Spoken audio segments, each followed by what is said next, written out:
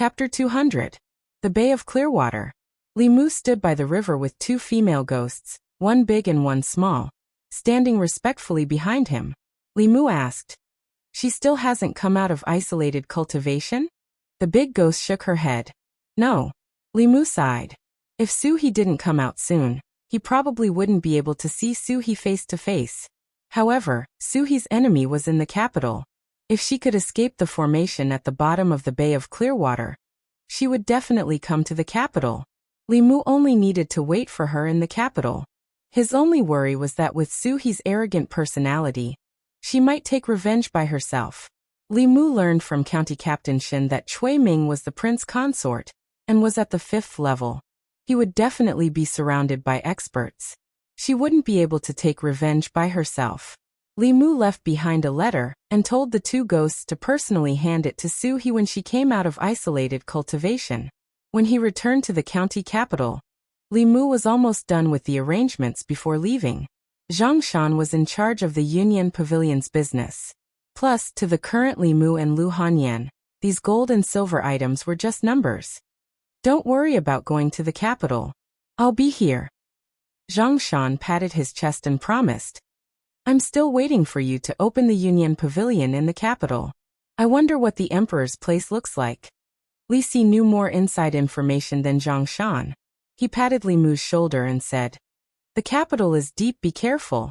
This time, Xiaobai would be going with him to the capital. Although her cultivation was still low, the demonic aura on her body had been expelled by the demon transformation pill. In the capital, this meant that she had a master. Very few people would have other thoughts. Before the old cunning fox died, he passed Xiaobai to him. Li Mu also promised her that he would take good care of Xiaobai. After this period of interaction, Li Mu had already treated her, who was sensible and obedient, as a family. At night, he laid on the bed and stroked Xiaobai's smooth fur. He asked, "Xiaobai, what are your plans after taking revenge for your grandmother?" Xiaobai's body stiffened and immediately said, "Benefactor, don't chase me away. I'll be obedient. I can never take human form and stay by your side." Li Mu gently stroked her and said, "I won't chase you away. No one will chase you away. You can take human form if you want. Sister Lu won't dislike it." Jealousy was a woman's nature. However, Lu Hanyan was not an unreasonable woman. She did not argue with Xiaobai. On the other hand, Xiaobai was so sensible that it made Li Mu's heart ache. When she had intimate contact with Li Mu, she would take the initiative to turn into a fox. Xiaobai happily asked, "Really?" Li Mu nodded and said, "It's true." Then he felt a young girl's smooth body in his arms. Li Mu covered his eyes and said, "When I said you can take human form, I didn't mean any time, and definitely not now." People often use the term fox spirit to refer to women who were extremely attractive to men. After having a real fox spirit in his house, Li Mu realized the basis of this saying. Xiaobai did not realize how attractive she was when she took human form. She was already so attractive that people could not take their eyes off of her even when she wore clothes, let alone when she was naked. Li Mu wrapped her in a blanket and went to the courtyard alone to calm down. He also thought about Xiaobai's situation. He had to avenge Xiaobai's grandmother and the entire clan. However, Li Mu only knew the appearance of that human cultivator. It was impossible to find him. The divine capital was thousands of miles away. The chances of her finding her enemy were very slim. Li Mu tried his best not to remind her of those sad memories. He had been teaching her cooking for the past 2 days until Commandery Officer Shen came personally. There were 3 women with him. Among the 3 women, one was about 30 years old. Her appearance was average, but she was not weak. Conservatively speaking, she was a 5th realm expert. The other 2 were younger, about 25 or 26 years old. They looked delicate and pretty, and their strength was in the divine power realm. Commandery Officer Shen introduced, "These 3 are Her Majesty's internal guards. They came to the North region to escort you to the divine capital." Due to the assassination attempt, Commandery Officer Lin was worried that Li Mu would be attacked by the old party on the way to the divine capital. Therefore, he reported this matter to the higher-ups. He did not expect that there would be people escorting Li Mu, and they were internal guards. The internal guards were the Empress' personal guards. They were not under the jurisdiction of the imperial court, and only listened to the Empress. They were established only a year after the Empress ascended the throne. The Empress's internal guards were like the brocade guards, the Eastern and Western guards, that Li Mu was familiar with. They only listened to the Empress. Although they were established not long ago, they had a lot of power. They could bypass the 3 provinces and 6 ministries and directly exercise their authority. Although the current Empress was the ruler of the Great Zhou, the way she ascended the throne had been criticized by many. Until now, she had not completely controlled the imperial court. The imperial court was mostly controlled by the old party. The existence of the internal guards was mainly to restrict the old party. Of course, their reputation was not good among the old party. They were generally regarded as the Empress's lackeys. Among the 3 internal guards, the older woman looked at Li Mu and said in surprise, "He's so young." Commandery Officer Shin saluted her and said, "He's Li Mu. I'll leave this trip to the divine capital to you." The woman said, "We're just following orders. There's no need to be polite." Then she looked at Li Mu and said, "When are we leaving?" Li Mu said, "Wait a moment." In the past 2 days, he had packed everything that needed to be packed. After some final tidying up, they could leave. 2 hours later, Li Mu boarded a luxurious flying boat under the escort of the 3 officers of the North County and the constables of the county government. He waved at them, and the flying boat soared into the sky and streaked across the horizon. The North County was thousands of miles away from the divine capital. Although the flying boat was fast, it would still take a few days to reach the divine capital. Even a creation realm cultivator would overdraw their magic power if they used a magic item for a long time. In the past few days, they were not constantly on the road. Often, after flying for a few hours, they would land in a city below to rest. At night, they would find an inn to stay for the night. In the morning, after having breakfast in a county town in the Jiangyin County, they set off again. Li Mu boarded the flying boat and sat down cross-legged. He held the spiritual jade in his hand and closed his eyes, beginning to cultivate his qi. A single man and a single woman in a boat. He always remembered his promise to Lu Hanyan. He tried his best not to look at the flowers and plants outside. 3 days had already passed. Yet Li Mu actually hadn't taken the initiative to speak a single word to them. The charming woman with a cultivation at the creation realm finally couldn't restrain herself and asked Li Mu, "Are you afraid that we'll eat you?" Li Mu opened his eyes and realized that the woman was talking to him. A question mark appeared on his face. The charming woman said, "If you don't speak, I will think that you are mute." Li Mu put away the spiritual jade and scratched his head. He asked, "Are we almost at the divine capital?" "There is still half a day." Seeing that Li Mu finally spoke, the woman glanced at him and looked at Xiaobai in Li Mu's arms. She asked, "Is this your spirit pet?" Li Mu shook his head. "No," the woman said in surprise. "Is she your wife?" Li Mu shook his head again. "No." The woman glanced at Xiaobai and reminded Li Mu, "The divine capital is chaotic. A transformed fox demon can be sold for a high price. If you care about her, keep an eye on her." Li Mu cupped his fists. "Thank you for the reminder." The woman asked, "You are Li Mu, right?" Li Mu nodded. The woman looked at him with admiration. "You have such courage at such a young age. Not bad. I hope that when you reach the divine capital, you will not let His Majesty down. You will not forget your original intention, and be a good official.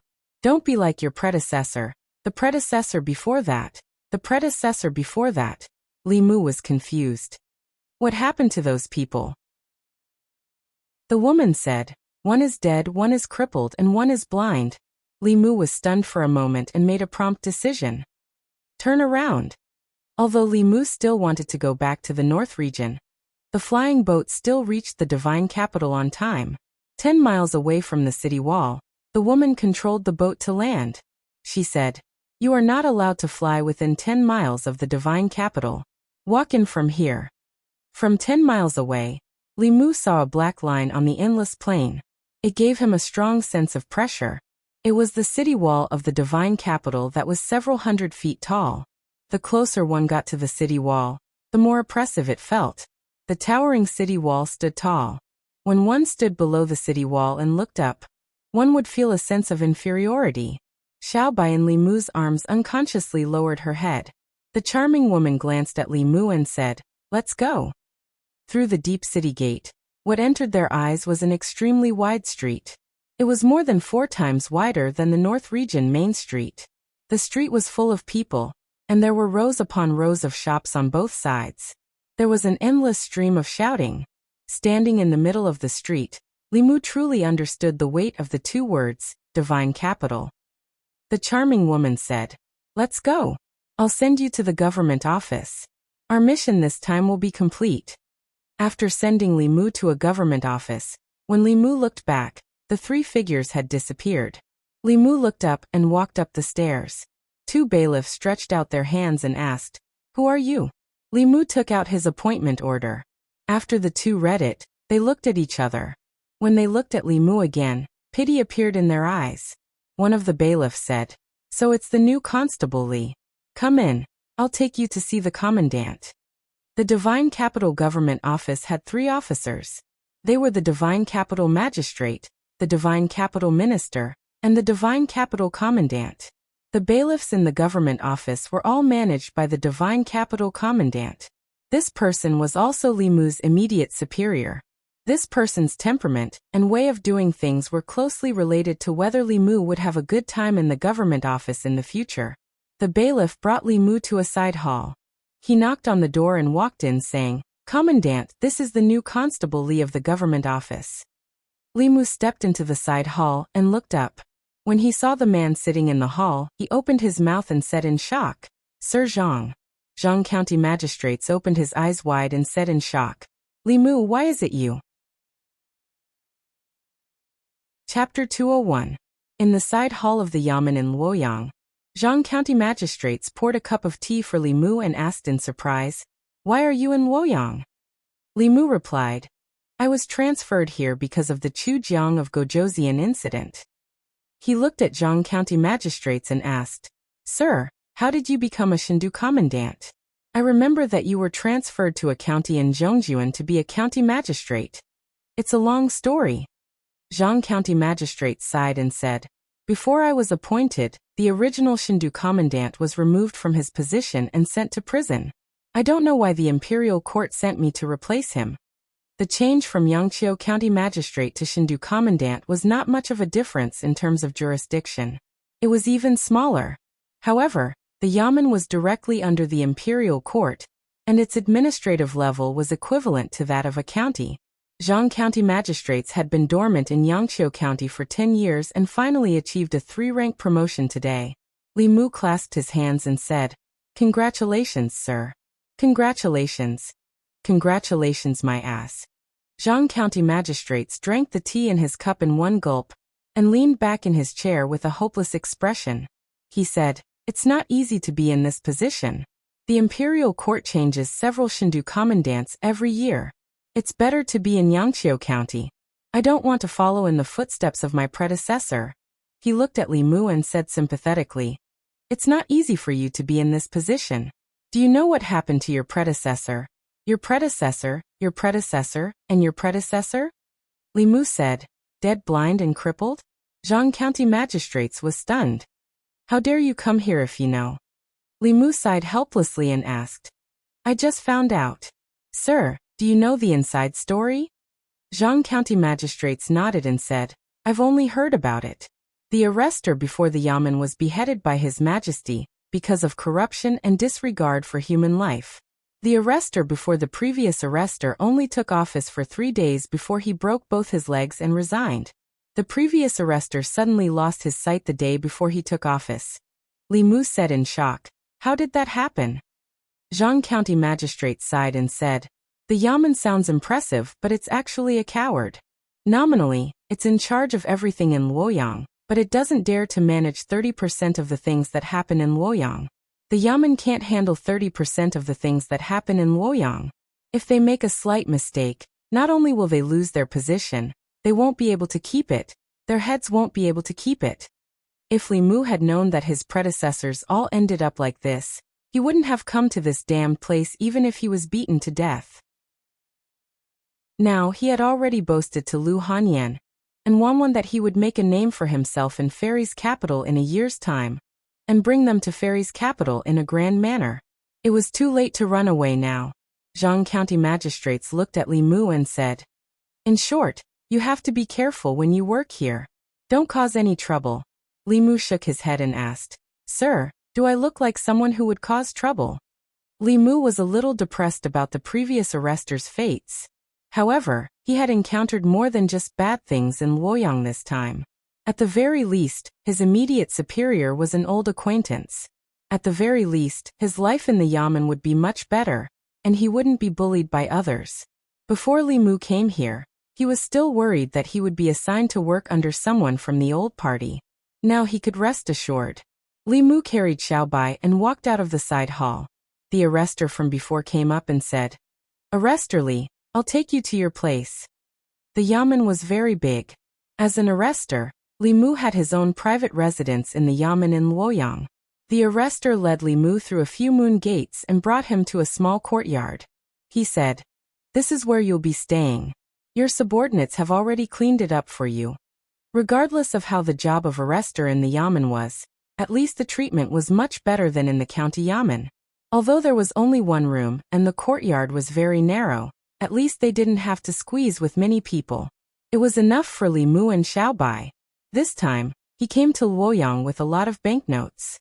But it was obviously more convenient and safer to live in the yamen than outside. When he had a firm foothold in Luoyang, he would buy a house in the city and wait for Lu Hanyan and Wanwan to come. The arrester helped Li Mu put the bundle into the room and gave him the key. He said, "The bedding on the bed is old. If you don't like it, I'll throw it away for you. You can go to the tailor shop on the street and buy a new one." Li Mu wasn't used to using things used by strangers. He said, "Then throw it away." The arrester carried the bedding and ran out quickly. After a while he came back huffing and puffing. He asked, "Arrester Li, do you have any other orders?" This arrester was quite perceptive. From his accent, Li Mu guessed that he was born and raised in Luoyang. He had just arrived in Luoyang and wasn't familiar with everything. He needed someone who was familiar with this place. Li Mu looked at him and asked, "What's your name?" The arrester said, "I'm Wang Wu." Li Mu continued to ask, "Wang Wu, how long have you been in the yamen?" Wang Wu smiled and said, "I grew up in Luoyang. 5 years ago, I replaced my father and came to the yamen." Li Mu said, "Then you should be very familiar with Luoyang." Wang Wu said embarrassedly, "I'm not bragging, but in Luoyang, I can find any place you want even if I close my eyes." "That's good," Li Mu said. "This is my first time in Luoyang. Show me around and buy some daily necessities." Wang Wu immediately agreed. He walked in front of Li Mu. When they left the yamen, they met several arresters. Wang Wu walked up and said to them, "This is Arrester Li, the new one in the yamen." Several of them immediately saluted Li Mu and said, "Greetings, Arrester Li." Only a middle-aged arrester with a long face only glanced at Li Mu before he turned his head and stood to the side with his knife. When they walked out of the yamen, Wang Wu took the initiative to say, "That's Deputy Arrester Sunday originally." Everyone thought that after the previous arrester resigned, he should be the next arrester. Now that you've come to the yamen, he might be a little dissatisfied, but he'll be fine after a while. Li Mu pursed his lips and said, "Who would dare to fight for this lousy job? If he's willing, I'll trade with him." Wang Wu said in surprise, "Does Arrester Li also know that this isn't a good job?" Li Mu said, "You all know, right?" Wang Wu chuckled and said, "The arresters in the yamen have changed 3 times in 2 months. Everyone has seen it. Only Deputy Arrester Sun is stubborn. He's only thinking about 5 times the salary. But he has to be alive to earn this salary, but he also has to be alive to spend it." Li Mu said, "It seems that you know the previous arresters very well. Tell me, why did they leave their posts?" Wang Wu said, "This constable before that was because he stood on the wrong side. He stood on the side of the old party, shielded the old party members, took bribes, bent the law, and disregarded human life. After the internal guards found out, he was sentenced to be executed." Wang Wu had been in the yamen all this time, So he knew more inside information than Lord Zhang, who had just arrived. Li Mu asked again. What about the other two? Wang Wu said. As for the other two, one of them fell down 3 days after his appointment, shattering his leg bones. The other one blinded his own eyes the day before his appointment. The next one will be you. Wang Wu looked around and whispered to Li Mu. I've heard of your deeds of cursing the heavens and cursing the earth. I admire you a lot, but I have to remind you that Luoyang is different from the outside world. The new party and the old party are not as simple as you think. If Arresterly doesn't want to follow in the footsteps of the previous arresters, you have to be very careful. Isn't it comfortable to go shopping and drink tea every day? If you see some things, just pretend you didn't see them. After all, there are so many yamens in Luoyang. The more you do, the more mistakes you make. It's good to not do it. Li Mu glanced at him and said. You see it clearly. Wang Wu sighed and said. Only you. If it were someone else, I wouldn't have said so much to him. Wang Wu tried his best to persuade Li Mu, and Li Mu kept it in mind. No wonder he could stay in the yamen for so long. His awareness was even better than Lord Zhang's. Since it was not easy to see through the new party and the old party, he would not look at it anymore. As a small official in Luoyang, he only needed to do his job well. The two of them walked on the street. Someone rode on a horse on the street, causing the people to panic. Wang Wu hurriedly pulled Li Mu to the side to hide. Even Yangqiu County and North County did not allow horses on the street. Li Mu asked Wang Wu, are horses allowed on the streets of Luoyang? No. Wang Wu shook his head and said, Arresterly will know about these things in the future. An old woman dodged in a hurry and fell to the ground. The passers-by hurriedly walked past her, but no one helped her. Li Mu walked over and helped the old woman up. He asked, Are you all right? The old woman shook her head and said, I'm fine. Thank you, young man. After helping the old woman sit on the side of the road to rest, Li Mu and Wang Wu continued forward. Li Mu sighed and said, Is this really Luoyang? You can't blame them. Wang Wu shook his head and said, A few months ago, someone helped an old woman up on the street and was accused by the old woman. Later, the case was reported to the yamen. At that time, the captain sentenced the person who helped the old woman to 20 strokes of the cane and fined a lot of silver. Now that something like this has happened, everyone is afraid. Wang Wu said, I know Arresterly is from North County, but Luoyang is different from North County. You might not be used to it at first, but after seeing it more, you won't find it strange. Li Mu asked, Does His Majesty not care about this? Wang Wu shook his head and said, His Majesty is in charge of the affairs of the 36 counties. He doesn't have the time to care about this. If Arresterly doesn't want to offend the old party or the new party, then just turn a blind eye. Or just close both eyes. Li Mu originally thought that Yangqiu County was a special case. After all, Yangqiu County and County still had justice and justice. Luoyang was the capital of Great Zhou, so there must be more order. Now it seemed that Yangqiu County and County were special cases. Soon, Wang Wu took him to a tailor shop. In this shop, in addition to tailoring clothes for people, there were also ready-made bedding for sale. Chapter 202. In the tailor shop, a young worker put the bedding Li Mu had chosen into a special cloth bag and said, It's 1 tael and 6 coins. Wang Wu said, We're old friends. Let's make it cheaper. The fat innkeeper smiled and said, This is the new cotton this year. This guest also chose the best satin. For the sake of the constable, I'll give you 1 tael and 5 coins. What do you think? There would be many places where Wang Wu could be of use in the future. Li Mu tossed him an ingot of silver and said, Keep the rest. Put it in the yamen, and buy some wine for your brothers. Wang Wu took the silver and weighed it in his hand.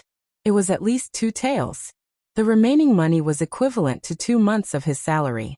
Delighted, he said, Thank you, boss. Seeing Wang Wu haggling with the innkeeper, Li Mu walked to the tailor shop and looked at the bustling crowd on the street. The salary of the constables in Luoyang capital was much higher than in Yangqiu County and the county capital. However, the cost of living in Luoyang capital was higher. With their meager salary, their lives must be tight. The cultivators in the yamen had other subsidies from the imperial court. Ordinary people like Wang Wu could only live on their salary. Although there were many cultivators in both the county and the city yamen, most of them were ordinary constables. Soon, Wang Wu came out with the bag containing the bedding. Li Mu was about to buy something else when he heard a woman's panicked voice. You pervert. Li Mu turned around and saw a woman covering her chest with her hands, looking at an old man with shame and anger. The old man put his hand on his face and smelled it. His wrinkled face showed a trace of lust. He asked, "You bumped into me by accident and now you're slandering me. Is there any law in Luoyang?" The woman looked at the old man's arrogant face and felt fear. She wanted to leave. However, the old man reached out and blocked her way. He said, "You bumped into me and now you want to leave?" Fear appeared on the woman's face. She said in a trembling voice, What do you want to do?" The old man clutched his chest and said, "You've hurt me. Either you compensate me, or you come with me to the yamen." The woman said anxiously, "You were the one who molested me just now. Everyone, please be reasonable. I didn't bump into him." On the street, the few people who had stopped to watch shifted their gazes away. "Did you see that?" The old man looked at her mockingly and said, "You still want to slander me? This old man has lived for 52 years. What have I not seen? How could I take advantage of you? I saw it. You were the one who took advantage of this lady. You deliberately touched her chest with your hand." A simple and honest man stood out from the crowd and pointed at the old man. The old man's expression darkened as he said, "Who do you think you are? How dare you spout nonsense here?" Ignoring the man, he grabbed the woman's arm and said, "Let's go. Follow me to see the official." The man stepped forward to stop him. He removed the old man's hand from the woman's arm. Perhaps he had used too much force, but the old man fell to the ground. His head hit the stairs by the street, and blood immediately flowed out. The old man rushed over and hugged the man's leg. He shouted, "Someone hit me! Someone hit me!" The man looked anxious, but he did not dare to do anything to the old man. Soon, two figures separated the crowd and walked in. They asked loudly, "What happened?" Wang Wu stood behind Li Mu and said, "They're from the Ministry of Justice." There were many government offices in Luoyang. The Ministry of Justice, the Supreme Court, and the Censorate all had the power to handle cases. Among them, the Ministry of Justice was the one with the least sense of existence. When the old man saw the two officers from the Ministry of Justice, he said angrily, "Why are you so late? I was hit by this fool. Hurry up and take him back to the Ministry of Justice. And this woman, she hit me and slandered me. Take her away too." One of the officers from the Ministry of Justice looked at the old man and whispered to the other, "It's Manager Lu's third granduncle. What should we do?" The other officer looked at the man and put a metal chain around his neck. He said, "You bully the old and weak on the street. Do you have no respect for the law? Come back to the government office with us." The woman cried, "It's not like that. It's not like that." The officer looked at her coldly and said, "Take her away too." Li Mu noticed that when the two officers from the Ministry of Justice appeared, some of the onlookers' eyes lit up. However, the light in their eyes quickly dimmed.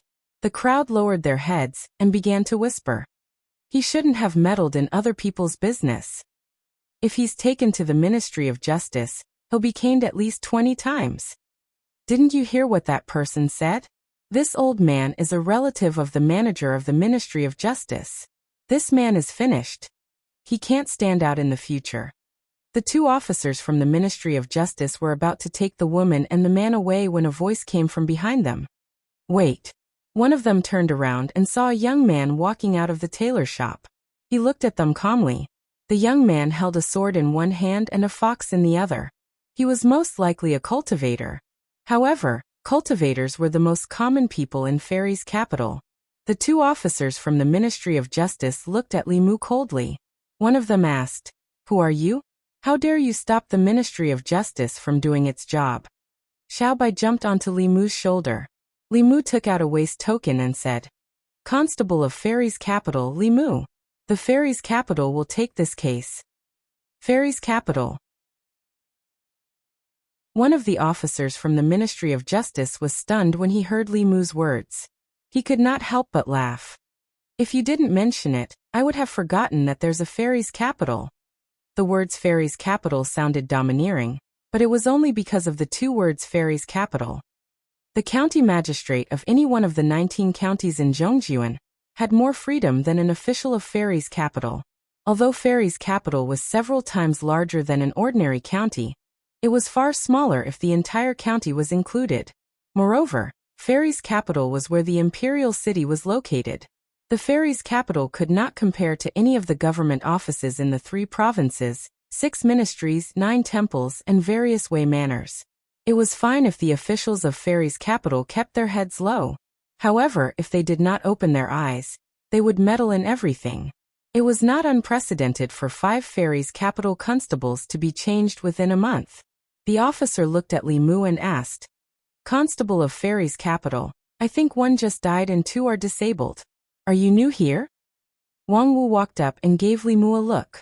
Then he looked at the 2 officers and said with a smile, "Brothers, Constable Li is new here. He doesn't know the rules of fairy's capital.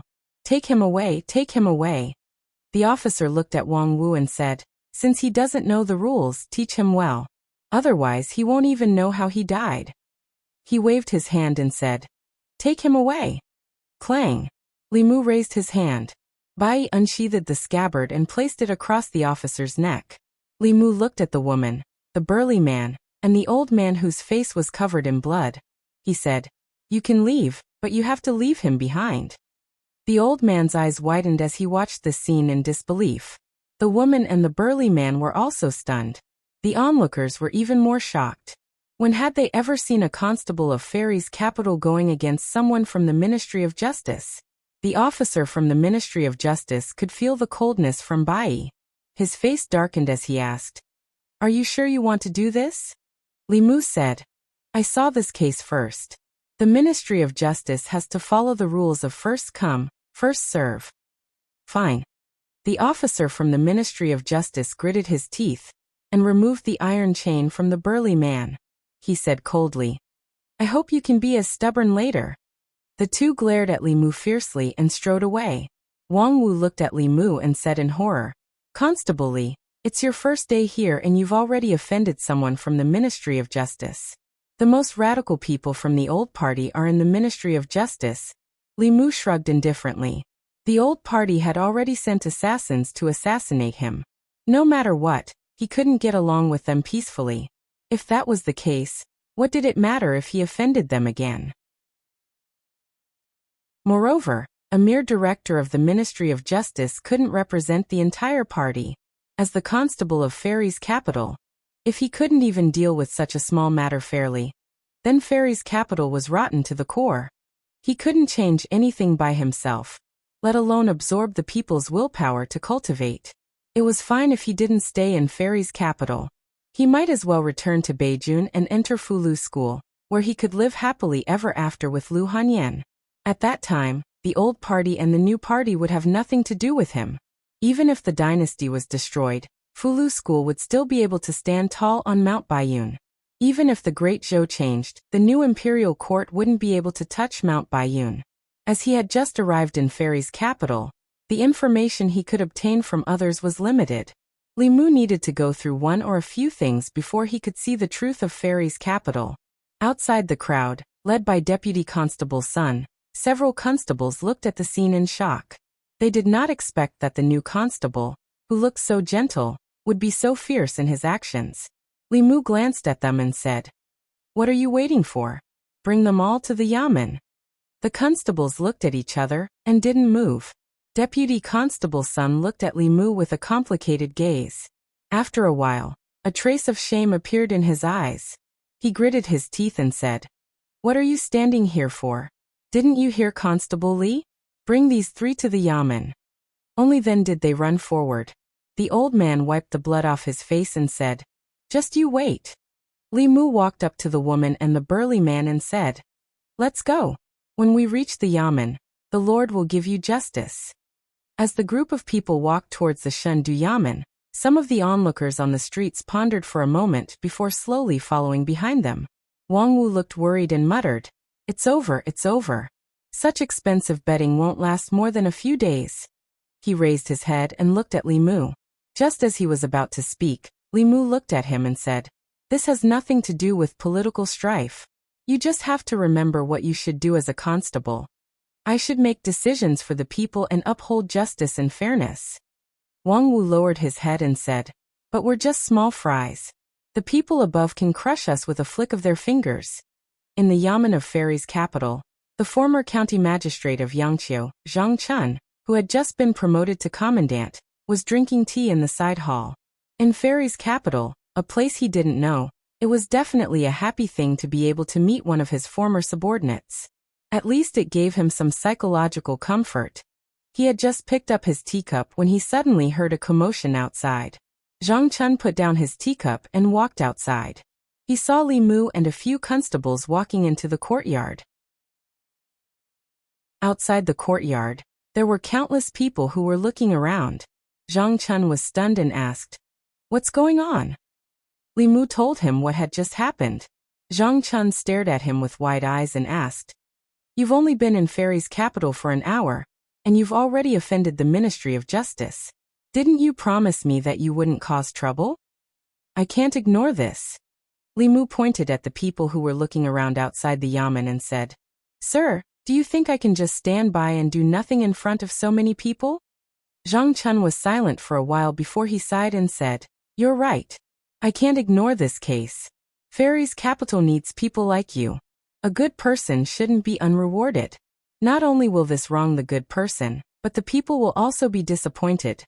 Li Mu looked at him and said, "Those who seek the people's livelihood shouldn't be frozen to death in the snow. Those who pave the way for justice shouldn't be trapped in thorns. Sir, you won't ignore this, right?" Chapter 203. The case of the burly man and the old man seemed like a small case. It was just a simple case of fraud. Even if the burly man was taken away by the Ministry of Justice, he would at most be fined some silver and be released after suffering some physical pain.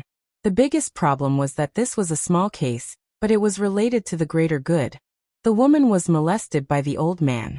When everyone stood by and did nothing, the burly man stood up for justice and brought a ray of light to the deteriorating Fairy's capital. If this rare ray of light was swallowed by darkness, who would dare to stand up for justice in the future? Protecting the burly man was protecting the bottom line of the law, and protecting the kindness in the hearts of the people of Fairy's capital. Lord Zhang had been the county magistrate of Yangqiu for many years. He must know this principle better than Li Mu. Zhang Chun sighed helplessly and returned to the side hall. When he came out again, he was wearing his official hat. He straightened it with both hands and said, "Let the people outside in. We'll begin the trial." The three of them were brought to the court. Li Mu asked Wang Wu to walk to the entrance of the yamen and tell the people outside that the military chief had given them special permission to observe the case. The onlookers immediately swarmed in. Some who did not know what was going on followed in to join in the fun. In an instant, the courtyard in front of the court was filled with people. There were even people who stood at the periphery to watch from afar. They had been in Fairy's capital for many years, but this was the first time they saw such a grand occasion in the Fairy's capital yamen. "I've seen this old dog before. Just because he has a relative in the Ministry of Justice, he molested women on the streets all day long. If he's caught, he'll turn the tables on them. Many women have been taken advantage of by him. In the past, he would rely on the Ministry of Justice to deal with such cases. Why is he in the yamen today? You didn't see it just now. He was almost taken away by the Ministry of Justice. That young constable even held his sword to the Ministry of Justice's neck and brought him back. Is the new constable so tough that he even dares to offend the Ministry of Justice? I don't know. I heard that the military chief is also new. Let's see what he's going to do." In the court, the woman knelt on the ground and cried, "Sir, I've been wronged." Zhang Chun looked at her and asked, "What grievances do you have? Tell me everything." The woman pointed at the old man and said, "When I was walking on the street, this man tried to molest me. Then he falsely accused me and tried to force himself on me. Fortunately, this big brother saved me. Sir, please give me justice." "My lord, don't listen to his nonsense. The old man's face was filled with anger as he said, "She was clearly the one who bumped into me, yet she's framing me for taking advantage of her." The burly man knelt on the ground and said, "This commoner saw it very clearly. He was the one who molested this lady first." The old man said, "You're with her." Zhang Chun looked at the people in the courtyard and asked, "If there are other witnesses, you can directly walk to the court." After a short moment of silence, a few people had already raised their feet, but they stopped. This old man had connections with the Ministry of Justice. Although they were also furious in their hearts, they were afraid of being implicated and bringing trouble to themselves. Therefore, they did not dare to stand out. Seeing that no one was testifying, the old man raised his head again and said, "See, the crime of slander is punishable by flogging according to the law." Zhang Chun suddenly looked into his eyes and said, "What's the whole story? Tell me honestly." The old man met his eyes, and the expression on his face gradually became sluggish. He muttered, "Yes, I saw that this young lady was quite beautiful and had a full chest, so I purposely bumped into her chest." Li Mu looked into Lord Zhang's eyes and found that his eyes were incomparably deep, making people feel like they were about to sink into them. Li Mu had seen him use the soul-sucking technique before. This time it was far more powerful than last time. His cultivation had probably advanced to the 4th realm. The ranks of the officials in the imperial court did not correspond to their cultivation. Many of the officials in the imperial court had never cultivated. However, in general, the cultivation of some important positions, such as the prefectural governor, would not be lower than the creation realm. In principle, those at the 4th realm could take on any official position. After the old man regained his senses and saw the way the crowd looked at him, he quickly realized what had happened. He said loudly, "You're deliberately framing me. I request the Ministry of Justice to review the case." "You can't do this to me." Zhang Chun waved his hand and said, "Molesting a woman on the street, refusing to admit guilt, and disturbing the court. You'll be punished for several crimes. Drag him out and flog him 20 times." Deputy Constable Sun ordered 2 people to drag him out. Soon, screams rang out in the yard of the yamen. Under the law, everyone was treated equally. This person's crime would not be absolved just because he was old. The bailiffs who carried out the punishment were all cultivators. They knew how to make him feel the greatest pain without causing him to be seriously injured or die. "Stop!" After the last flogging, an urgent voice came from outside. The 2 bailiffs from the Ministry of Justice that Li Mu had just seen ran in with a middle-aged man. The middle-aged man walked straight to the old man and found that he had fainted. The middle-aged man's face was gloomy. He said, "Who stole my man?" The 2 bailiffs pointed at Li Mu. The middle-aged man said coldly, "Stop the Ministry of Justice from handling a case. Take him away." Zhang Chun walked over and asked, "Who are you?" The middle-aged man said arrogantly, "I'm Su Zhong, the head of the Ministry of Justice." "What rank?" "What?" Zhang Chun's face darkened. He asked, "I'm asking you, what rank are you?" Su Zhong was stunned. He said, "9th rank." Zhang Chun shouted and asked, "What right do you have to call yourself sir in front of me?" Su Zhong was stunned. Although the Divine Capital Yamen did not have much of a presence in the capital, the Divine Capital Magistrate was a 5th rank official. The Divine Capital Commandant was a 6th rank official. They were indeed much higher than a 9th rank official like him. He did not expect the Divine Capital Commandant to be so disrespectful to the Ministry of Justice. When Su Zhong spoke again, he was slightly weaker. He said, "The Ministry of Justice investigated this case first. I finished handling the case." Zhang Chun pointed at the old man who had fainted and said, "This man is disrespectful. First, he molested a girl on the street. Then he disturbed the court. I've already punished him with 20 strokes. If you think that's not enough, you can bring him back to the Ministry of Justice for another sentence." Su Zhong opened his mouth and said, "There are still some suspicious points in this case. Don't you think it's a little too hasty for you to finish the sentence so quickly?" Zhang Chun pointed at the people in the courtyard and asked, "These people were all here when I was handling the case. Ask them if there are any suspicious points in this case." Su Zhong looked at the people with a dark expression. The people could not help but take a step back. However, in the next moment, a voice came from the crowd. There are no suspicious points. Su Zhong looked over. Before he could find the person who spoke, another voice came from another direction. I saw this old fart molesting that girl with my own eyes. This old fart is a habitual offender. You're right, sir. You should have done so long ago. Several voices came from the crowd. Zhang Chun looked at the crowd again and asked, does anyone have any suspicious points? No. No. No. This time, the crowd spoke in unison. Their voices were so uniform that they seemed to want to flip the roof of the yamen over. The people on the streets outside the yamen raised their heads and looked in the direction of the yamen in confusion. The crowd was so agitated that Su Zhong's ears buzzed. He could only leave with his tail between his legs. Before he left, he ordered the 2 yamen runners from the Ministry of Justice to carry the unconscious old man away. Thank you, Constable. Thank you, sir. The woman and burly man knelt on the ground and kowtowed to Li Mu and Zhang Chun in excitement.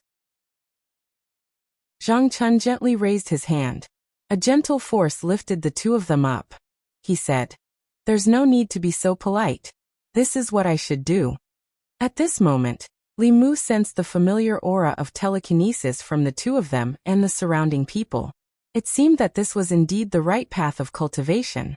The atmosphere in the divine capital was foul.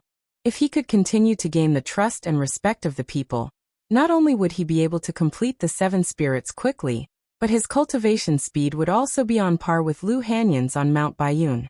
After the commoners dispersed, the Yamen's constables, including Wang Wu and Deputy Constable Sun, still had faint flushes of excitement on their faces. They had been in the Yamen for so long. When had they ever felt so elated? When they thought of the scene where the people spoke in unison, their emotions, which had just calmed down, began to surge again. Zhang Chun looked at them and said, remember, when you're willing to stand behind the people are willing to stand behind you. The hearts of the people are the strongest force behind the Yamen. At this moment, Li Mu seemed to see the light of the right path in him. Although he was a coward, he had never disappointed anyone when it came to major matters. After the Yamen runners left, Li Mu thought for a moment and asked, what if the Ministry of Justice pursues the matter? Zhang Chun said disdainfully, the Ministry of Justice has 1 minister, 1 assistant minister, 5 doctors, 5 minister counselors and 10 managers. Who does he think he is? Do you think those officials in the Ministry of Justice have nothing better to do than stand up for a small, insignificant manager? Only then did Li Mu understand why he was so different from his usual self. He was domineering and impassioned. It turned out that he had predicted that the Ministry of Justice would not stand up for a small manager. He was indeed the Zhang County magistrate that Li Mu knew. At this moment, Zhang Chun closed his eyes and suddenly opened them. He said in shock, where's my telekinesis? Where did all my telekinesis go? Chapter 204. The officials of the Great Zhou were upholding justice and making decisions for the people. After gaining the trust of the people would naturally generate psychokinesis towards them. This was an advantage that Taoism and Buddhism did not have. It was also the foundation of a country that could firmly suppress these sections. The psychokinesis generated by the people had been completely absorbed by Li Mu. Li Mu looked embarrassed and said, next time I'll definitely leave some for you. Zhang Chun glared at Li Mu and said, I've been busy for so long, and you're getting all the benefits? Li Mu said, I couldn't control it this time. Next time, I'll be more careful. There's still a next time? Zhang Chun waved his hand and said, I don't want your psychokinesis. Don't cause trouble for me again. I can still handle it this time, but I can't be sure about the next time. I'll try my best. I don't want you to try your best. I want you to promise me. Okay. I promise. Li Mu gave him a perfunctory promise. His promise to Lu Hanyan was a promise, but Li Mu could not guarantee Lord Zhang's promise. After all, he could promise not to cause trouble, but he could not guarantee that trouble would not cause him trouble. As a constable, it was his duty to seek justice for the people, punish evil, and uphold justice for the people. This could not be considered causing trouble at all. Zhang Chun thought for a moment and said, no, you're new here. There are many things you don't understand.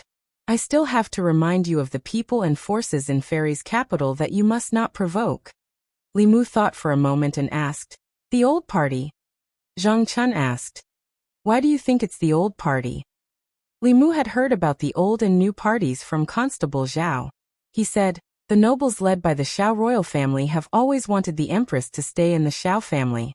They've been working hard to make the empress lose the people's support. Zhang Chun shook his head and said, it's not that simple whether the new party is black or white. I can't explain it clearly to you, but you'll see in the future. In short, no matter who is black or white, it's best not to provoke the people of these two parties, especially the former imperial family members and the current empress's Zhou clan. Other than these two, the Yamen of the 3 provinces, 6 ministries, and 9 temples aren't people that we can afford to offend. There's another group that we can't afford to offend, and that's the 4 academies. More than half of the officials in the current royal court are from the academies. Offending the academies is equivalent to making an enemy of the entire royal court. As Li Mu listened, he finally understood that as the arrestor of the Luoyang government, there were 2 people he could not afford to offend. He couldn't afford to provoke this and that. It was no wonder that the Divine Capital Magistrate and Divine Capital Deputy were nowhere to be seen. If nothing happened in the capital, they were useless here. If something happened in the capital, they would not be able to handle it. That was why they left a Divine Capital Commandant to take the blame. Li Mu had a clearer understanding of the situation in the Luoyang from Lord Zhang. The old party was just a general term. Among them, there were members of the Xiao clan who wanted to regain the imperial power, senior officials who had made outstanding contributions, and some young officials who were more radical. They all felt that it was inappropriate for a woman to be the empress, but their methods were completely different. Some were conservative, while others were radical.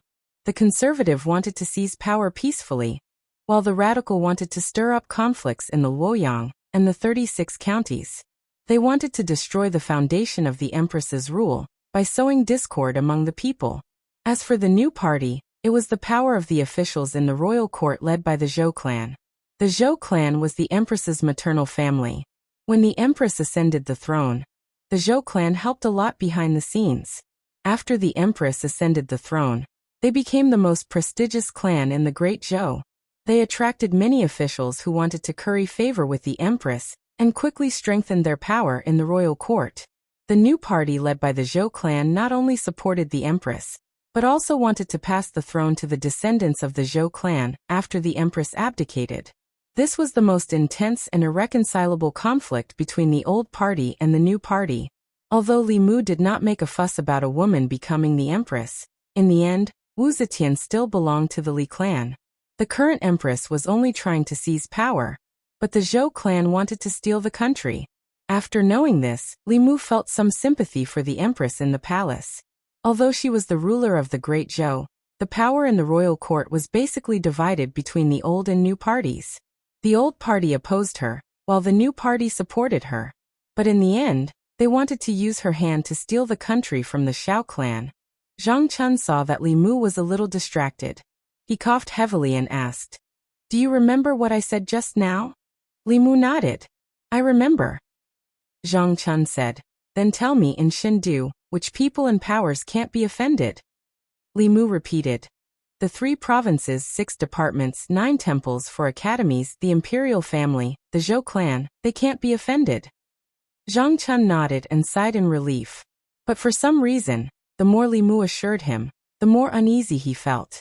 After the head of the Ministry of Justice left, the capital office remained calm and peaceful.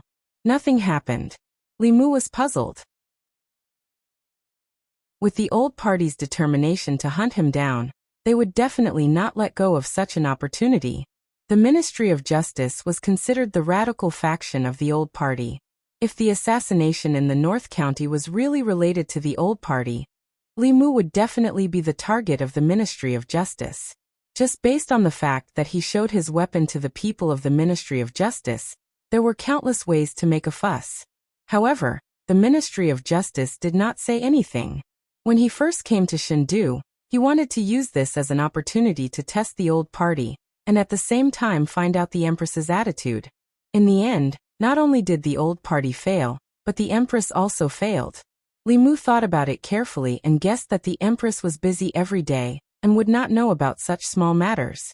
She might have forgotten that she had just transferred a small bailiff from the North County to the imperial capital. This was not a good thing for him, who wanted to ride on her coattails. He still needed to wait for an opportunity to make the Empress pay attention to him. Imperial Palace. In a certain dark palace, behind the curtain, a dignified voice said, "Those who carry the people's firewood should not be frozen to death in the wind and snow. Those who pave the way for justice should not be trapped in thorns." Is this what he said? The young female official stood in front of the curtain and said, "He just arrived in Chengdu today. In less than an hour he snatched this case from the Ministry of Justice. Many people saw it with their own eyes. Let's wait and see. When the time is right, we can lure him into the inner guard." The dignified voice paused and asked, "How is the investigation of the assassination in the North County?" The young female official lowered her head and did not speak. The Empress asked, "Have you found it?" The young female official said yes. A gaze shot out from behind the curtain and swept across the young female official's face. After a while, a cold voice slowly said, "Tell them that if there is a next time, I will not show mercy." The young female official bowed and said, "Yes, Your Majesty." The voice behind the curtain was silent for a while and asked again, "That official is called Li Mu, right?" The female official lowered her hands and said, "Yes." The voice behind the curtain said, "He does not fear the heavens and the earth, nor does he fear power. I hope that he can hold the firewood for the people and open the path for justice. Pass down my orders, Chengdu Yamen." In the side hall, two people were drinking tea. Zhang Chun brewed a cup of tea and asked, "How is the taste?" Although Li Mu did not know much about tea, he knew that when Sir Zhang was still the county magistrate of Yangqiu, he liked to drink tea. His tea would naturally not be ordinary. He said, "Good tea." There were 3 officers in Chengdu Yamen, but only the commandant of Chengdu was stationed here. This was because the magistrate of Chengdu and the deputy of Chengdu changed too frequently. Later on, other officers took up the role. These officers were usually busy with their own duties and did not want to come here. Only the commandant of Chengdu was left in the Yamen to handle the daily chores. If one ignored the word Chengdu, the commandant of Chengdu was actually just a county magistrate in other counties. He did not need to care about other things in the Yamen. Chasing criminals, arresting robbers, solving cases, and other tiring tasks were usually done by the county magistrate. Yangqiu County was just a small county. There was no deputy or commandant. At that time, Zhang County magistrates had no one to share his duties with. Other than managing taxes, education, and the economy, he also had to manage public security. After being transferred to Chengdu and not being a county magistrate, he had a lot more free time. When he was free, he would ask Li Mu to drink tea together. Li Mu drank tea while listening to his complaints. Chengdu sounds good, but it's not as good as Yangqiu County. In Yangqiu County, I can do whatever I want, but in Chengdu, I have to be humble. Not only do I have to act like a grandson, but the things in the divine capital are also extremely expensive. How dare they charge 10 copper coins for a bowl of ordinary noodles? I originally wanted to work for a few years and buy a house in the divine capital, but after doing some calculations, I realized that with my salary, after working for a few years, I can only afford a toilet. Li Mu expressed his sympathy for him. In a place like Chengdu, where every inch of land was worth its weight in gold, even Lu Hanyan could not afford a house, let alone an officer with a fixed salary. It was not too difficult for cultivators to get their hands on gold and silver. However, the officials of Great Zhou were restricted by the rules of the imperial court. They could only give up on the idea of getting rich. Before Li Mu could finish his cup, Deputy Constable's son suddenly ran in to report that someone from the palace had arrived. The two of them did not dare to delay, and immediately walked out of the side hall. A figure stood in the yard of the Yamen. It was the charming woman who had sent Li Mu to Chengdu.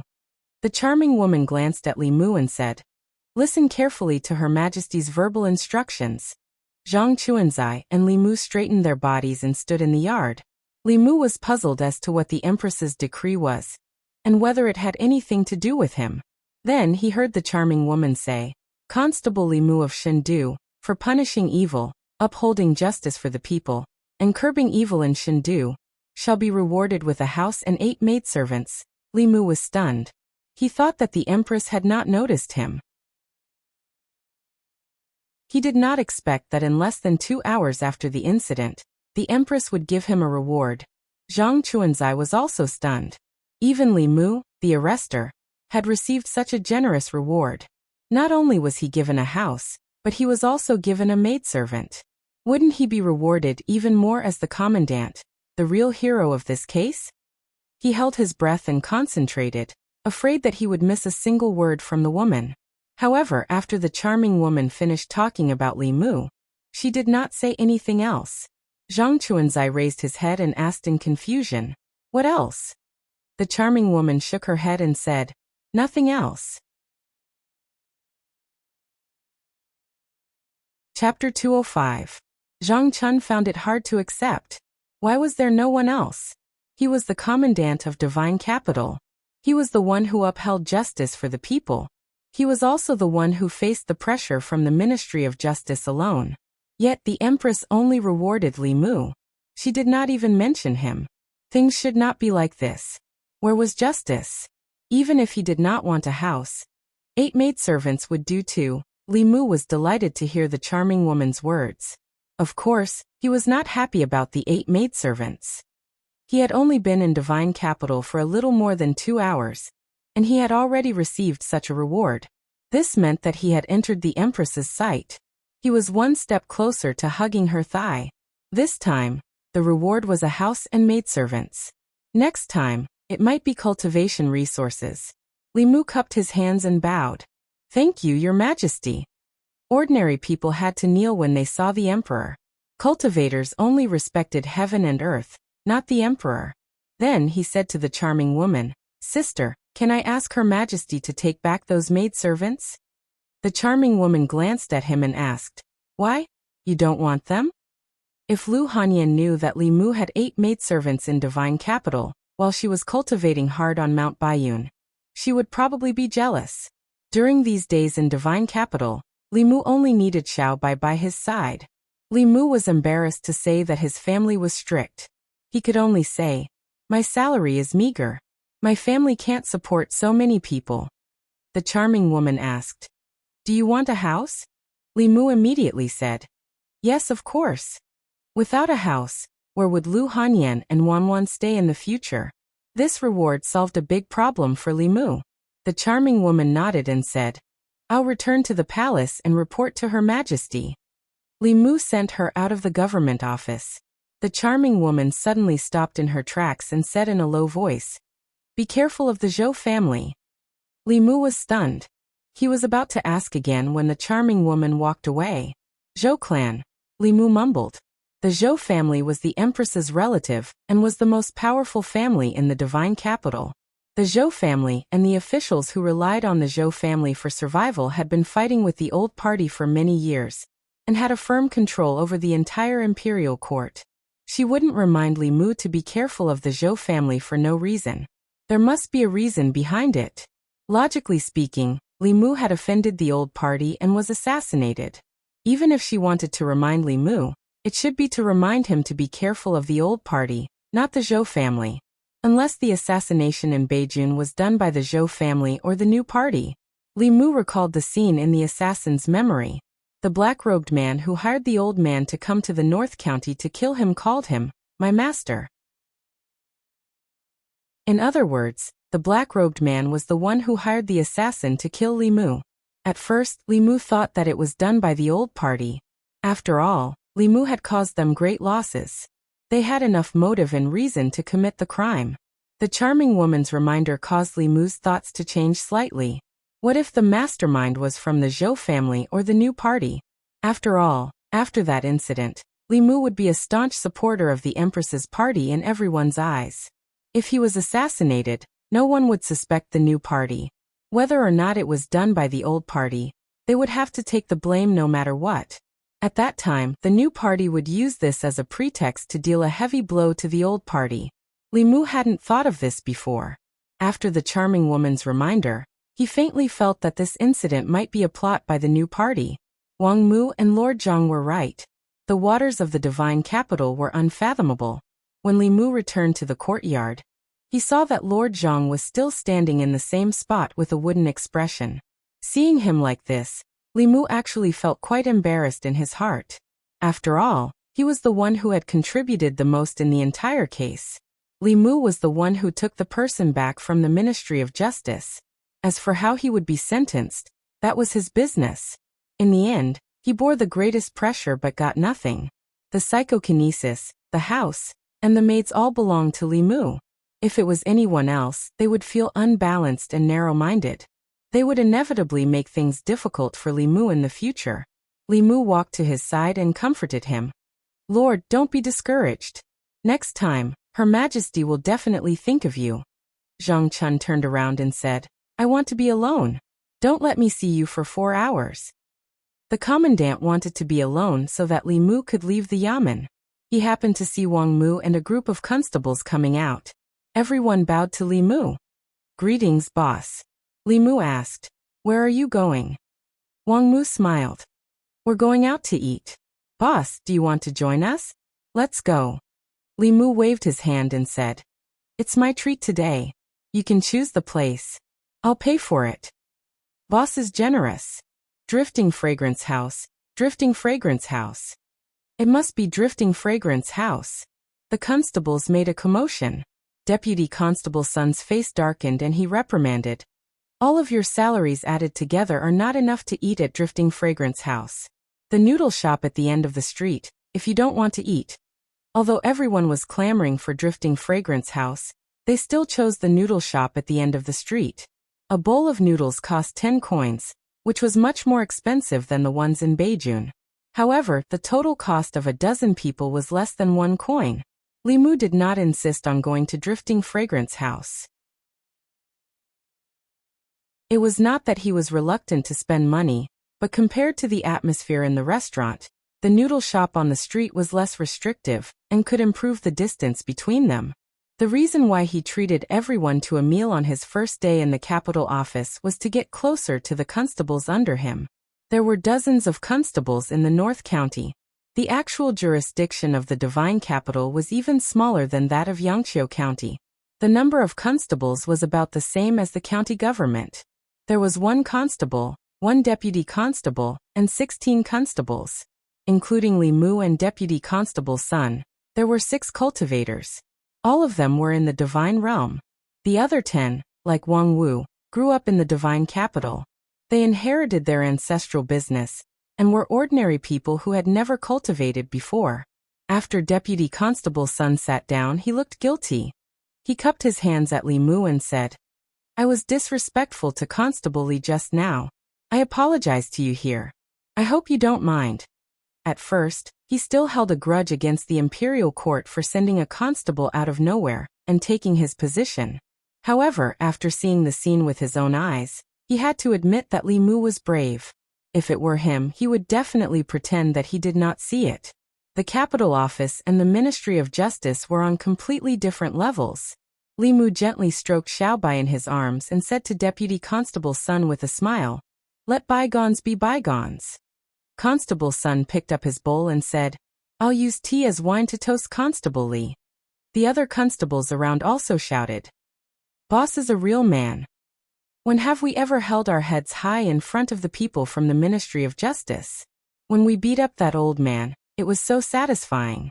Even I wanted to do it." Because there were too many government offices in the Divine Capital, the capital office's presence was extremely weak. It was so weak that many people had forgotten that there was such a government office. In the past, when they encountered something, they would avoid it. They had never experienced the feeling of many people standing behind them and cheering for them. Although all of this was not because of them, as constables of the capital office, it did not prevent them from sharing this glory. "The noodles are here." The owner of the noodle shop smiled as he served a few bowls of noodles. Wang Wu picked up his chopsticks and asked curiously, "Why is there so much noodles today?" The owner of the noodle shop smiled and said, "I was at the capital office just now. When I saw the lords punishing that villain, I was very happy."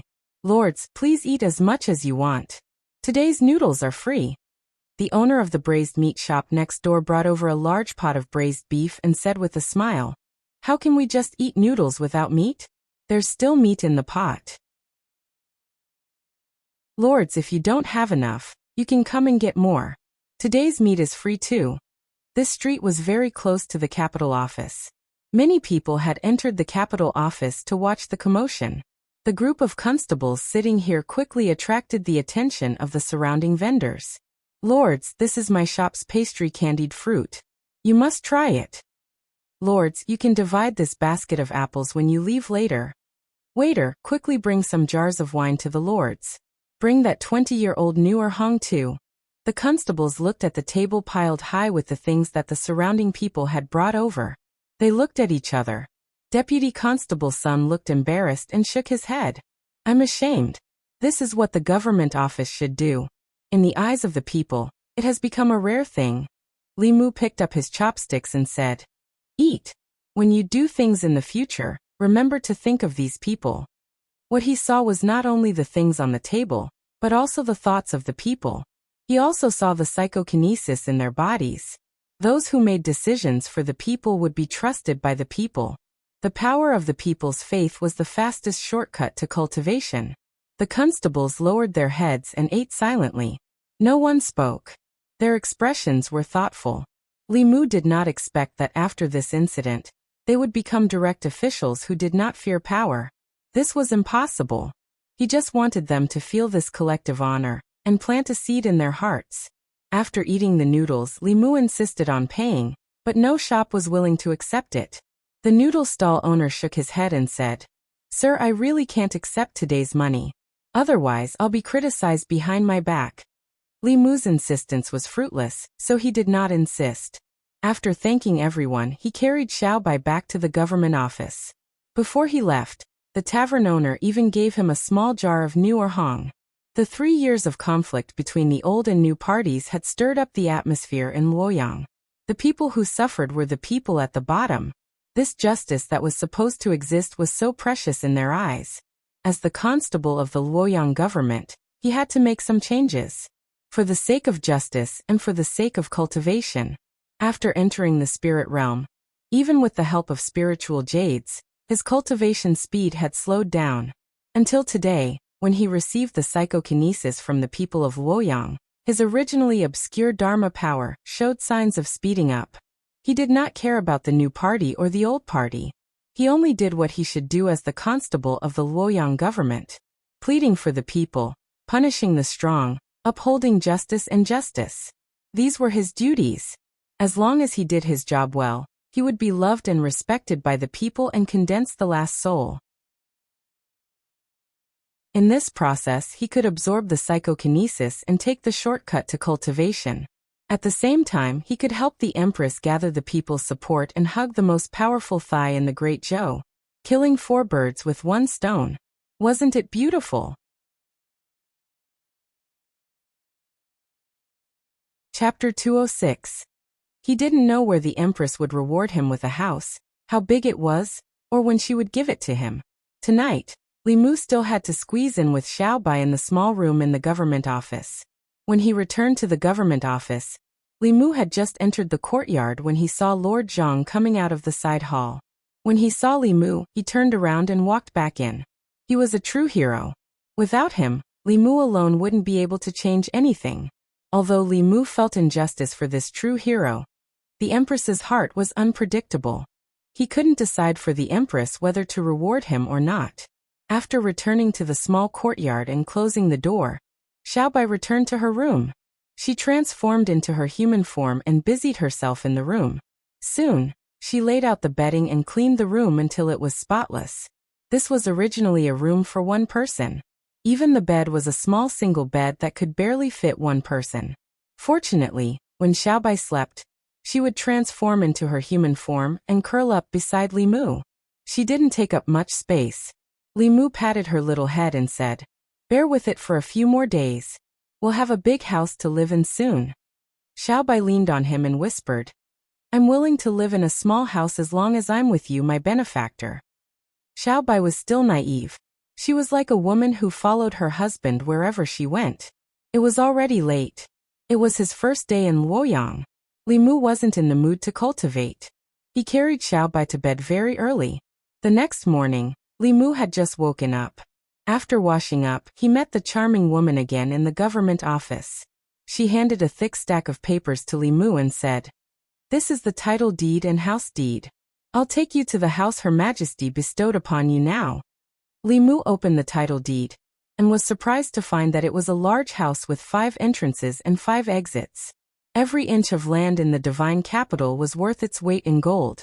To be able to own a house with 3 entrances and 3 exits was already considered a wealthy merchant. Without a certain status, it was impossible to own a house with 5 entrances and 5 exits. Not to mention him and Xiaobai. Even if Lu Hanyan and Wanwan were included, they would still be able to live in a house like this. The imperial city was located in the middle of the divine capital. Next to it were the north and south courtyards. The south courtyard housed the nobles of the imperial family, while the north courtyard housed the officials of the imperial court. Surrounding the imperial city were more than 100 square blocks where the commoners lived. The residence that the empress bestowed to Li Mu was in the north court. Li Mu wanted to invite Lord Zhang to take a look, but he refused without hesitation. Walking on the street, Li Mu asked the charming woman, "May I know your name?" They had known each other for a few days, but the number of times that Li Mu had spoken to her could be counted with 2 hands. Until now, he only knew that she was the Empress's inner guard. He didn't know anything else. The charming woman said, "You can call me Mr. May." Li Mu smiled and said, "Thank you for escorting me all the way, Sister May." Mr. May glanced at him and said in surprise, "How come I didn't realize that you have such a sweet mouth?" The word sister had obviously closed the distance between them. Mr. May looked at him and asked, "Are you sure you don't want the maids that Her Majesty bestowed to you?" Li Mu shook his head and said, "No, I don't want them." Lord May said, "Have you thought it through? Those maidservants are all peerless beauties." Li Mu said, "Then I can't accept them." Mr. May said in surprise, "Don't tell me you don't like women?" Li Mu shook his head and said, "Beauty will distract me from cultivation. I appreciate Her Majesty's grace, Li Mu." Mr. May looked surprised and said, "You can resist the temptation of beauty at such a young age. Her Majesty is right about you." After meeting Lu Hanyan, Li Mu became immune to beauty. He only cared about Lu Hanyan's purine. He didn't have any thoughts about other women at all. Even if they were sent to him for free, he wouldn't want to waste his primordial yang. He thought for a moment and asked, "What did Sister May mean by asking me to be careful of the Zhou family yesterday?" This time Mr. May didn't say anything more. Li Mu continued to ask, "The assassination in Beijing was ordered by the Zhou family and the new party, right?" Mr. May still didn't say anything. Her silence meant that she admitted it. After walking for a while, seeing that Li Mu didn't say anything, Mr. May thought for a moment and said, "Her Majesty has high hopes for you. As long as you are righteous, Her Majesty will protect you no matter what happens in Shindu. You are Her Majesty's man. No matter if it's the new party or the old party, they can't touch you." Li Mu was slightly surprised and asked, "Her Majesty has high hopes for me?" He was just a small constable. What high hopes could Her Majesty have for him? Mr. May nodded and said, "Whether it's what happened in Beijing or what you did when you first came to Shindu, Her Majesty sees you in a new light. The Great Zhou is full of internal and external troubles. Her Majesty hopes that you can become a pillar of support for the people and a pioneer of justice." Li Mu didn't expect Her Majesty to value him so much. Did this mean that he had already found a powerful backer? As long as Her Majesty was still in that position, no one would dare to touch Li Mu's position. This way he wouldn't have any worries and could do things without worry. He clasped his hands and said, "Li Mu won't let Her Majesty down." In order to reassure Li Mu, Mr. May continued, "As long as you can stay true to yourself and be loyal to Her Majesty, I believe that it won't be long before you become Her Majesty's inner guard. At that time, you will have more power and endless cultivation resources." Inner guards were Her Majesty's personal guards. Becoming an inner guard would naturally gain Her Majesty's trust and gain more benefits. Li Mu thought for a moment, and realized another problem. All the inner guards he saw were women. This made him worried. He asked, "To become an inner guard, do I need to cleanse my body?" The charming woman looked at him with a smile and said, "If you want to, it's not impossible." After getting an accurate answer from Mr. May, Li Mu was relieved. Inner guards had more power and could do more things. If he could make a contribution, he might have the chance to enter Her Majesty's treasury and choose a reward. He was looking forward to it. He thought that when he came to Luoyang, the government office's rewards would be better. He learned from Sir Zhang that the government office had a very low status in Luoyang. In the treasury, there were only some Xian-class fulu, yellow-class pills, broken magic treasures, and low-class spiritual jades. He didn't expect the Luoyang government to be so poor. It wasn't even as rich as Li Mu. Fortunately, he had the support of the richest woman in Great Zhou. She was very generous. As long as she was satisfied, she wouldn't be stingy with pills like the Fate Pill, let alone other things. After coming to this house in the North Court, Li Mu deeply felt her generosity. Although it was called a house, it was more like a mansion. With the price of land in Luoyang and the location of this house, Li Mu and Lu Hanyan probably couldn't buy a house like this even with all their wealth.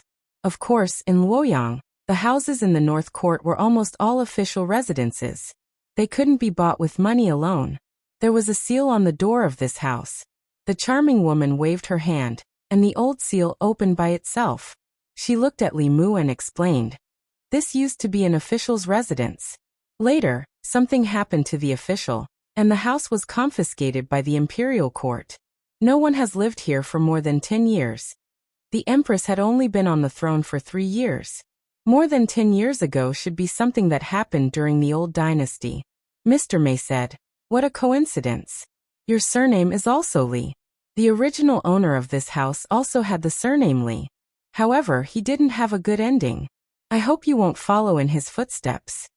Li Mu looked up and saw that the plaque was still there. However, there was a lot of dust on it. The words House of Li were written on it. Mr. May stood in front of the house and said, "Okay, I'll go back to the palace first.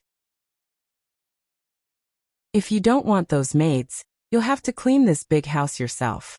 After seeing Mr. May off, Li Mu and Xiaobai walked into the house. They let out a long sigh and said, "This will be our home from now on."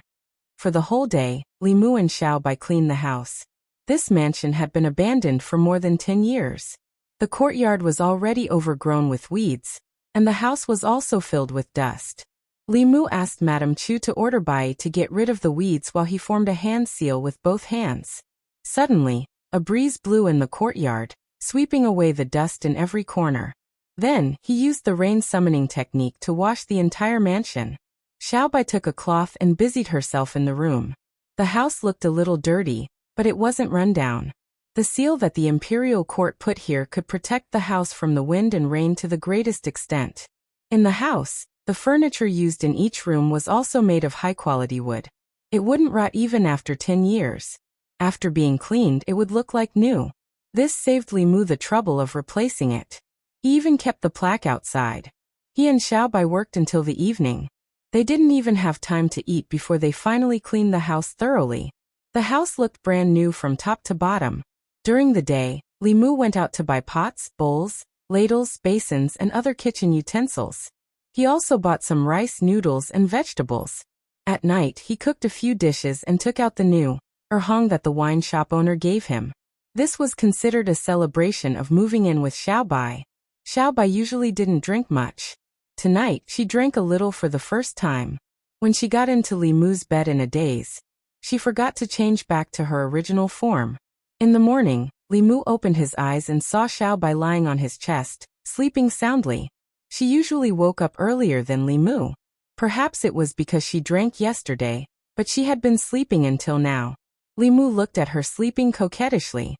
He didn't want to wake her up, and was about to quietly get out of bed when her eyelashes fluttered, and she slowly opened her eyes. She looked at Li Mu, then lowered her head to look at herself. She hurriedly said, "I'm sorry, benefactor. I forgot to change back last night."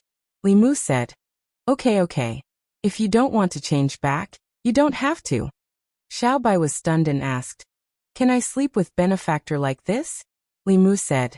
"There are so many rooms here. You can sleep in any one of them. When we go out later, I'll buy you a set of bedding." Xiaobai lowered her head and said, "I'd better change back tonight. This way, I can save money." Chapter 207. In the Divine Capital, those who lived in the 5-entry and 5-exit residences were either officials of the 4th rank or wealthy families. Li Mu and Xiaobai were alone. There were no maids or servants in the house. Xiaobai had to sleep with Li Mu at night, so they only occupied the master bedroom. There was no one in the house during the day. Li Mu used spiritual jades to set up a simple array around the house to prevent thieves or people with bad intentions from breaking in. Even if it was a cultivator, as long as they were not in the middle realm, they would be trapped in the array. Li Mu knew some more powerful formations from the 1,000 Illusions Venerable Master's memories. They could withstand Dongxian at best, such as the 18 Prison Formation and the 10 Ghosts God-Trapping Formation. However, he could not set them up due to limited materials. However, even if he could gather so many ghosts, he could not set up such a formation in the Divine Capital. The defensive formation's power was limited. Li Mu was worried about leaving Xiaobai alone in the house. The new party had attacked Li Mu once in order to plot against the old party. They could do it again. As for the old party, Li Mu had indeed harmed their interests. They had not attacked Li Mu in the past, but that did not mean they would not do so in the future. Li Mu was not afraid of them. He was worried that they would go around him and attack Xiaobai. He could only be at ease if he had Xiaobai by his side. However, he would have to give Xiaobai an identity. As the constable of the Divine Capital, it was inappropriate for him to have a vixen by his side. Unless Xiaobai transformed into her original form and appeared as Li Mu's spiritual pet. In the Divine Capital, it was not uncommon to keep demons as pets. Many wealthy families would equip their disciples with spiritual pets. These demons would accompany them and provide them with protection. Li Mu did not want Xiaobai to appear as a spiritual pet. He knew that Xiaobai preferred to transform into a human. After arriving at the yamen, Li Mu applied for a bailiff uniform from official Zhang for Xiaobai to change into. Wearing this set of clothes, she was not so eye-catching when she was beside Li Mu. The uniforms of the Fairy Capital Yamen constables were much nicer than those of Yangqiu County and North County. The colors were not uniform, and there were patterns embroidered on them. When Xiaobai wore them, the gentle and obedient little fox immediately turned into a valiant female constables. At this moment, as he looked at Xiaobai, Li Mu could not help but think of another figure. In this outfit, Xiaobai looked somewhat similar to Li Qing. Xiaobai pinched the hem of her uniform and twirled it in front of Li Mu. She was obviously very satisfied with this uniform. Li Mu hid some of his emotions and said, "In the future, when you're on a mission, you can follow me like this. In front of outsiders, you can call me Arrestor Li." Xiaobai puffed out her chest and raised her head. She said seriously, "Yes, benefactor." The relationship between her and Li Mu had long been deeply ingrained in her heart. It was difficult to change it in a short time. Li Mu did not bother about how to address her and said, "Come with me on patrol." If he wanted to gain the love and psyche power of the people, he had to be among them. It was useless to sit in the yamen. When Li Mu walked to the front yard, Zhang Chun poked his head out from the side hall and asked, "How's your house?" "It's okay." Li Mu smiled and said, "It's in the North Garden, beside the Imperial City. It's very quiet. There are 5 entrances and 5 exits, and there's even a back garden. It's too big so it's not easy to clean." Bang. Without waiting for him to finish, the door to the side hall slammed shut. Li Mu shook his head and walked out of the yamen with Xiaobai. In the side hall, a woman pointed at his head and said disappointedly, "Look at him, and then look at yourself. Your arrestor lives in a big house with 5 entrances and 5 exits. Our family is squeezed in the yamen, and he can only sleep in the study." Zhang Chun leaned on the chair and said, "He has His Majesty behind him. That house was exchanged with his life. What can I do?" In the side hall, Zhang Yi also advised the woman, "Mother, I'm fine. Father's position is not easy to sit in. If His Majesty also grants him a large house with 5 entrances and 5 exits, Who knows how many eyes will be watching him? This is not a good thing. The way we are now is the best, the woman said. Luoyang is not good at all. It's not as good as when we were in Yangqiu County. Zhang Chun sighed and said, That's right. I just hope that they won't cause me trouble. The North Garden. This place was far away from the main street, and close to the imperial city. It was where the high officials and nobles of Luoyang lived. On both sides of the wide street were large families. There were few pedestrians on the street. Sometimes, there were luxurious carriages passing by. When a carriage with gold-rimmed curtains drove past a certain mansion, a pair of hands suddenly lifted the curtains. The official sitting in the carriage saw that there were no longer any seals, and the mansion looked brand new. He asked in surprise, Someone is living in the Li mansion? The coachman was an old man. He glanced at the house and said, The seal is gone. There is the aura of a formation in the house. There should be a new owner. The middle-aged official wondered, Why didn't the plaque change? The old man shook his head and said, Maybe the new owner's surname is also Li. The middle-aged official let down the curtains and sat in the carriage. He sighed and said, Back then, Sir Li was also a rare talent in the court. Unfortunately, Sai, now that the old residence has a new person, I'm afraid no one will remember him. The carriage slowly passed by the Li house. In half a day, many people in the North Garden noticed the changes here. This house has been abandoned for more than 10 years, right? I've never heard of anyone living in this house. Could it be that a high-ranking official in the royal court sent someone to investigate? Those who lived in the North Garden were all high officials in the court. The fact that the abandoned Li house had a new owner caused many people to speculate, especially the families around the Li house. They even mobilized their forces to find out about the new owner. Those who could live here were all well connected. There were few secrets in Luoyang to them. Soon, someone found out who the new owner of the residence was. The constable of Luoyang Yamen, Li Mu. For many people, when they heard the name of Luoyang Yamen, they had to think about which Yamen this was. The constable of this Yamen was not an official. What right did he have to live here? However, most people were familiar with the name Li Mu. The play Douyi's Injustice had been sung in Luoyang for a long time. All the officials in the imperial court had either seen or heard of it. Everyone who had heard of Douyi's Injustice knew who Li Mu was. How could a person who dared to point at heaven and earth and secretly mock the darkness of the court not leave a deep impression? Because of his joke, it caused a sensation in the court. His Majesty used this to win over the hearts of the people in the 36 counties. The public opinion reached its peak in the 3 years since he ascended the throne. He had done so much for His Majesty, so it was not strange that His Majesty transferred him to Luoyang and rewarded him with a house like this. Although many people felt that a small official did not have the right to live with them, this was His Majesty's arrangement. They could not do anything about it. However, it seemed that he would not stay here for long. Because of his play, many of the old party's efforts in the past 2 years had been in vain. If he had stayed in North County obediently, he might have been able to live in peace. Now that he was in Luoyang, it would be difficult to even keep his life under the eyes of the old party. In a certain deep house in the North Garden, a young voice said, That trash actually failed. Then an old voice said, Young master, should we continue to find people to get rid of him in Luoyang? Forget it. The young man waved his hand and said, If we do it in Luoyang, we definitely won't be able to hide it from the internal guards. Maybe I will be dragged into it.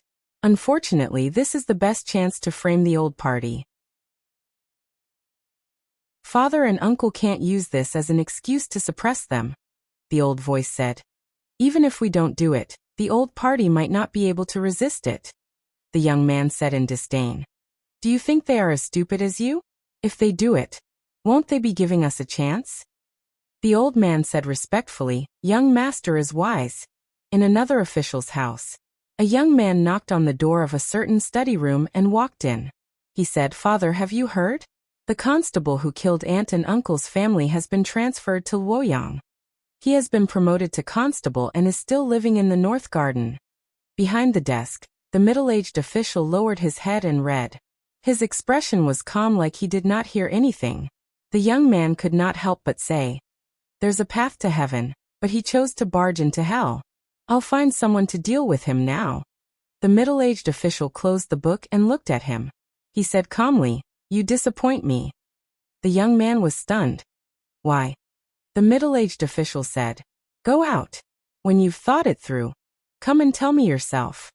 The young man walked out unconvinced. Soon he came back and said with his head lowered, "I've asked Mother. She said that if something happens to the constable, even if we didn't do it, the new party will frame us. They will take the opportunity to suppress us.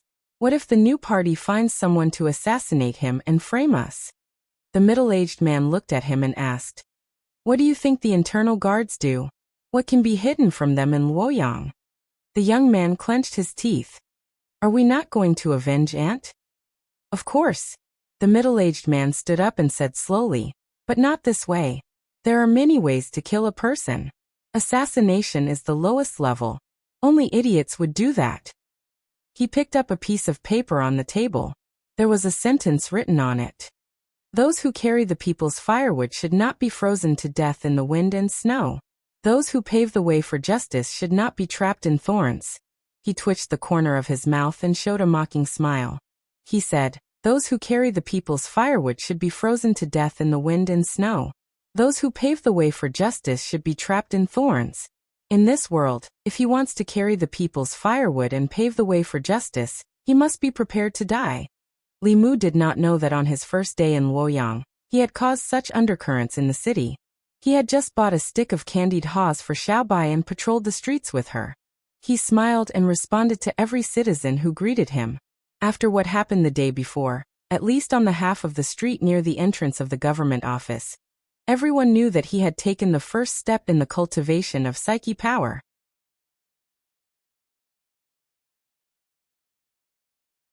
Chapter 208. Greetings, Constable. Constable, have a pear. Constable, would you like to take a break at my shop and have a cup of tea?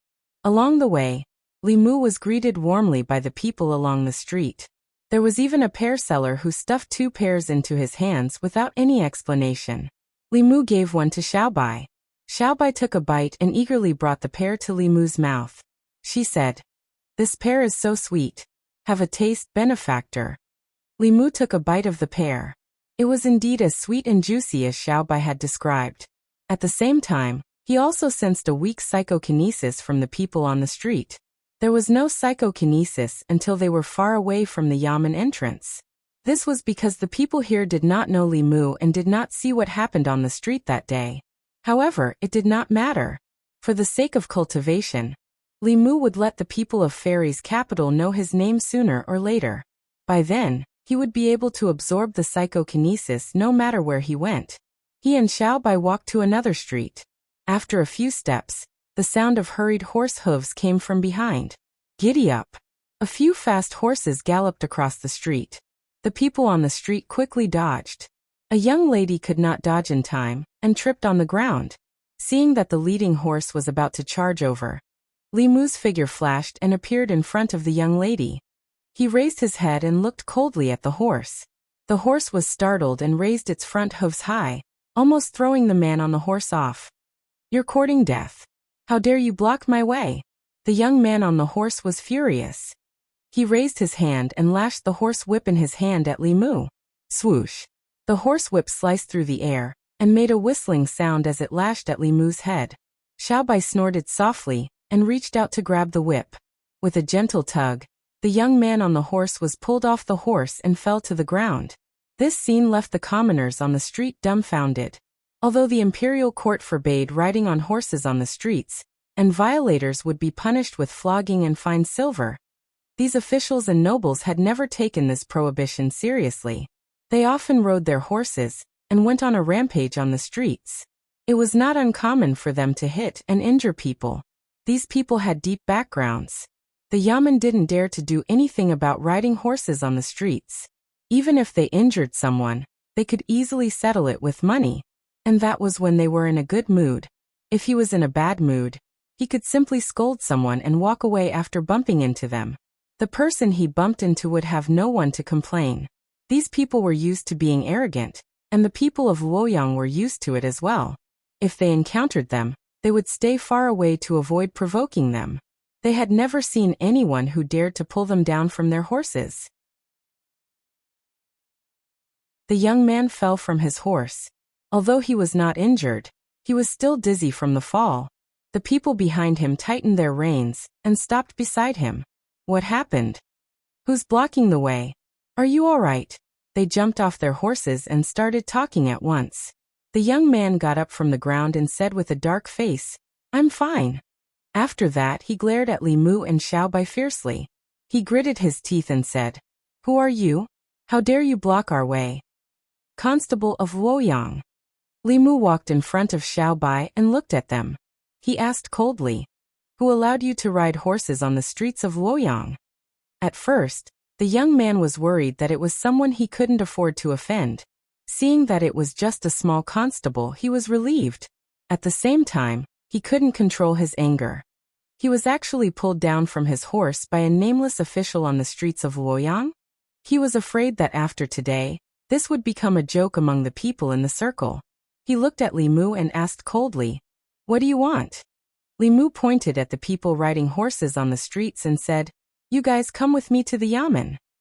The young man glanced at him and said indifferently, "Let's go." Although he didn't care about a small constable, he wasn't stupid enough to go against someone from the yamen.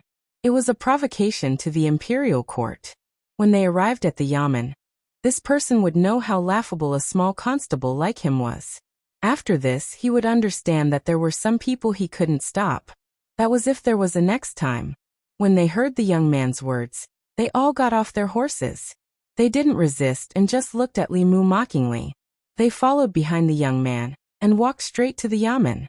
Li Mu knew that the sons of officials in Luoyang were arrogant, but he didn't expect them to be this arrogant. Aside from riding horses on the streets, after being caught by Li Mu, they actually walked in front of him to the yamen. Obviously, they knew that the yamen wouldn't dare to do anything to them. The commoners on the street were equally shocked as they watched this scene. They had lived in the Luoyang for many years and had seen fights between factions, the ascension of empresses, the rise of commoners, and the fall of wealthy families. However, they had never seen a mere constable who dared to drag down the sons of officials. Although they were delighted to see this scene, everyone knew in their hearts that the constable of the city government was finished. One of the commoners couldn't bear it anymore. He approached Li Mu and said, "Sir, you shouldn't care about these things. The man riding the horses is the son of the director of the Ministry of Rights. He works under the director of the Ministry of Rights and is also the minister of Luoyang." Li Mu saluted the commoner with his fists and said, "Thank you for the reminder." No wonder this man was so arrogant. The director of the Ministry of Rights was a lower 5th rank official. It was 3 ranks higher than the commandant of Luoyang. In the Great Zhou dynasty, there were 9 ranks. However, the 1st and 2nd ranks were only nominal titles. 3rd rank was the highest an official could reach. The 5th rank director of the Ministry of Rights was not a low rank. He was the 3rd in command of the Ministry of Rights. However, although Li Mu didn't have a rank, he wasn't afraid at all. Mr. Mei had already told him clearly that as long as he was upright, the Empress would always support him. With these words, Li Mu had nothing to fear in Luoyang. According to the laws of the Great Zhou dynasty, riding horses on the streets and endangering the safety of the commoners was punishable by more than 20 beatings and 7 days in jail. Li Mu was following the law. A group of people walked down the street and quickly attracted the attention of the commoners. "What's going on today? Why aren't they riding horses? Where are they going? Why is Constable Li behind them? Are they going to the yamen? Isn't that Zhu Tsong? His father is the director of the Ministry of Rights. Constable Li just offended the Ministry of Justice. Why is he offending the Ministry of Rights now? He's doomed." The director of the Ministry of Rights is also the Prime Minister of Luoyang. That's Zhu Tsong's father's subordinate. Constable Li shouldn't have offended him. Constable Li dares to offend anyone. He even dares to curse the heavens. Have you heard of Do Yi's injustice? That was written by him. He cursed the heavens, the earth, and the imperial court. But it's different this time. The yamen of Luoyang. In the back of the yamen, Zhang Chun had made himself a new cup of tea. He leaned back in his chair and hummed a tune as he sipped his tea leisurely. He calmed down and thought about it carefully. He suddenly felt that Li Mu was right. Although a 5-entry and 5-exit house was grand, it was too big. Cleaning it would be a big problem. If His Majesty rewarded him with a 5-entry and 5-exit house, wouldn't he have to hire some maids and servants to match the status of a 5-entry house? If he hired maids and servants, he would have to pay them a salary. That would be another huge expense. If he added the cost of buying new furniture and renovating the old house, he might even lose a year's salary. In that case, it was actually a good thing that His Majesty did not reward him. After thinking about it for a while, he felt much better. Although the yamen was small, it gave him a sense of security. Although he was often stuck between various yamen and was in a dilemma, as long as his subordinates did not cause him trouble, not many people would pay attention to him. It was quite relaxing. Halfway through his cup of tea, he raised his eyebrows. He keenly sensed that there was something unusual in the front of the yamen.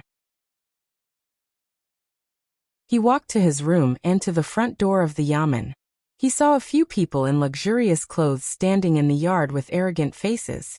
Judging from their clothes and expressions, they were either the sons of officials or the sons of nobles.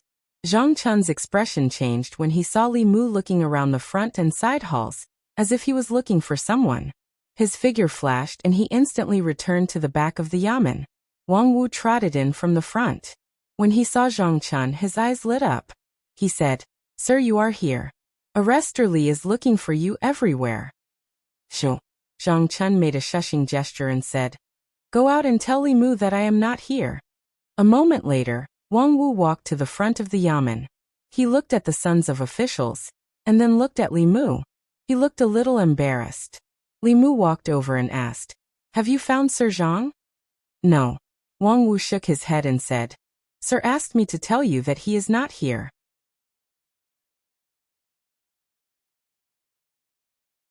Chapter 209. In fact, Li Mu had seen Lord Zhang just now and guessed that he might be scared when he saw the situation.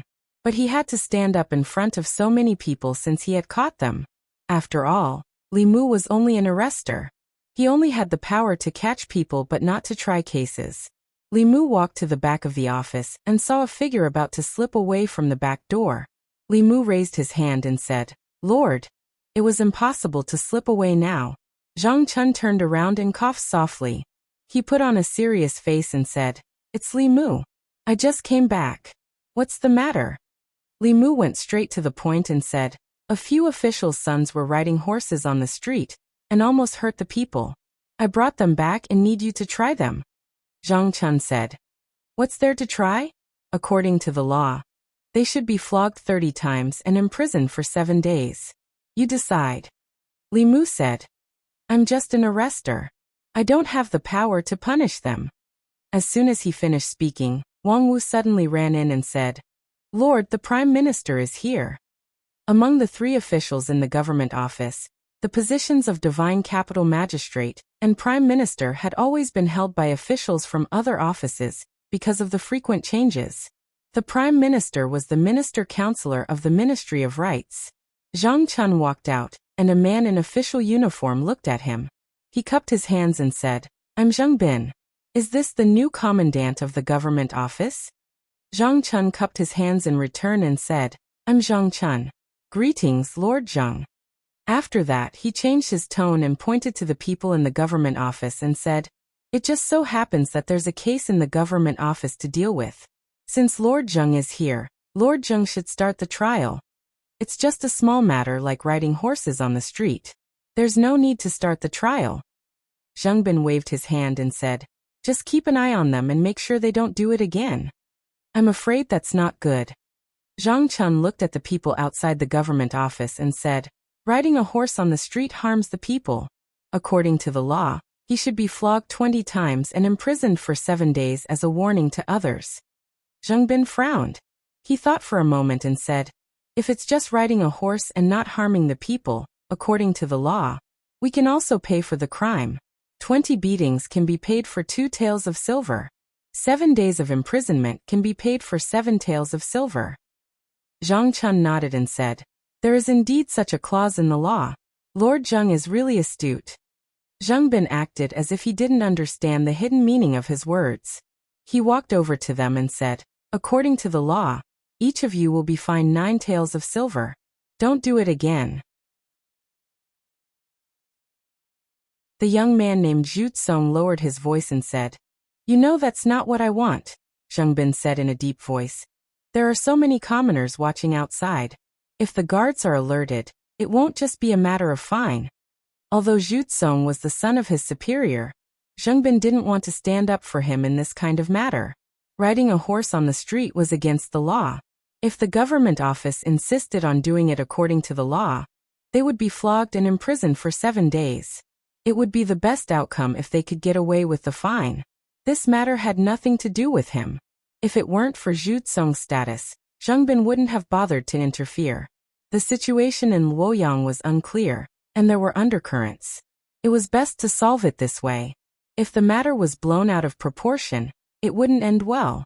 Wouldn't he be in trouble? Zhu Tsong finally fell silent. He took out a banknote and handed it to Zhang Bin.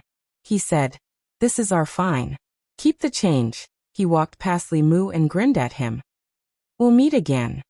With that, he strode out of the government office with the others. Zhang Bin handed the banknote to Zhang Chun and said, "I'm leaving too. Before I go, I'd like to remind Lord Zhang that we as officials must teach our subordinates well. Don't meddle in things that shouldn't be meddled in, and don't say things that shouldn't be said. Don't be dragged down by them." Zhang Chun glanced at him and said lightly, "I've taught my subordinates well. Lord Zhang, you don't have to worry." Zhang Bin looked at him one last time and turned to leave. Li Mu sighed and said, "I've troubled you again." Zhang Chun patted him on the shoulder and comforted him. "You're just doing what a bailiff should do. You're in your position and you're in charge. This is my trouble." "You mean you're not afraid of me causing trouble?" "I'm afraid. You have His Majesty behind you, but I don't," Li Mu said. "Are you complaining about His Majesty?" Zhang Chun said, "How would I dare to complain about His Majesty? His Majesty is wise and observant. He serves the country and the people. Other than being a little biased, he's good in every way." In fact, Li Mu didn't want to cause trouble for Lord Zhang, but he was just a lowly bailiff. Even if he wanted to bear the burden for him, he wasn't qualified. He sighed and said, "If only I could be the Shindu commandant." Zhang Chun looked at him and said, "If you're the Shindu commandant, what will I do?" Li Mu explained, "I'm saying if that's what you mean, that's what you really think." "No." Zhang Chun suddenly looked at Li Mu and said, "I understand. You want to keep causing trouble so that you can send me in as soon as possible. That way, you'll have a chance to replace me, right?" Li Mu hurriedly said, "You're mistaken, Lord. I don't mean that," Zhang Chun said angrily. "I don't dare to do anything that you dare to do. Don't call me Lord. You're my Lord."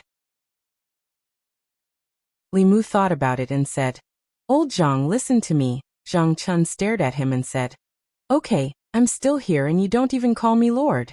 Have you not put me in your eyes since long ago?" At this moment, Li Mu really wanted to send him in. Zhang Chun left in a huff. The bailiffs led by Wang Wu looked at Li Mu with admiration. Li Mu looked at Wang Wu and asked, "Does the Shindu commandant really have a law that uses silver as punishment?" In the North Commandery, silver was fine, but the punishment couldn't be reduced. This was the first time Li Mu saw that silver could be used as punishment. Wang Wu nodded his head and said, "Unless it is a murder case, all other cases can be reduced or exempted from punishment through the fine of silver. This is the law set by the previous emperor. At that time, the national treasury was empty, so the previous emperor ordered the Ministry of Justice to change the law in order to enrich the national treasury." Li Mu shook his head. No wonder the Shao dynasty was getting worse and worse every year after Emperor Wen's death. Even if it was a rich and powerful family that enjoyed special privileges, the dynasties that openly displayed such privileges all died very quickly in the end. On the surface, this law was targeted at everyone. As long as one had money, they could use silver as punishment. However, ordinary people couldn't afford the silver used as punishment. To the officials and rich and powerful families, silver was nothing. This was why they were so unscrupulous and caused the current chaos in the Shindu Commandery. Li Mu walked out of the yamen. Some of the people outside had yet to disperse.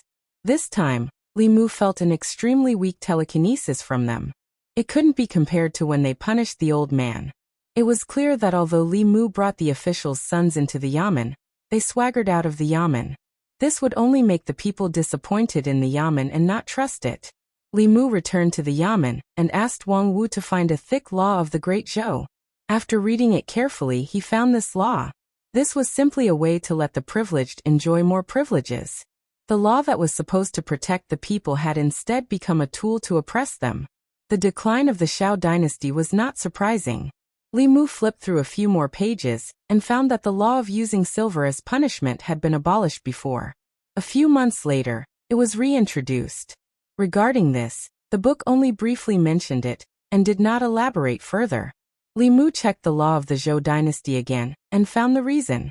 This book was a supplement to the explanation of the law. It also recorded the development and changes of the law. The book recorded that more than 10 years ago, a young official from the Ministry of Justice proposed a change in the law. One of the changes was to abolish the use of silver as punishment. Unfortunately, this change only lasted for a few months before it was declared a failure. Li Mu was not surprised by this. The various changes proposed by that official were from the perspective of the people. They harmed the interests of the privileged and would inevitably encounter unimaginable resistance. Li Mu walked out of the yamen with a helpless expression. As long as the law was still in place, he couldn't do anything to these people. As an arrestor, he had to act according to the law. The sound of hurried horse hooves came from the front. The young man galloped past Li Mu and turned his horse back. He said, "Isn't this Arrestor Li? I'm sorry, I was riding on the street again." He had a mocking expression on his face. He threw down an ingot of silver and said, "I'm a just and law-abiding citizen. Here's 10 taels of silver. Arrestor Li, help me hand it over to the yamen. The remaining 1 tael is your hard-earned money." The people behind him threw down the ingot with a smile and rode away. Wang Wu's face showed anger. He shouted, "These bastards are too arrogant." Deputy Arrestor's son shook his head and said, "What can we do? They didn't break the law. We can't do anything to them." Li Mu suppressed the anger in his heart and continued patrolling with Xiaobai. Not long after, the sound of horse hooves came from behind again. Li Mu turned around and saw the young master riding a horse galloping towards him. When he was only 2 steps away from Li Mu, he tightened his grip on the reins. The handsome horse raised its front hooves abruptly and slammed down heavily. "What a coincidence, Arrestor Li. We meet again." He reached into his pocket and took out a banknote. He threw it to Li Mu and said, "This is 100 taels. I'll buy it 10 times. The rest is yours." The first time was a coincidence, but the third time was obviously an undisguised insult. The few arrestors who followed Li Mu turned red, but they didn't dare to do anything. Wang Wu looked at Li Mu and said, "Boss, bear with it." Li Mu shook his head and said, "I really can't bear it. Some things could be tolerated, but some things could not." If he could swallow it after being insulted like this, how could he face Xuandu next time?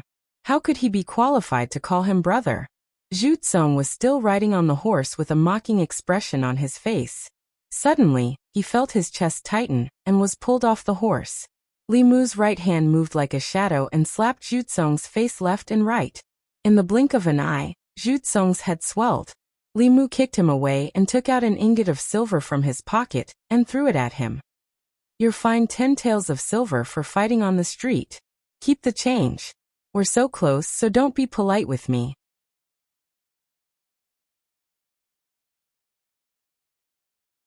Chapter 210. Wang Wu trotted over and picked up the silver on Zhu Tsong's body.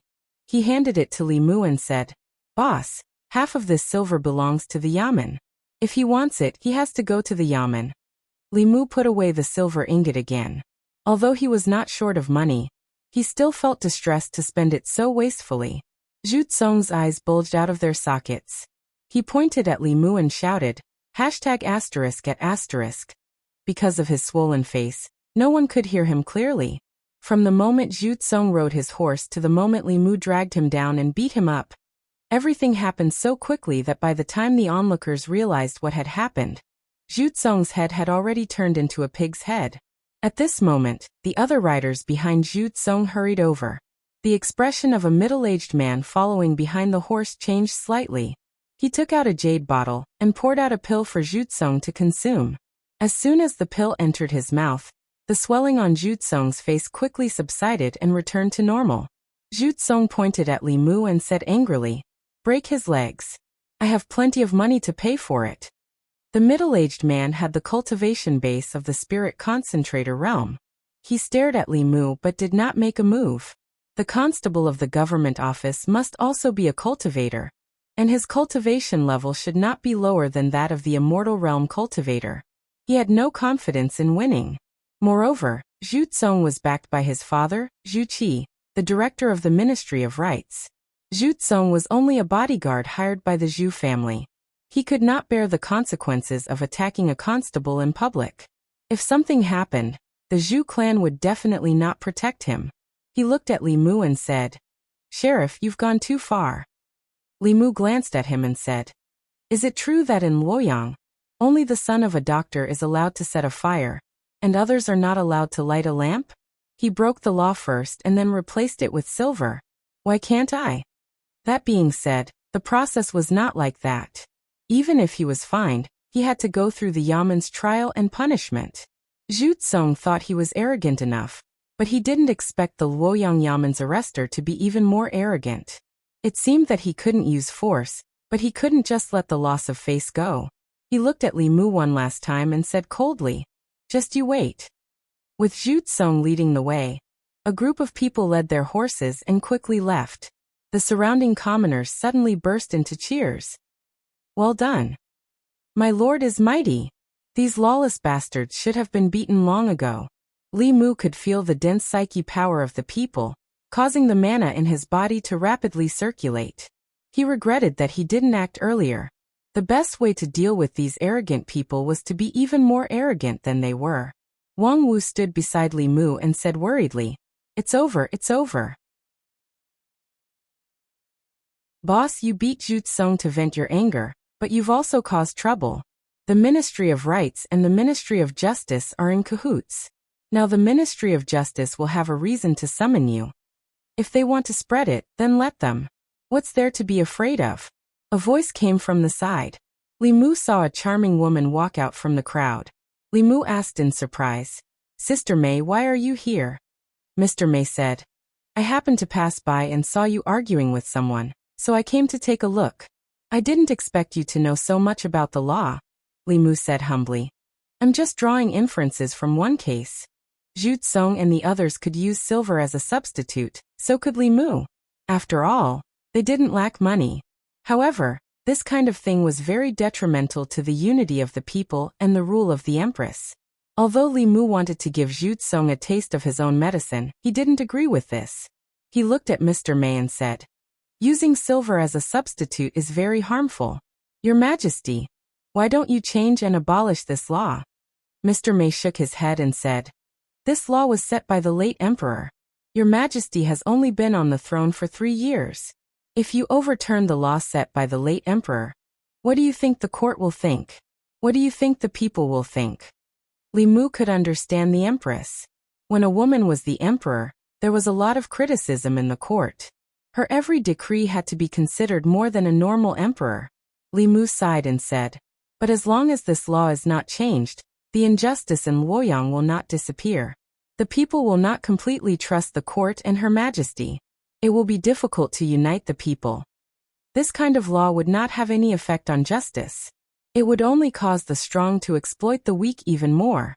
The rich and powerful could do whatever they wanted under the protection of this law.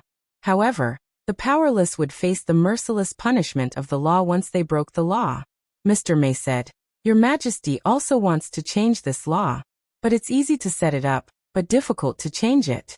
The Ministry of Rights has the most resistance. Many people have tried to change it, but they all failed." Li Mu was about to say something when a few Yamen runners from the Ministry of Justice suddenly came from the front. Zhu Tsong walked behind the Yamen runners. He pointed at Li Mu and said, "It's him." A Yamen runner walked up to Li Mu and said, "Are you the one who beat up young Master Zhu on the street?" Li Mu nodded and said, "It's me." You admit it without hesitation. The Yamen runner snorted and said, If that's the case, come with us to the Ministry of Justice. Mr. May glanced at Li Mu and said, Since they want you to go, just go. Then she transmitted her voice to him. Don't forget that you're His Majesty's man. When you get to the Ministry of Justice, be more arrogant. Don't embarrass His Majesty. If anything happens, the internal guard will cover for you. With her words, Li Mu felt much more at ease. It seemed that the internal guard wanted to make a move against the Ministry of Justice, and this was the perfect opportunity. Li Mu looked at the Yamen runners from the Ministry of Justice and said, Let's go. Seeing that Li Mu was very cooperative, the people from the Ministry of Justice didn't beat him up. Li Mu followed them to the Ministry of Justice leisurely. Some of the people on the street also gathered at the entrance of the Ministry of Justice out of curiosity. There were many government offices in Luoyang, and their powers were chaotic. The Luoyang government, the Ministry of Justice, the Supreme Court, and the Censorate could all handle cases. However, the latter two usually only acted on the emperor's orders. The Luoyang government didn't have a strong presence these years. Most of the cases in Luoyang were handled by the Ministry of Justice. In the Ministry of Justice, there was only one minister and one assistant minister. These two were highly respected and could directly participate in the political discussions. They rarely interfered with the internal affairs of the Ministry of Justice. In the past, all the cases in the Ministry of Justice were handled by these two ministers. In the court of the Ministry of Justice, the seat in the middle was empty. The minister of the Ministry of Justice sat on the side and looked at Li Mu. He asked, Are you the arrestor of the Luoyang government, Li Mu? Li Mu said, Yes, I am. The minister of the Ministry of Justice knocked on the gavel and asked, How dare you? Do you know your crime? Li Mu said, Sir, what crime have I committed? The minister of the Ministry of Justice said, You beat up the son of an official on the street, and you dare say you're not guilty? Li Mu raised his head and looked directly at him. He said in a neither servile nor overbearing tone, This person has repeatedly ridden a horse on the street. Instead of being ashamed, he is proud of it. He trampled on the law and insulted the dignity of the imperial court. Shouldn't he be punished? The minister of the Ministry of Justice snorted. Even so, it should be handled by the Luoyang government. You're just a small official. What right do you have? Li Mu pointed at him and said, This person trampled on the law and insulted the imperial court. You're a dog official. Why don't you interrogate him and interrogate me instead? What right do you have to wear that official's uniform and sit in that position? Li Mu's voice was like thunder, echoing in the court of the Ministry of Justice. Mr. May had asked Li Mu to come to the Ministry of Justice to be as arrogant as possible. Li Mu didn't know if he was arrogant enough. She obviously wanted to use this incident to catch the Ministry of Justice in trouble. Li Mu naturally had to cooperate with her. In the court, Zhu Tsong and the bailiffs of the Ministry of Justice were dumbfounded. Arrogant, he was too arrogant. At this moment, Zhu Tsong suddenly felt that compared to the constable of the Luoyang government, the things he had done were nothing. He dared to point at the minister of the Ministry of Justice's nose and call him a dog official in the court of the Ministry of Justice. He didn't deserve to sit in that position and wear that official's uniform. Even if Zhu Tsong had 10 more guts, he wouldn't dare to do that. But soon, a smile appeared on his face. How dare he be so arrogant in the court of the Ministry of Justice? Let's see if he's dead this time. Li Mu didn't try to suppress his voice. He even used a bit of his power. His voice passed through the court of the Ministry of Justice and into the other offices of the Ministry of Justice. It even passed through the courtyard of the Ministry of Justice and reached the outside. The managers, and scribes of the various offices of the Ministry of Justice put down what they were doing and walked out of their offices in shock. They looked in the direction of the court. Who is this? Who dares to insult the minister in the court of the Ministry of Justice? Isn't this person too bold? When Li Mu's voice came from outside the Ministry of Justice, the people on the street were stunned. They couldn't believe their ears. Is that the constable from earlier? How dare he insult an official of the Ministry of Justice in the court of the Ministry of Justice? He's too bold. You don't know yet, right? This Constable Li is the one who wrote Do Yi's injustice. He even dares to insult the heavens, let alone an official of the Ministry of Justice. But he's done for. Insulting an official of the imperial court is a serious crime. It wasn't easy to get a good constable from the capital office. What a pity. In front of the crowd, a charming woman smiled. She chuckled and said, as expected of him, "This is outrageous." In the Ministry of Justice, a minister-counselor walked toward the court in anger. When he passed through the courtyard, he was blocked from behind by a figure standing in the courtyard. The minister-counselor hurriedly bowed and said, "Assistant Minister." The person in the courtyard waved his hand and said, "Go about your business." The minister-counselor hurriedly nodded and left. In the court, the minister of the Ministry of Justice recovered from his anger. He stood up abruptly and said angrily, "How dare you? You're the one who's bold." Li Mu pointed at him and scolded, "You can't tell right from wrong. You're a dog official. Do you still have the imperial court in your eyes? Do you still have His Majesty? Do you still have justice?" The minister of the Ministry of Justice was so angry that he trembled. He said loudly, "Men, drag him away. Flog him 50 times. As soon as he finished speaking, a figure quickly ran in from outside the court and whispered a few words into his ear. Hearing that person's words, the minister of the Ministry of Justice's face turned from green to white and then back to green. Finally, he gritted his teeth and sat back down. He glanced at Li Mu and closed his eyes. He said, "You may leave."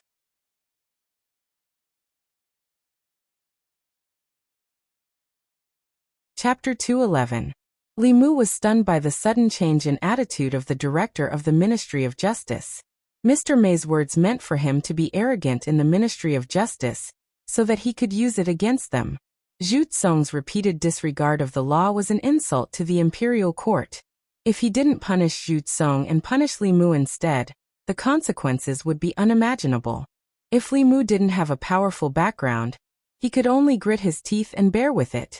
However, he had the Empress and the inner guards behind him. If the Ministry of Justice really dared to punish him like that, he would be gone. It could be said that as long as Li Mu was upright, he had nothing to fear in Luoyang. The sudden change in attitude was obviously not what Mr. May wanted. Li Mu stood in the hall of the Ministry of Justice and looked at the Ministry of Justice's director. He said coldly, "You tell me to come, and I come. You tell me to leave, and I leave. Where do you think the hall of the Ministry of Justice is? How could a lowly official be so arrogant?" However, there were orders from above. The director's face turned red and his breathing quickened. He calmed down after a long time and asked, "What do you want?" Li Mu glanced at him and said, "Zhu Tsong repeatedly disregarded advice and seriously endangered the safety of the people in Luoyang. How do you plan to punish him?" The director closed his eyes. When he opened them again, his expression had returned to normal.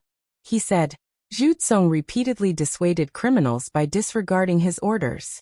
He will be beaten 40 times and fined 100 taels of silver. Constable Li Mu of Luoyang will enforce the law impartially." Although his methods were wrong, he still protected the dignity of the imperial court. He shouldn't be punished. Zhu Tsong opened his mouth and was about to speak when the director glared at him. Li Mu asked, "You're not going to beat me?" The director said, "You can leave." Li Mu shook his head and said, "I'm not leaving." The director's eyes were already red. He asked, "What will it take for you to leave?" Li Mu pointed at Zhu Tsong and said, "I'll leave after you finish the fight." Sometimes it takes two to clap. Li Mu felt that he was already arrogant enough. He had called the people of the Ministry of Justice dogs in the court of the Ministry of Justice, but the other party did not care at all. They even started to do things according to the law. He could not find any fault with them. He was afraid that he would not be able to complete the task that Mr. May had given him. The director of the Ministry of Justice took a deep breath and pointed at Zhu Kong, "Drag him out and execute him." The director of the Ministry of Justice was a good friend of his father, but he showed no mercy. Zhu Tsong obviously realized something. He didn't dare to say anything and let the two runners take him out. Soon, screams could be heard from the courtyard. Li Mu walked to the courtyard of the Ministry of Justice, crossed his arms, and looked down at Zhu Tsong being beaten. His attitude was very arrogant. Zhu Tsong was just an ordinary person who had not cultivated. He howled in pain under the torture. In Luoyang, many officials and sons of rich families had never cultivated. It was not because they did not have the conditions to cultivate. If they wanted to, they could push their children to the Jushen state in a short time, just like Ren Yuan. However, in the path of cultivation, it was very difficult to reach the middle three realms without special constitution or talent. These people had enjoyed the riches of the mortal world since they were young. They could not bear the hardships of cultivation. Instead of letting them enter the cruel world of cultivation, it was better to hire cultivators to protect them. The daughter of Zhang County Magistrates did not cultivate. Chen Miao Miao, the daughter of County Magistrate Chen, had the body of 5 elements. Before she went to Mount Baiyun, she also did not cultivate. That was the reason. Because Li Mu was watching, the 2 runners of the Ministry of Justice did not dare to go too easy on Zhu Kong. With their years of experience, they would not hurt Zhu Tsong badly, but the pain of the flesh was unavoidable. After 40 beatings, Zhu Tsong passed out. The director of the Ministry of Justice looked at Li Mu and asked through gritted teeth, "Is that enough?" Li Mu knew that the people of the Ministry of Justice had already done so much. Today's matter would probably end here. If he continued to force Zhu Tsong, he would be the one to lose justice. Goodbye. Li Mu saluted the director of the Ministry of Justice with his hands folded. He took one last look at Zhu Tsong and strode out. Outside the Ministry of Justice, more than 100 people gathered there, and looked at Li Mu with respect and admiration. He dared to beat up the son of an official on the street, and scold the officials of the Ministry of Justice in the court of the Ministry of Justice. Only he, who was not afraid of heaven and earth, could do such a thing. Not only that, but he also forced the Ministry of Justice to enforce the law impartially, and walked out of the Ministry of Justice unscathed. It was so unbelievable that many people's jaws dropped. Li Mu stood at the entrance of the Ministry of Justice and took a deep breath. He was almost intoxicated by the thick psyche power. In the courtyard of the Ministry of Justice, the director of the Ministry of Justice watched Li Mu walk out. He almost spat out a mouthful of blood. He looked at the person beside him and gritted his teeth. "Assistant Minister, why did you let him go?" The Assistant Minister of the Ministry of Justice shook his head and said, "There are internal guards outside. If this matter is not handled properly, the Ministry of Justice will have something on us. I'm afraid the internal guards have already set their eyes on the Ministry of Justice. If you don't handle today's matter well, you'll probably be on the way to the internal guards' prison." Hearing this, the director of the Ministry of Justice was stunned at first. Then he shuddered and quickly said, "Thank you for your reminder, sir. You're so considerate. For the sake of the people, for the sake of justice." The Assistant Minister of the Ministry of Justice looked out of the door with a mocking expression. No one knew if he was mocking Li Mu or himself. In the various courts of the Ministry of Justice, the officials were still discussing what happened in the court. Since when did the Luoyang Yamen have such an audacious fellow? With his temperament, I'm afraid he won't be able to stay in the divine capital for long. Strange, the Assistant Minister actually let him go. This isn't like the Assistant Minister at all. Only an old official in the corner shook his head and said slowly, "Similar, really similar." A young official beside him asked, "Similar to what?"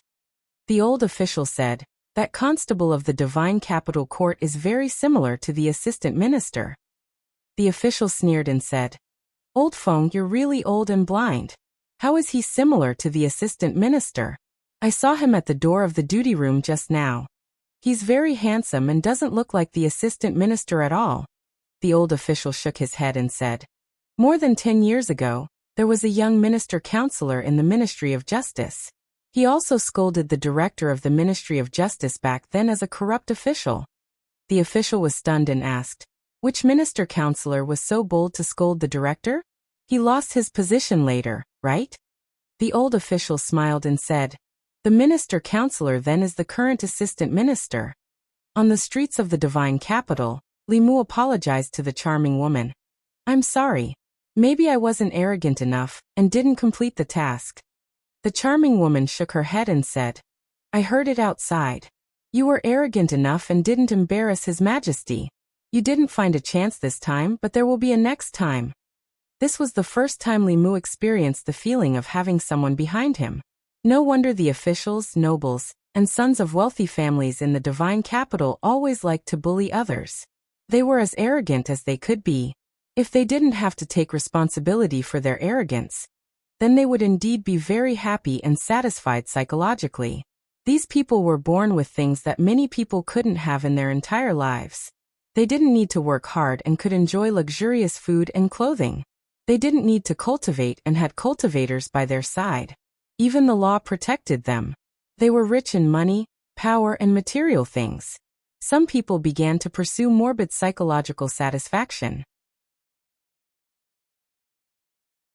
To a certain extent, these people's excessive privileges over the common people was the root of the fierce conflicts in the divine capital. If he could solve this problem, the psyche power he obtained from the common people would be enough to save Li Mu years of hard cultivation.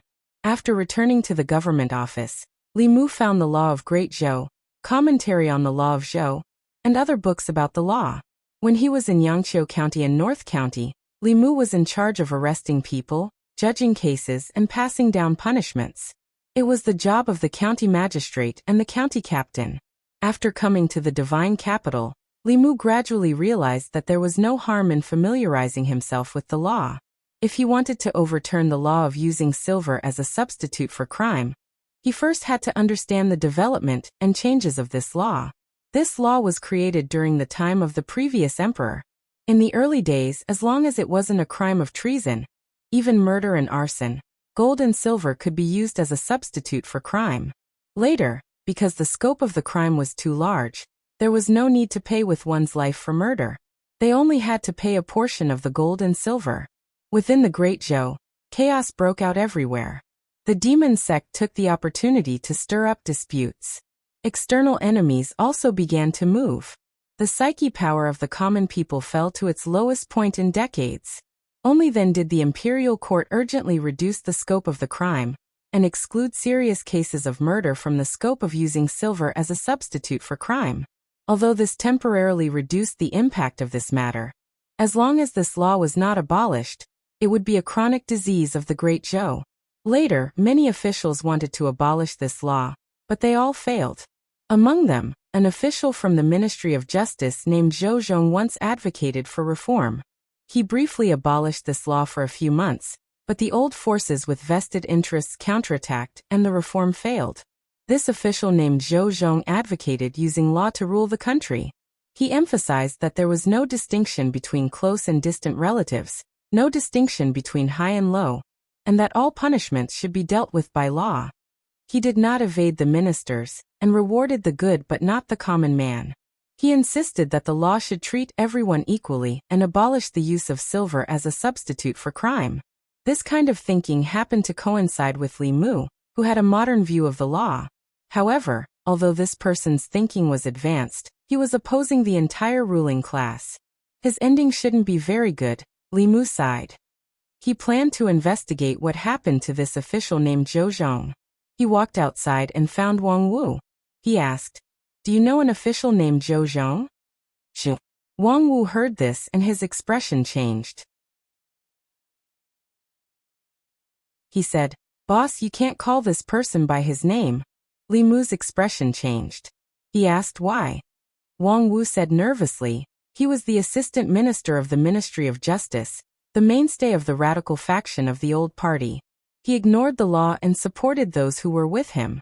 He built the Ministry of Justice into the old party's Ministry of Justice and sheltered countless people from the old party. The reason why the old party dared to be arrogant in Luoyang was because of him. The people privately called him King of Hellzhou. If King of Hell wanted you to die at midnight, he wouldn't let you live until dawn. Li Mu shook his head and said, "We're definitely not talking about the same person." The Zhou Zhong that Li Mu mentioned was not afraid of the powerful. He supported the people and promoted the reform of the law. The assistant minister of the Ministry of Justice that Wang Wu mentioned was the umbrella of the old party's evil forces. How could these two people be the same person? Li Mu said, he used to be the assistant minister of the Ministry of Justice. Deputy Arrestor Sun walked over and said, the current assistant minister of the Ministry of Justice was the assistant minister of the Ministry of Justice more than 10 years ago. Li Mu was stunned. He asked, are there two assistant ministers named Zhou Zhong in the Ministry of Justice? Deputy Arrestor Sun shook his head and said, there's only one. Li Mu was stunned for a long time. He still couldn't believe it. After confirming it again and again, Li Mu had to admit that they were talking about the same person. The Zhou Zhong who dared to challenge the power and promoted the reform of the law in the name of justice was the king of Hell Zhou who inverted black and white, mixed up right and wrong, sheltered the evil forces, and caused the people of Luoyang to turn pale when they heard the law. The young man who slayed the dragon back then had become an evil dragon.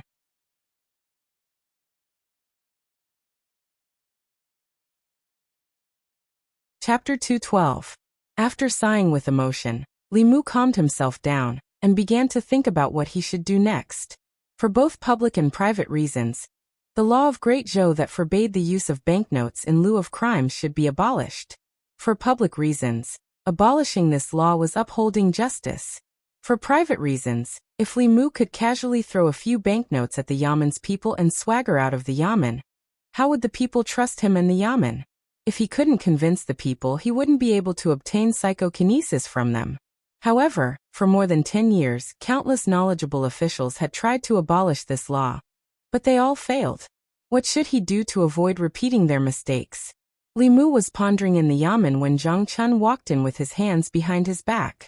He asked, I heard you went to the Ministry of Justice and made a scene? Li Mu replied, how can that be called making a scene? I just cooperated with them and did some investigation. I came back when I was done. Zhang Chun said indifferently, as long as you don't bring trouble to the Yamen, you can do whatever you want outside. Li Mu advised him, sometimes, making a scene is good for you. Lord Zhang, don't you want a big house? A trace of envy appeared on Zhang Chun's face. He said flatly, I don't want to.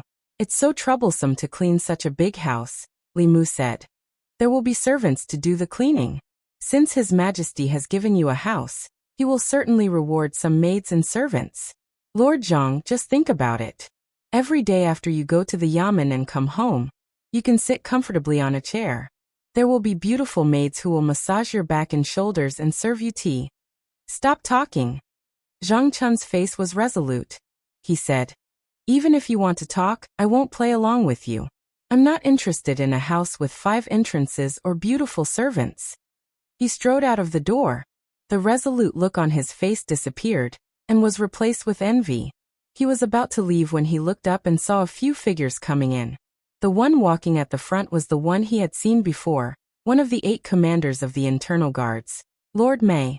He was followed by a few people who were carrying a pair of things in their arms. Zhang Chun's face lit up. Could it be that His Majesty finally remembered him after rewarding Li Mu? He stepped forward with a smile and said, Greetings, Mr. Mei. The charming woman looked at him and asked, Li Mu is not here? The smile on Zhang Chun's face stiffened, and after a short while he slowly nodded and said, Yes, yes. Li Mu watched them move a bunch of things into his room. He asked Mr. Mei, What's this? Mr. Mei said, This is a reward from His Majesty. There are 2 bolts of fine cloth and 2 boxes of fine tea from Nanyang County. These are not important. The other 2 items are very useful to you. She opened an exquisite brocade box. Inside the box was a piece of white, extremely thin clothing. Li Mu looked at Mr. Mei and asked, Ice silkworm soft armor? Mr. Mei was surprised. You know it. Li Mu nodded and said, I've seen it before. In fact, he was wearing an ice silkworm soft armor at the moment. However, the one he was wearing was made of better material. It could withstand several attacks from Dongxian. Mr. Mei explained, This is an ice silkworm soft armor made from the silk of a 300-year-old demon silkworm. When worn, it can help you withstand several attacks from cultivators of the 5th realm. If it could withstand several attacks from cultivators of the 5th realm, it could be considered an earth-rank magic treasure. Although Li Mu had better magic treasures, he did not refuse. If he did not need it, he could give it to Xiaobai. Mr. Mei took out a sword from another brocade box and said, "This is a mid-grade earth-rank sword. It is also a reward from His Majesty. You can change your previous sword." Li Mu looked at Mr. Mei and seemed to realize something. When Yang County was plagued by evil spirits, the reward from the imperial court was only an earth-rank magic treasure at the beginning. Li Mu had only caused a ruckus at the Ministry of Justice, and she had given him 2 earth-rank magic treasures, one for defense and one for attack. The implication could not be more obvious. It seemed that even in the divine capital, Her Majesty still had to face great danger as a servant of the Empress. Fortunately, even though Li Mu was helpless in the affairs of the imperial court, he had a valuable treasure with him. That golden armor divine soldier seal could summon a 6th-tier divine soldier to assist him in battle. Even though the effect was very short and could only be used once, if someone really wanted to secretly make a move against him, Li Mu would definitely be able to give them a pleasant surprise. Mr. Mei could tell from Li Mu's expression that he had understood the purpose of these 2 rewards. She looked at Li Mu and said, "If you are afraid, it is not too late to back out now. I will have someone send you back to the North County. You can continue to be a local constable and stay away from the divine capital and danger."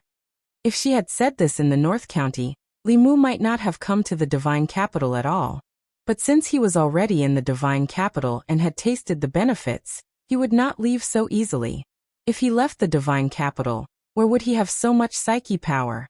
Where would he find a rich woman who could give him earth-rank magic treasures so casually? "There is nothing to be afraid of," Li Mu looked straight at Mr. Mei and said. "As long as His Majesty does not betray me, I will not betray His Majesty." "Very good." Mr. Mei nodded and said, "If you encounter any trouble that you cannot solve, you can come to the Internal Security Department to find me." Li Mu said, "There is no trouble that I cannot solve for now, but there is one thing that I need Sister Mei's help with." Mr. Mei asked, "What is it?" "I need you to pass me a letter." Li Mu looked outside and said, "But I am afraid that I will need Master Zhang's help." A moment later, Li Mu took 2 boxes of tribute tea and walked into the courtyard. Zhang Chun was still pacing in the courtyard, glancing at Li Mu's room from time to time. Li Mu handed the 2 boxes of tribute tea to Zhang Chun and said, "His Majesty gave me these tea leaves. I heard that they came from Nanyang County. I don't have the habit of drinking tea. I know that Master Zhang likes tea, so I will give these 2 boxes to you." "Tribute tea from Nanyang County?" Zhang Chun rubbed his hands, his eyes shining. He said, "The tribute tea from Nanyang County is famous all over the world. I have never tried it." He reached out to take it, but he thought of something and retracted his hand. He asked, "Why did you suddenly give me such good tea?" Li Mu said apologetically, "I have only been in the divine capital for a few days, but I have already caused you so much trouble. I feel bad. You know that you have caused me a lot of trouble." Zhang Chun accepted the tea leaves with relief and said, "Since you said so, I will accept these 2 boxes of tribute tea." Seeing that Zhang Chun accepted the tea leaves, Li Mu said, "Actually, I have a small matter that I would like to trouble you with." "I knew you would not be so kind." Zhang Chun glanced at him, but he could not bear to part with the 2 boxes of tribute tea. He said, "What is it? Tell me." "It is not a big deal." Li Mu said with a smile, "I would like to ask you to write a letter to abolish the law of using silver as punishment." "I can't help you. Goodbye." Zhang Chun hugged the tea boxes and left decisively without looking back. Li Mu said, "After this is done, His Majesty will reward you with a house." Zhang Chun still did not look back. His figure soon disappeared. Li Mu stood where he was and continued to wait. If he wanted to fight a war, he first had to figure out who his enemy was. If he wanted to abolish this law, he first had to know where the obstacles came from. It was not difficult to figure this out. He just had to ask someone to propose to abolish this law and bring it to the imperial court for discussion. Those people would jump out on their own. Li Mu was just a constable. He did not even have the right to make suggestions. Although the internal guards had great power, they were an executive organization that belonged to His Majesty. They did not directly participate in the matters of the imperial court. Although Zhang Chun did not have the right to attend the imperial court, he had the right to participate in the memorial. As long as Mr. Mei passed his letter to the imperial court through the internal guards, Li Mu's plan could be carried out. The matter of abolishing the use of silver in lieu of crime was often mentioned, so the memorial he handed out wouldn't attract too much attention. If he was not willing to help, Li Mu's plan would be much more troublesome. Li Mu looked in the direction where Zhang Chun left, and continued to wait. Soon Zhang Chun's figure appeared again. He asked, "A letter to the imperial court in a house?" Li Mu nodded. Even if His Majesty did not reward him, he would take out some of the treasures he had plundered from the county yamen and sell them. He would also help Zhang Chun get a house. Zhang Chun took out a letter from his sleeve and handed it to Li Mu. He said, "I'll trust you this time. Don't lie to me." When he sent Mr. Mei away, Li Mu briefly mentioned that Commandant Zhang of the Luoyang Yamen enforced the law impartially and was upright for the people. Even though his family of 3 was squeezed into a small yard in the yamen, he still cared about the people. He was a role model for the officials in the imperial court.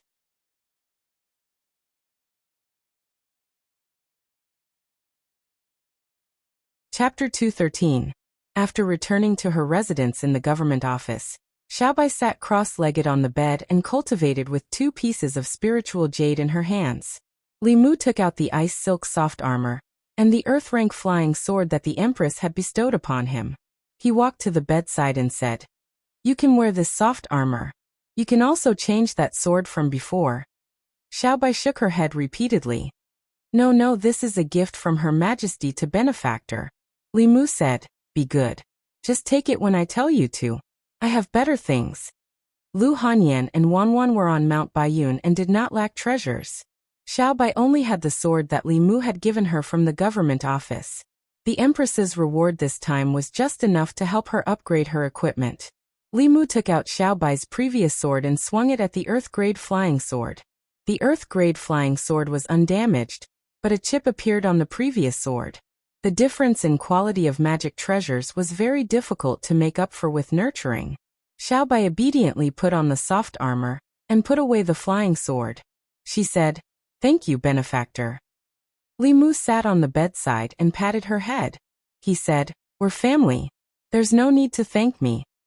Xiaobai rubbed her head against Li Mu's hand.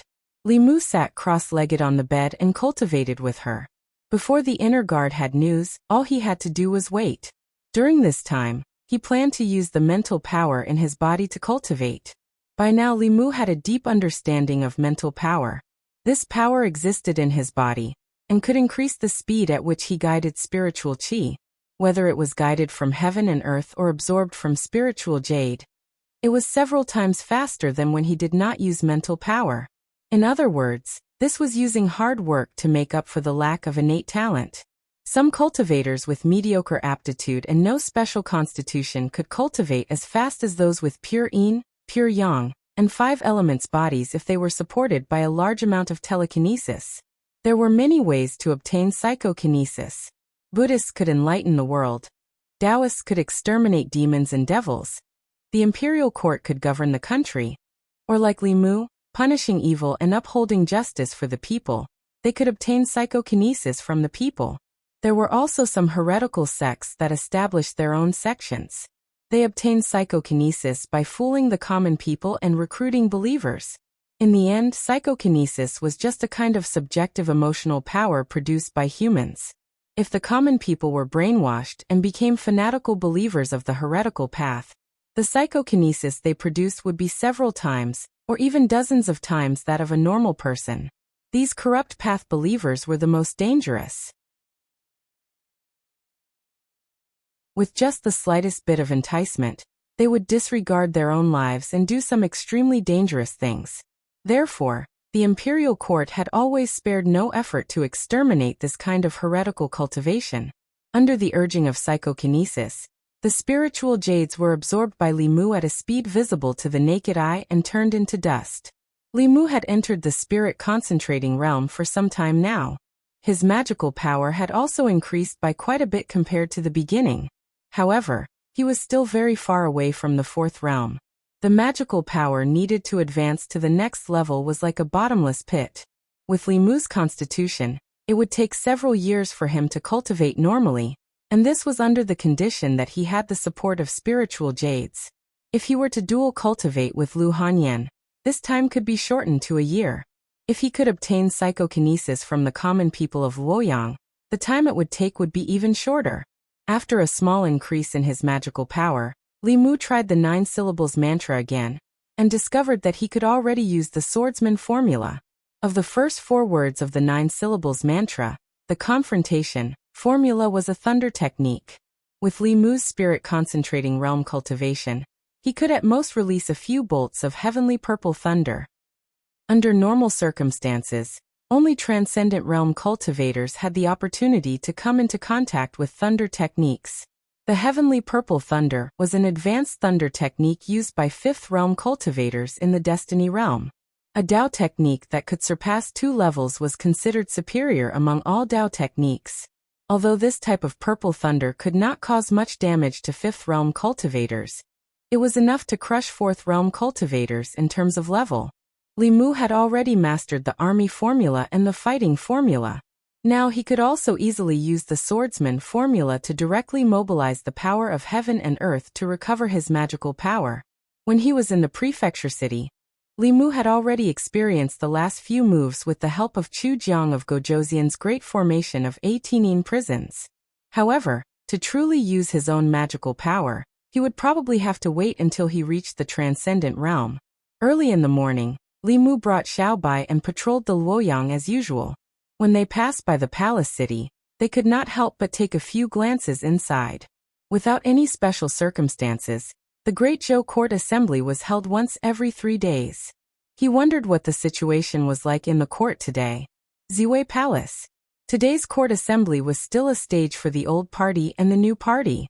After the officials from both sides engaged in intense debate regarding several court matters, each side gained something and each side lost something. As usual, Her Majesty the Empress, whose figure could only be vaguely seen behind the curtains, still did not speak. The court assembly was still hosted by her personal female official. At this moment, the officials were discussing a memorial. This memorial was from a minor official in the Luoyang Yamen. It bypassed the Minister of Governmental Affairs and passed directly to Her Majesty through the inner guards. Generally speaking, officials of the 4th rank and above were qualified to pass memorials directly to Her Majesty. Those below the 4th rank would first pass memorials to the Minister of Governmental Affairs. If necessary, the Minister of Governmental Affairs would then pass them to Her Majesty. However, there were also some officials who would take advantage of the situation and pass memorials directly to Her Majesty through various methods, hoping to gain Her Majesty's appreciation and take a shortcut to the officialdom. They would reach the heavens in one step and soar to the clouds. The memorial was written in hopes that the court would abolish the law of using silver in lieu of crimes in the Great Zhou's law. This matter was occasionally raised by officials in the court, but in the end, it was left unsettled. After all, for most people in the court, this law was beneficial to them. Even if a portion of them agreed to abolish it, they would still remain silent after considering their own interests. A few officials from the censorate were the first to step forward. Your Majesty, I believe that the law of using silver in lieu of crimes encourages unhealthy practices and should be abolished a long time ago. I second the motion. If a violation of the law can be pardoned with silver, where is the dignity of the law? If this law can be abolished, the hearts of the people will be more united, and the country will benefit. After this topic was raised, several officials immediately stepped forward and expressed their agreement. Not long after, an official from the Ministry of Revenue stepped forward and said, "A portion of the revenue of the national treasury comes from silver in lieu of crimes. If it is abolished, I'm afraid the national treasury will be tight." The first official to step forward said, "Lord Wei, don't you think that using silver in lieu of crimes will cause the court to lose the hearts of the people?" The official from the Ministry of Revenue did not deny it. He said, "Although this law has lost some of the hearts of the people, it has been implemented for so many years, and the court has always been stable. Governing a country is not settling cases. It cannot be purely based on right and wrong. It has to be balanced. If the national treasury loses this portion of revenue each year, where will the repair costs of the imperial city's yamen, the salaries of the officials, and the disaster relief funds allocated to the various prefectures come from? The official opened his mouth, but did not know how to refute. At this time, another official from the Ministry of Rights stepped forward and said, "The silver in lieu of crimes was created when the late emperor was still alive. After several modifications, it has already eliminated the majority of serious crimes. It not only ensures the hearts of the people, but also increases the revenue of the national treasury. Do the officials think that you are more wise than the late emperor?" With these words, the officials who had just agreed were immediately silenced. They could refute the reason of the official from the Ministry of Revenue, but who would dare to refute the words of the official from the Ministry of Rights? Even the person behind the curtain could not say that she was more wise than the late emperor, let alone them, the officials. Whoever dared to admit it would be disgraceful. An official from the Ministry of Revenue and an official from the Ministry of Rights blocked the mouths of everyone in the court. Whether it was the new party or the old party, those who could be called party in the divine capital belonged to the upper echelons. Silver in lieu of crimes was beneficial to them. With these two taking the lead, people quickly stepped forward one after another. "I oppose this proposal." "I also oppose." "I second." Beside a pillar in the corner of the crepe myrtle hall, a charming woman held a book in one hand and a brush in the other. She wrote unhurriedly, "The Minister Counselor of the Ministry of Revenue, the Minister Counselor of the Ministry of Rights, the Minister Counselor of the Ministry of Justice." When Li Mu returned to the yamen, he saw that Mr. May was already waiting for him there. Li Mu walked forward and asked, "How is it?" "Like before, too many people oppose this proposal. We can only put it aside for now." Mr. May shook his head and handed him a book. "The leaders of the opposition are all written here." Li Mu inquired about the situation in the imperial court today from her, and also learned some detailed information. The Ministry of Revenue's reason was not based on any evidence. As long as the punishment was combined or the amount was increased, the problem of the national treasury's revenue could be solved. The problem with the silver in lieu of crimes was not that the punishment was silver, but that only the punishment was used for crimes. Since those people did not care about the silver, they might as well punish them more. The national treasury's revenue in this area would not decrease but increase. As for the Ministry of Rights' reason, it was purely baseless accusations. If the rules set by the previous emperor could not be changed by the descendants, then society would not be able to progress. These were all excuses they came up with. Mr. May said, "Actually, this is not a big deal. Most of the officials above the 4th rank do not care, and did not participate. The ones who really oppose are the 5th and 6th rank officials. Their positions are not high, but they are very difficult to deal with. Do you have any ideas?" Li Mu thought for a moment and said, "I do have an idea, but it will cost more silver. I wonder if your Majesty can reimburse me?"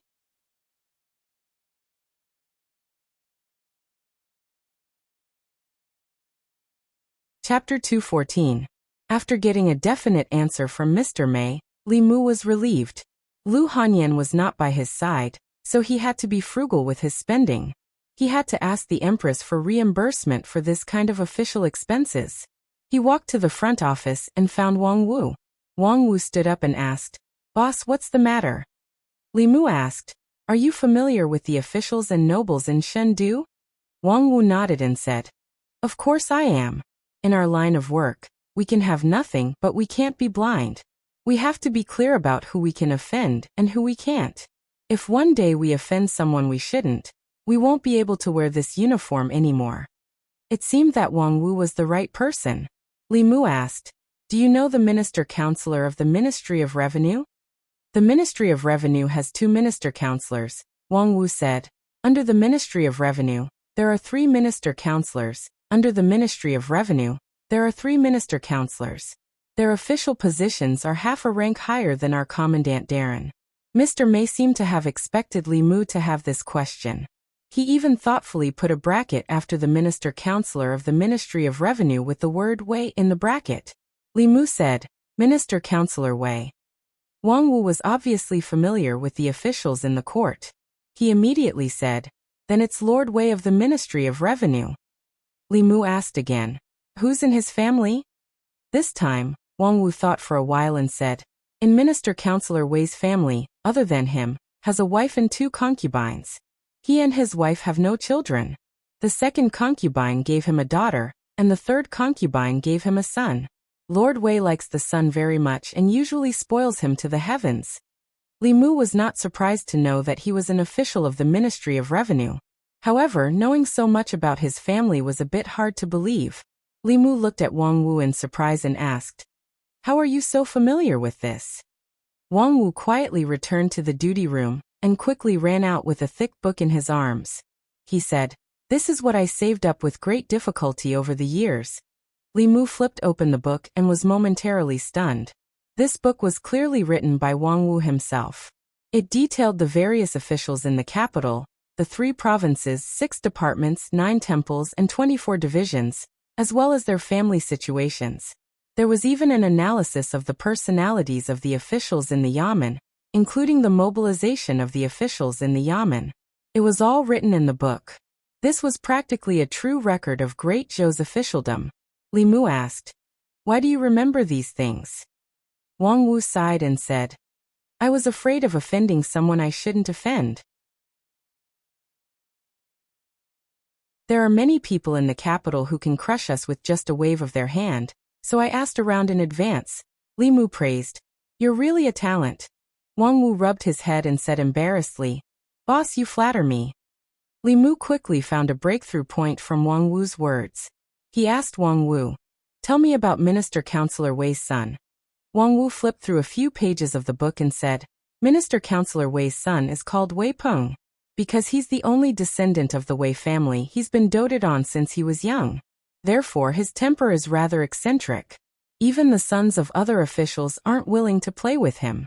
He loves good food and his favorite restaurant is the Floating Fragrance Restaurant. Floating Fragrance Restaurant. Several constables were drooling over the dishes in front of them. Wang Wu finally couldn't help but ask Li Mu, boss, can we eat these dishes? Li Mu took a bite and said, of course, why not? It's public expense. Wang Wu and the others all picked up their chopsticks, looking as if they were going to sweep away all the dishes. Although the Floating Fragrance Restaurant wasn't the best restaurant in Luoyang, it was still a place they couldn't afford. A dish here costs more than their monthly salary. Li Mu glanced at them and said, eat slowly. Don't embarrass the yamen. Li Mu was used to eating Lu Hanyan's dishes. The food here was tasteless to him. It was just that the ingredients were more expensive, the presentation was more particular, the quantity was extremely small, and the price was exorbitant. If it weren't for the fact that the son of the Minister-Counselor of the Ministry of Revenue liked to eat here, Li Mu wouldn't have come to this place. In an exquisite private room on the 2nd floor of the Floating Fragrance Restaurant, Wei Peng and a few friends finished eating and walked out of the private room and down the stairs. One of them said as he walked, I heard that Zhu Tsong was flogged in the Ministry of Justice. Why would the Ministry of Justice do anything to him? Another person said, I've heard that Zhu Tsong and a few others were caught riding horses on the streets of Luoyang. He paid the fine and gave the arrestor 100 taels after he got out, saying that he would do it 10 more times. He shook his head and said, Zhu Tsong really thinks that he can do whatever he wants in Luoyang just because his father is the director of the Ministry of Rights. It's fine if it's normal times, but this time he's too arrogant. Isn't he riding on the head of the imperial court? If the Ministry of Justice doesn't punish him, who will? Another person said, when it's time to restrain yourself, you have to restrain yourself. Going against the Luoyang Yamen is the same as going against the imperial court. The 3 of them walked down the stairs. Wei Peng saw that a constable who was eating at the door kept looking at him. His gaze also lingered on him for a while. The next moment, the constable slammed his chopsticks on the table and stood up. He looked at Wei Peng and asked loudly, what are you looking at? The others were stunned. Wei Peng was even more confused. He had only glanced at the constable, and the constable had put on a provocative posture. This constable's temper was worse than his. He was in a good mood today and did not get angry. Instead, he looked at the constable mockingly and asked, "What's wrong with looking at you?" The constable looked angry and said, "I dare you to look at me again." It was the first time Wei Peng had seen such an arrogant constable. He crossed his arms and said, "What are you going to do?" Bang! The bailiff simply punched him in the face. Wei Peng staggered and was sent flying backwards. A bruise appeared on his eye. Wei Peng was stunned. The people behind him were stunned. The guests, shopkeeper, and waiters of wafting fragrance were all stunned. He punched someone just because they looked at him a little longer. How could there be such an arrogant person in Luoyang? Even the sons of officials and nobles would have a reason when they bullied others. This constable's reason was a little careless. That said, many of the people present felt quite satisfied with that punch. After all, the person he hit was Wei Peng. Everyone was used to seeing his arrogant and despotic appearance. It was the first time they saw him being bullied. The constables were also stunned. Wang Wu had never thought that the reason Li Mu asked him about Minister Wei's vice-director was because of this. The pain that came from his eyes stunned Wei Peng for a moment before he woke up. Then he clearly realized something. He had been beaten up. He had been beaten up by a constable. The reason the other party had beaten him was because he had looked at him a little longer. He was used to using his power to oppress others. When he went out, he brought 2 guards with him. At this time, the 2 guards also realized what was going on and reached out to grab Li Mu. These 2 people were in the spirit condensing realm. Li Mu did not move. He just glanced at them. The 2's outstretched hands stopped in midair. Cold sweat seeped out of their foreheads. They did not attack again, and retreated to Wei Peng's side. The other 2 looked at Li Mu in shock. Li Mu looked at them and asked, "What are you looking at?" Thinking of Wei Peng's fate, the 2 immediately looked away and shook their heads. "Nothing, nothing." Wei Peng covered one eye and looked at the 2 with his other eye. He said angrily, "What are you still standing here for?" One of the guards said, "Young master, he is at the 3rd realm. We are no match for him." Li Mu took one last look at them, and left under Wei Peng's resentful gaze, and the shocked gazes of the surrounding people. The 3 young men behind Wei Peng were at a loss. They did not know what to do. After all, they had always been the ones who took the initiative. They were also the ones who left. Now that they were being bullied, they could not win in a fight. If they scolded him, they would probably be beaten up again. That person was extremely unreasonable. Even if they looked at him a little longer, they would be punched. If they scolded him, it would not be a matter of 1 or 2 punches. One of them looked at Wei Peng and asked, "What do we do next?" Wei Peng's face darkened. He said, "Go to the Ministry of Justice." Li Mu left the restaurant and walked leisurely to the government office. Wang Wu followed behind him and asked with his mouth agape, "Boss, what are you doing?" Li Mu could not be bothered to explain to him. He said, "You will know in a while." Wang Wu said anxiously, "What do you mean by in a while?" "The people from the Ministry of Justice will be here soon. We are the unreasonable ones this time." Wang Wu's prediction was right. The people from the Ministry of Justice came very quickly, even faster than Li Mu arrived at the government office. When he returned to the government office, the people from the Ministry of Justice were already waiting outside. Li Mu had already met a few bailiffs from the Ministry of Justice twice. The leader looked at him with a cold smile and said, "Constable Li, I'm afraid we'll have to trouble you to come with us." Li Mu did not refuse. He said, "Let's go." Xiao Bai ran out of the government office and asked softly, "Benefactor, what's the matter?" Li Mu said, "Nothing. You stay in the government office first. I'll be back in a while." The bailiff from the Ministry of Justice had a mocking expression on his face. Last time he was the reasonable one. Under the threat of the internal guards, the doctor did not dare to judge randomly. This time, he was the one who beat someone first. The reason was in the Ministry of Justice. As long as the doctor handled the case fairly, he would have to go in standing and come out lying down. Li Mu originally wanted Xiao Bai to stay in the government office, but she insisted on following. Li Mu let her go. It was Li Mu's second time in the court of the Ministry of Justice. The doctor of the Ministry of Justice sat on the top. Wei Peng and his bad friend stood on the side, looking coldly at Li Mu. The doctor knocked on the gavel and asked, Li Mu, Wei Peng said that you beat him up for no reason. Is this true? Li Mu explained. Who told him to look at me? The doctor said in a low voice. He only looked at you, and you beat him up? Li Mu looked at Wei Peng and asked, haven't they done this kind of thing before? The doctor knocked on the gavel again and said, I don't care about the past. I only want to ask about the present. Did you beat Wei Peng up for no reason at Spring Fragrance Brothel? Li Mu nodded and said, yes. Since you've admitted to the crime, there's nothing left to interrogate. The doctor sneered and said, men, drag him away. Give him 20 beatings, and throw him into the Ministry of Justice's prison for 7 days. He looked at Li Mu with satisfaction. Last time, the internal guards were there, and it was Zhu Tsong who made the mistake first. He had no choice but to let him walk out of the government office. But this time was different. This time, Li Mu beat Wei Peng first. And Wei Peng did not do anything from the beginning to the end. This case could not be simpler. Even if the Heavenly Emperor came today, he would still be guilty. When the two bailiffs from the Ministry of Justice came up, Li Mu suddenly stretched out his hand and said, wait. The doctor said, do you have anything else to say? Li Mu raised his head and said, according to the laws of the Great Zhou, Volume 2, Article 13, those who beat up others for no reason can be punished with less than 20 beatings and imprisoned for less than 7 days, depending on the severity of the injury. Wei Peng's eyes are bruised, but it's only a minor injury. Sir Doctor, you sentence me to 20 beatings and imprisonment for 7 days. This is an abuse of punishment. According to the laws of the Great Zhou, Volume 25, Article 47, any official who abuses punishment will be fined a month's salary for a light punishment, or removed from office for a heavy punishment.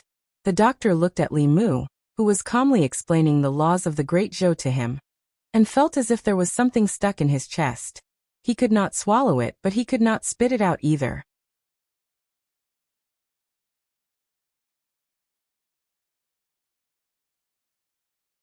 Chapter 215.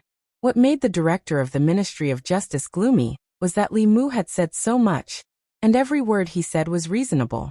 According to the laws of the Great Zhou, as long as no serious injuries or deaths were caused, the maximum punishment for fighting would be 20 strokes of the cane and 7 days of imprisonment. Wei Peng only had a black eye, which was a light injury among light injuries. If he was sentenced to the most serious crime of fighting, he might not be able to convince the public. He was not afraid of not being able to convince the public, but he was afraid of not being able to convince the internal guard. This was a clear abuse of power, and a heavy punishment was a light crime. The internal guard was a sharp sword hanging over the heads of the officials of the divine capital. If this sword fell, even if he could keep his head, he would definitely not be able to keep his position. However, if he downplayed this matter, he would not be able to swallow the anger in his heart. He was a constable, and catching people was his job. Why would he study the laws of the Great Zhou?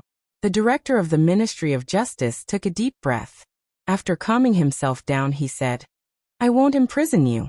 10 strokes of the cane isn't an abuse of punishment, right? Li Mu nodded. Of course not. After all, the law was only a reference. It could not be so precise as to how a black eye should be punished. As for how the punishment should be, it was up to the judge to decide the punishment according to the actual situation. This was the authority of the judge. The director of the Ministry of Justice waved his hand and said, men, drag him out and execute him. He could choose not to imprison him, but he had to beat him. If he did not make Li Mu lose half his life today, he would not be able to appease the hatred in his heart from being humiliated twice. Although this person was a constable, he was still inexperienced. He probably did not know that the bailiffs of the Ministry of Justice had long been trained to be skilled. They could beat someone 100 times with the cane, and only hurt the flesh. They could also beat someone to death within 10 strokes. Whether it was 10 strokes, 20 strokes, 100 strokes, or 200 strokes, they could all achieve the same result. The director of the Ministry of Justice gave the two bailiffs a look. After the two understood, a trace of fierceness appeared in their eyes. Wait. Li Mu stretched out his hand again. The director of the Ministry of Justice said angrily. What else do you want? Li Mu slowly said. According to the law of the Great Zhou, Book 2, Article 13, the crime of fighting can be substituted with silver. And according to the law of the Great Zhou, Book 50, Article 1, it explains the substitution of silver. 1 cane can be substituted with 1 tael of silver. 10 canes, that is 1 tael of silver. Li Mu took out a piece of silver from his bosom and walked to the table where the director of the Ministry of Justice was sitting. He placed the silver on the table and said, There's more than 1 tael of silver here. Keep the change. The director of the Ministry of Justice opened his mouth, but did not know how to refute. The silver of guilt was a rule set by the previous emperor, and it was still in use today. In today's morning court, he even stood out to oppose the proposal to abolish the silver of guilt. In other words, Li Mu's actions were in accordance with the law. However, this law had always been used by the Ministry of Justice to protect their accomplices. When had it ever been used on themselves? Li Mu looked at the director of the Ministry of Justice and asked, Is there a problem? The director of the Ministry of Justice did not speak. He could not deny Li Mu, because denying Li Mu was the same as denying himself. A few hours ago, he was still in court, arguing that the silver of guilt was beneficial to the country, and not a tool used by some party for personal gain. If he did not allow Li Mu to use the silver of guilt, he was afraid that the internal guards would immediately accuse him of abusing his power for personal gain. That would be the end of him. The director of the Ministry of Justice shook his head and said, No problem. Li Mu said, If there's no problem, I'll go back first. See you next time. Wei Peng had been standing to the side and watching. At this moment he could no longer hold back. He pointed at Li Mu and asked the director of the Ministry of Justice, Are we letting him go just like that? The director of the Ministry of Justice said with a dark expression, According to the law, he paid the silver and it was enough to pay for his crime. Wei Peng cursed angrily. Which idiot made this bullshit law? Where is the justice? Li Mu, who already had 1 foot out of the hall of the Ministry of Justice, pulled back the foot he had taken. He turned around and walked back. He looked at the director of the Ministry of Justice and asked, Did you hear that? The director of the Ministry of Justice held his forehead and shook his head. I didn't hear anything.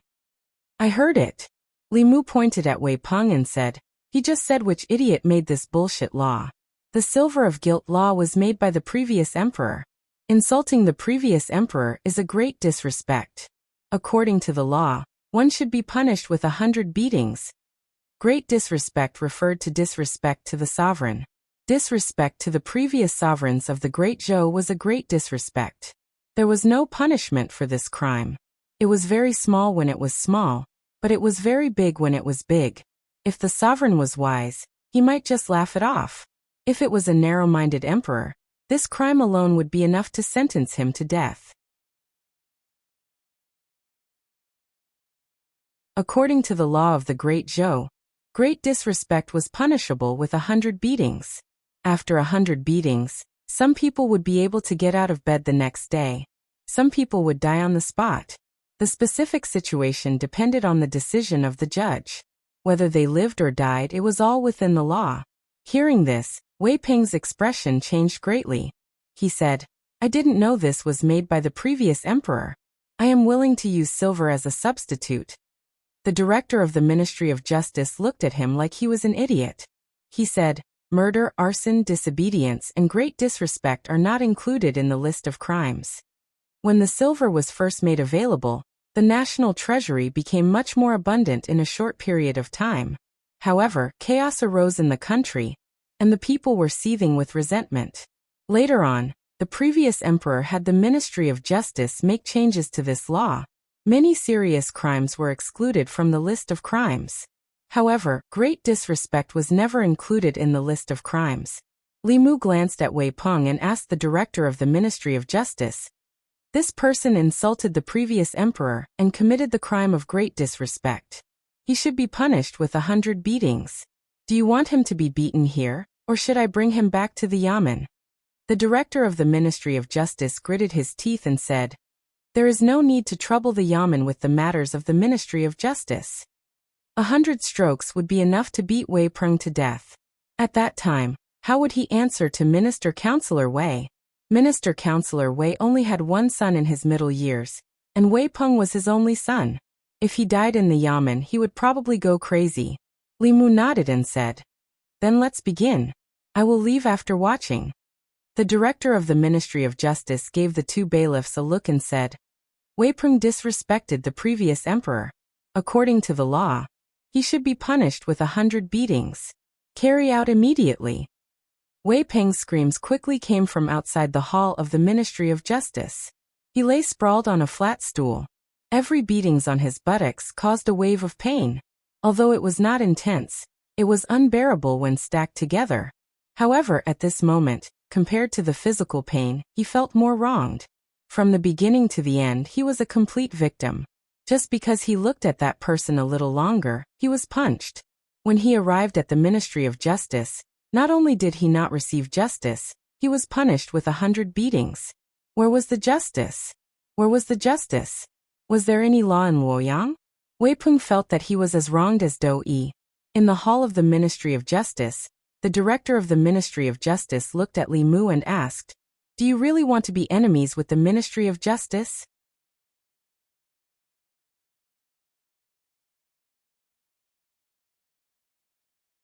Instead, the bailiff who was beaten seemed to have been severely punished. Although this kind of thing wasn't rare in the Ministry of Justice, in the past, the people who hit the bailiff were all people like Wei Peng. Could it be that the bailiff's background was even deeper than Wei Peng's? Wang Wu and the others were already dumbfounded. They ran forward and asked, "Boss, are you all right?" Li Mu glanced at him and asked, "What can happen to me?" Wang Wu and the others sized up Li Mu from head to toe. Then they began to look at him with reverence. After hitting the people of the Ministry of Justice, he could make the Ministry of Justice hit his own people again. In the end, he walked out of the Ministry of Justice safely. Other than him, who else could it be? Everything that happened in the Ministry of Justice couldn't escape Xiaobai's ears. She raised her head and looked at Li Mu with little stars in her eyes. She said, "If benefactor is a fox, he must be the smartest fox." In the Ministry of Justice, the director of the Ministry of Justice paced around the hall and muttered, "Something's wrong. Something must be wrong." A figure stood at the door and asked, "What's wrong?" The director of the Ministry of Justice raised his head and immediately said respectfully, "Lord Assistant Minister." The Assistant Minister of Justice asked, "What's wrong?" The director of the Ministry of Justice scratched his head and said, "The one who hit the bailiff was fine. Instead, the one who was beaten was punished with a cane. What was wrong became right, and what was right became wrong." The Assistant Minister of Justice glanced at him and said indifferently, "According to the law, no one is wrong, but right and wrong are reversed and black and white are mixed up. Then the one who is wrong is the law."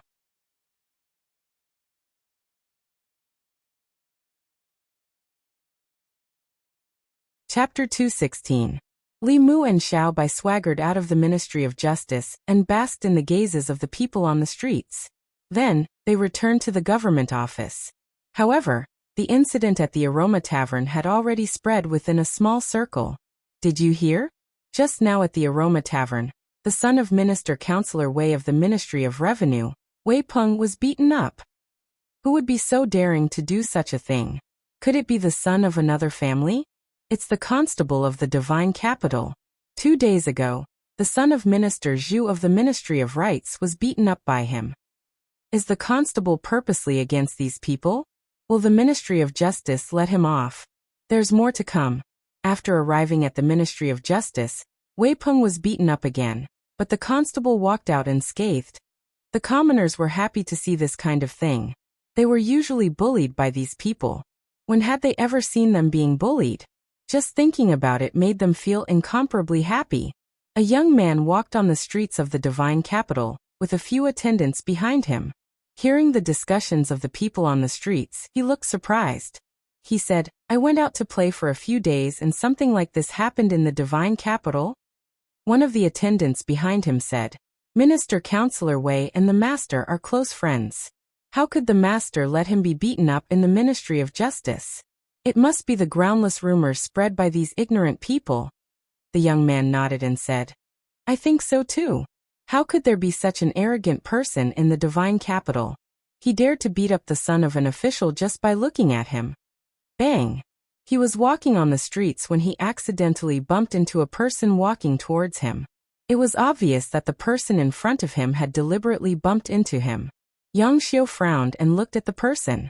The constable looked at him coldly. What are you looking at? Before Yang Xiu could react, a fist grew larger in front of his eyes. The two attendants reacted quickly. One of them blocked the constable's fist, while the other attacked his chest. The constable's footwork changed, and he easily dodged the follower's attack. His fist also changed direction and landed on Yang Xiu's other eye. After a sharp pain, a bruise appeared on Yang Xiu's right eye. How dare you? How dare you? The two followers were furious. Just as they were about to attack again, the constable pulled out his sword and pointed at them. He said coldly, Have you considered the consequences of attacking and arresting people on the streets of Luoyang? The two of them paused. Assaulting and arrest was a serious crime, much more serious than fighting. Moreover, the aura that was inadvertently leaked out from that person's two simple actions just now made them feel extremely pressured. That person was at least at the third realm. They were no match for him.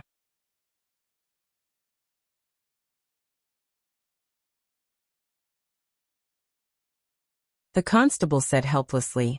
But he hit young master this time. What? The director of the Ministry of Justice stood up abruptly and ran to the front hall.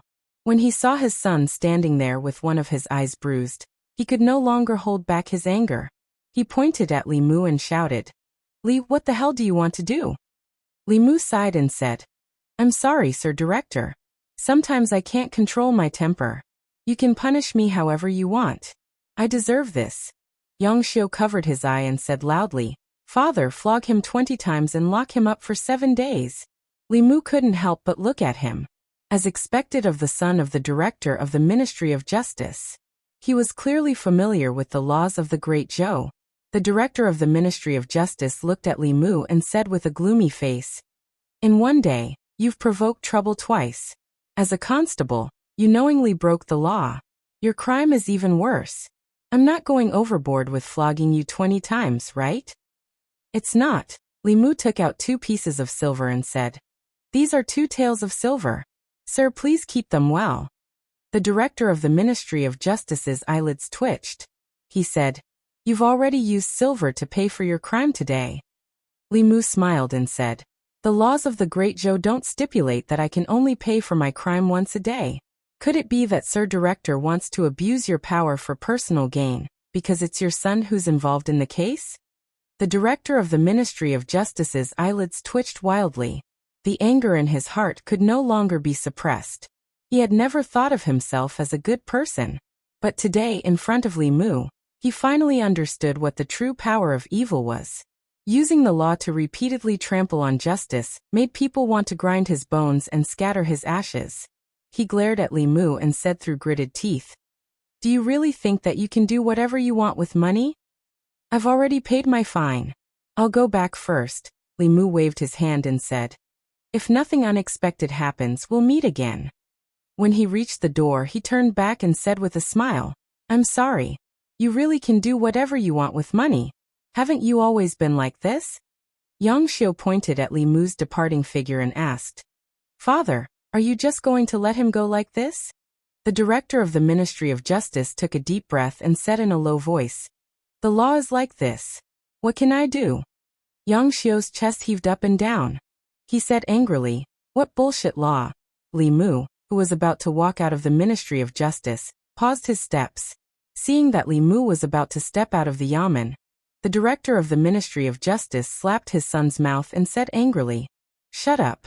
This law was set by the previous emperor. Who are you to question it? Li Mu sighed and walked out of the Ministry of Justice. Yang Xiu covered his face with an innocent expression. He had clearly done nothing. He had been punched on the street for no reason. When he returned to the Ministry of Justice, the person who hit him had left, and he had been slapped again. At this moment, The grievance in his heart could no longer be described with words. The director of the Ministry of Justice's chest heaved up and down. He clenched his fists and loosened them after a while. The law of paying in lieu of punishment was very convenient when he used it normally. When those officials or children of the rich and powerful committed crimes, he could not really punish them. Using silver in lieu of punishment was a very good way to avoid this trouble. There were clear laws and regulations. Even the victims had nothing to say. However, when these things happened to them, the feeling was completely different. This was the source of the feeling in his heart that something was wrong. The rules that were originally set for them were used by Li Mu as a tool. If it was someone else, he would not need to talk about rules with them. However, Li Mu had the internal guards behind him. No matter how unwilling he was, he could only act within the rules unless they set up new rules. He returned to the side hall and thought about this matter. After a while, another bailiff knocked on the door and came in. The bailiff looked at him with a dazed expression and said, "Sir, the grandson of the minister of Taichung Temple was beaten on the street. The one who hit him was that Li Mu." From the time Li Mu left the Ministry of Justice to the time the grandson of the minister of Taichung Temple was beaten and reported to the Ministry of Justice, only half an hour had passed. The director of the Ministry of Justice held his face with both hands and muttered, "Is he crazy, beating the son of the director of the Ministry of Rights, the son of the Minister of Revenue, the son of the director of the Ministry of Justice, and the grandson of the minister of Taichung Temple? Only a lunatic would do such a thing." At a certain moment, a light flashed through the director of the Ministry of Justice's mind. The director of the Ministry of Rights, the Minister of Revenue, the Minister of Taichung Temple, and himself were all strongly against abolishing the act of substitution. However, Li Mu used the act of substitution to make them suffer unspeakable. Could it be that his true purpose was to abolish the act of substitution? However, he was only a lowly bailiff. What good would it do him to abolish the act of substitution? No. The first person to propose abolishing the act of substitution was the commandant of Xingdu. Li Mu was the commandant of Xingdu. Could it be that the commandant of Xingdu was behind all this? His purpose was to abolish the act of substitution, so that he could perform a meritorious service to His Majesty? The director of the Ministry of Justice had a look of realization. He finally realized the truth. Achoo! In the Shengdu Yamen, Zhang Chun sneezed. He picked up his teacup and took a sip. Looking at the cramped room, he sighed and said, "Why hasn't His Majesty delivered the house that he promised?"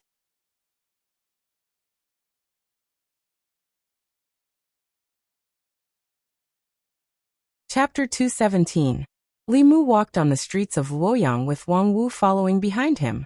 Letting Xiao Bai see him beating people up for no reason would hurt his upright image in Xiao Bai's heart. That was why Li Mu had her stay at the yamen to cultivate instead of following him around. Wang Wu followed behind Li Mu with a look of reverence. In the past few days he was completely convinced by this new constable. Upholding justice for the people, punishing evil, and upholding justice. This was the constable of the people. The sons of some officials in Luoyang were evil, but he was even more evil than them. He went to the Ministry of Justice as if he was drinking water and eating. He had beaten people up, but in the end he could walk out of the Ministry of Justice unscathed. Who else in Luoyang could be like him? "Constable Li, would you like a bowl of noodles?" "Constable Li, would you like a pear? There are 2 new girls in the brothel. Would you like to come and have some fun?" In the past few days, Li Mu's name had spread throughout Luoyang. It was not because he was upholding justice for the people, nor was it because he was handsome. It was because he could walk out of the Ministry of Justice unscathed after beating up the sons of officials on the streets. This gave the people a lot of fun to watch. The people whom the constable of the Luoyang Yamen had attacked were all sons of officials who were used to being arrogant and despotic in the Luoyang. Seeing them being bullied and unable to do anything to Constable Li, the commoners were extremely pleased. Li Mu rejected the brothel madam's invitation. He looked ahead, searching for his next prey. At one point, his eyes lit up as a familiar figure came into view. It was Zhu Tsong, the son of the director of the Ministry of Rights. Li Mu had only been in Luoyang for 2 days, but he already had a grudge with him because of the horse riding incident on the streets. Zhu Tsong had been beaten a few times in the Ministry of Justice, but he had completely recovered in a few days. Wei Peng, who had been beaten the most, had probably recovered by now. Being beaten with a cane might take the life of an ordinary person, but these people were rich and definitely did not lack healing pills. At most, they would suffer some physical pain during the torture. Zhu Tsong had already seen Li Mu, but he didn't dare to look at him again. Over the past few days, he had investigated thoroughly. Li Mu had internal guards behind him. They were the Empress's lackeys and fangs. Although there were many people in Luoyang who could afford to offend him, it definitely did not include him, whose father was only a director of the Ministry of Rights. He simply turned around, planning to slip away as soon as possible. As soon as Zhu Tsong turned around, Li Mu appeared in front of him. Li Mu looked at Zhu Tsong and asked with a smile, "Isn't this young Master Zhu? Where are you going in such a hurry?" Zhu Tsong lowered his head, not daring to look at Li Mu. He said, "Just strolling around." Li Mu frowned and said, "Why don't you look at me when you speak? Are you looking down on me?" Zhu Tsong immediately raised his head and said with a sad face, "Arrestor Li, it was all my fault. I was blind. I shouldn't have ridden on the street and provoked the imperial court. I won't do it again. Please forgive me." Li Mu looked at Zhu Tsong, stunned for a moment. If Zhu Tsong was as arrogant and despotic as before, beating him up would not be a big deal. But he suddenly turned over a new leaf and admitted his mistake. If Li Mu beat him up again, he would be in the wrong. A prodigal who turned over a new leaf was more precious than gold. If he could really repent in the future, he would be spared a beating today. Li Mu waved his hand and said, "Behave yourself in the future. Let's go." "Thank you, Arrestor Li." Zhu Tsong did not hesitate and quickly left. Li Mu sighed regretfully and continued to search for his next target. Suddenly, the sound of hurried horse hooves came from behind. Li Mu looked ahead and saw a young master riding on a horse. He crossed the road, causing the people to run away in panic. Riding on horses on the streets of Luoyang was common, but it was not so common. This was the second time Li Mu had seen it. He was about to chase after the young master when he felt something on his leg. He looked down and saw Wang Mu hugging his leg tightly. Li Mu asked, "What are you doing?" Wang Mu said bitterly, "Boss, we can't go. We can't afford to offend this person." Given Wang Mu's eyesight, after following Li Mu for the past few days, he should already know who they could afford to offend and who they could not. Even in such a situation, Li Mu was still so determined to drag Li Mu along. This showed that this person's background was indeed not small. Li Mu asked, "Who is he?" Wang Mu said, "A disciple of the Zhou family." A disciple of the Zhou family. Although there were only 4 words, it was very important in the hearts of the people, officials and nobles in Luoyang. Although the royal family had no relatives, and since the empress ascended the throne, the relationship with the Zhou family was not as close as before. But now the Zhou family was undoubtedly the #1 family in Great Zhou. The Zhou family and their vassal forces controlled half of the imperial court. The Zhou family's ancestor was a peak 6th realm cultivator. The family recruited countless cultivators, including Dongxian. In Luoyang, even the Xiao family was inferior to the Zhou family. Lord Zhang had once warned Li Mu that the Zhou family was first among the people and forces that he could not afford to offend in Luoyang. Even if Li Mu had internal guards behind him, he could not afford to offend this family. Wang Mu hugged Li Mu's leg tightly and said, "Boss, listen to me. This is really not something we can afford to offend." Li Mu knew very well that he could be arrogant in front of the sons and grandsons of rank 5 and 6 officials in the name of internal guards. But he did not have the right to be arrogant in front of these people. In the end, before he had absolute strength and power, he was just someone who bullied the weak and feared the strong. He walked a few steps and soon saw his next target. It was a young man dressed in luxurious clothes. He seemed to have drunk a lot and walked on the street drunk. Occasionally, he would smile at the girls passing by, causing them to cry out in surprise and hurriedly move away. An old man was following behind him at a distance that was neither too far nor too close. He should be a bodyguard. Wang Wu followed Li Mu's gaze. His hands, which had already let go of Li Mu's thighs, hugged him again. He said helplessly, "Lord, this is also not something we can afford to offend. Unlike riding a horse on the street, being drunk was not a crime. Smiling at women while drunk was not a crime. If it was not for the fact that he was usually arrogant and domineering in Luoyang and bullied the people, Li Mu would not have taken the initiative to offend him. He was just curious about the background of this young man who had a fifth realm guard. He looked at Wang Mu and asked, "Who is this?" Wang Mu said, "Crown Prince Ping, the former Crown Prince's cousin. He's from the Shao royal family." The former Crown Prince usually referred to the previous emperor of the Great Zhou. However, he had only been on the throne for less than a month before he died. The people and officials of Luoyang did not call him the former emperor. According to Lord Zheng's reminder to Li Mu, the Shao royal family was ranked second, just below the Zhou family. The Great Zhou court had been swayed by these two forces since 3 years ago. The Shao royal family wanted to regain the emperor's aura after the empress abdicated, and return the power of Great Zhou to the right track. The Zhou family wanted the empress to pass the throne to the Zhou family's descendants, and change the surname of the Great Zhou royal family. These two forces had an irreconcilable fundamental conflict. Among the various forces in Luoyang, some leaned toward the Shao family, some leaned toward the Zhou family, some leaned toward the empress, and some remained neutral. Even though the Zhou family and the Shao family were locked in a fierce battle in court, they would try their best to avoid offending each other outside of court. Some people could not be offended for the time being. Those who could be offended had been in seclusion for the past 2 days. Li Mu waved his hand and said, "Forget it. Let's return to the court." Ministry of Justice. Several officials gathered together. The atmosphere was rather gloomy. Preposterous. Too arrogant. Lawless. Simply lawless. The director of the Ministry of Justice looked at the furious director of the Ministry of Rights, the minister-counselor of the Ministry of Revenue, the minister of Taichung Temple, and a few other officials. He rubbed the space between his eyebrows but did not speak. His son had been beaten 100 times and had not fully recovered even now. His concubine had been causing trouble at home every day. The minister-counselor of the Ministry of Revenue looked angrily at the director of the Ministry of Justice and asked, "Sir Yang, don't you have a way to deal with that Li Mu?" "What can I do?" The director of the Ministry of Justice had been extremely irritated these past 2 days.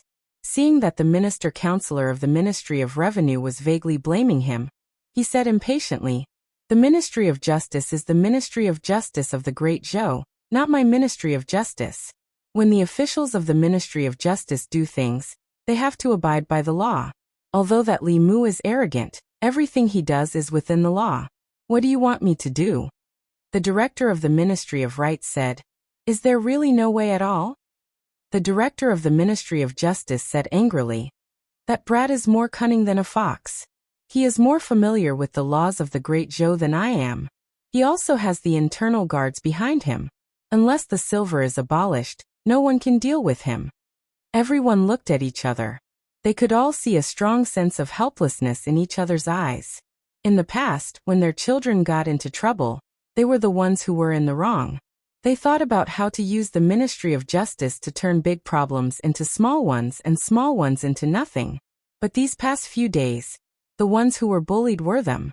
They were clearly officials of the imperial court.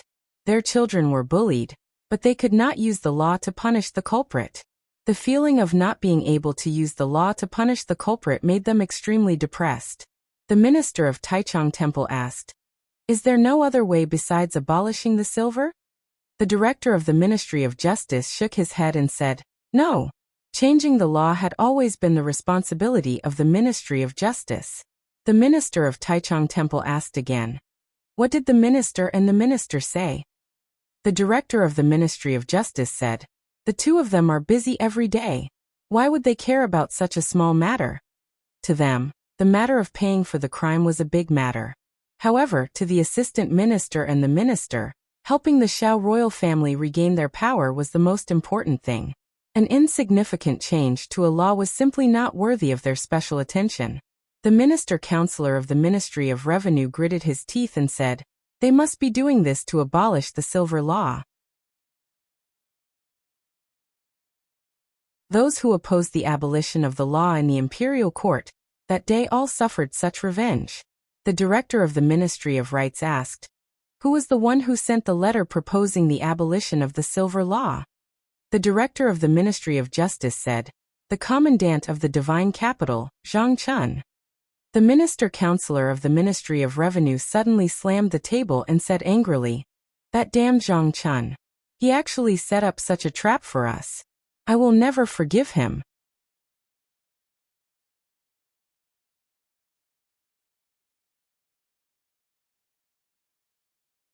Chapter 218. At the censorate. Lawless. This is lawless. Is no one going to do anything about such an evil official in the divine capital? Imperial censors, are you going to watch the divine capital be turned into a mess by this person? The officials whose families' juniors had been bullied gathered at the entrance of the censorate to block the entrance of the censorate. The censorate's door was shut tight and did not let them in. After shouting at the door for a while, an censorate poked his head out of the wall and said to them, "Dear censorates, this is the Ministry of Justice's matter. You should go to the Ministry of Justice's yamen." An official said angrily, "The Ministry of Justice told us to look for you. But you're looking for the Ministry of Justice. Who should we look for?" The censorate said, "I'm sorry. The censorate is only in charge of monitoring matters.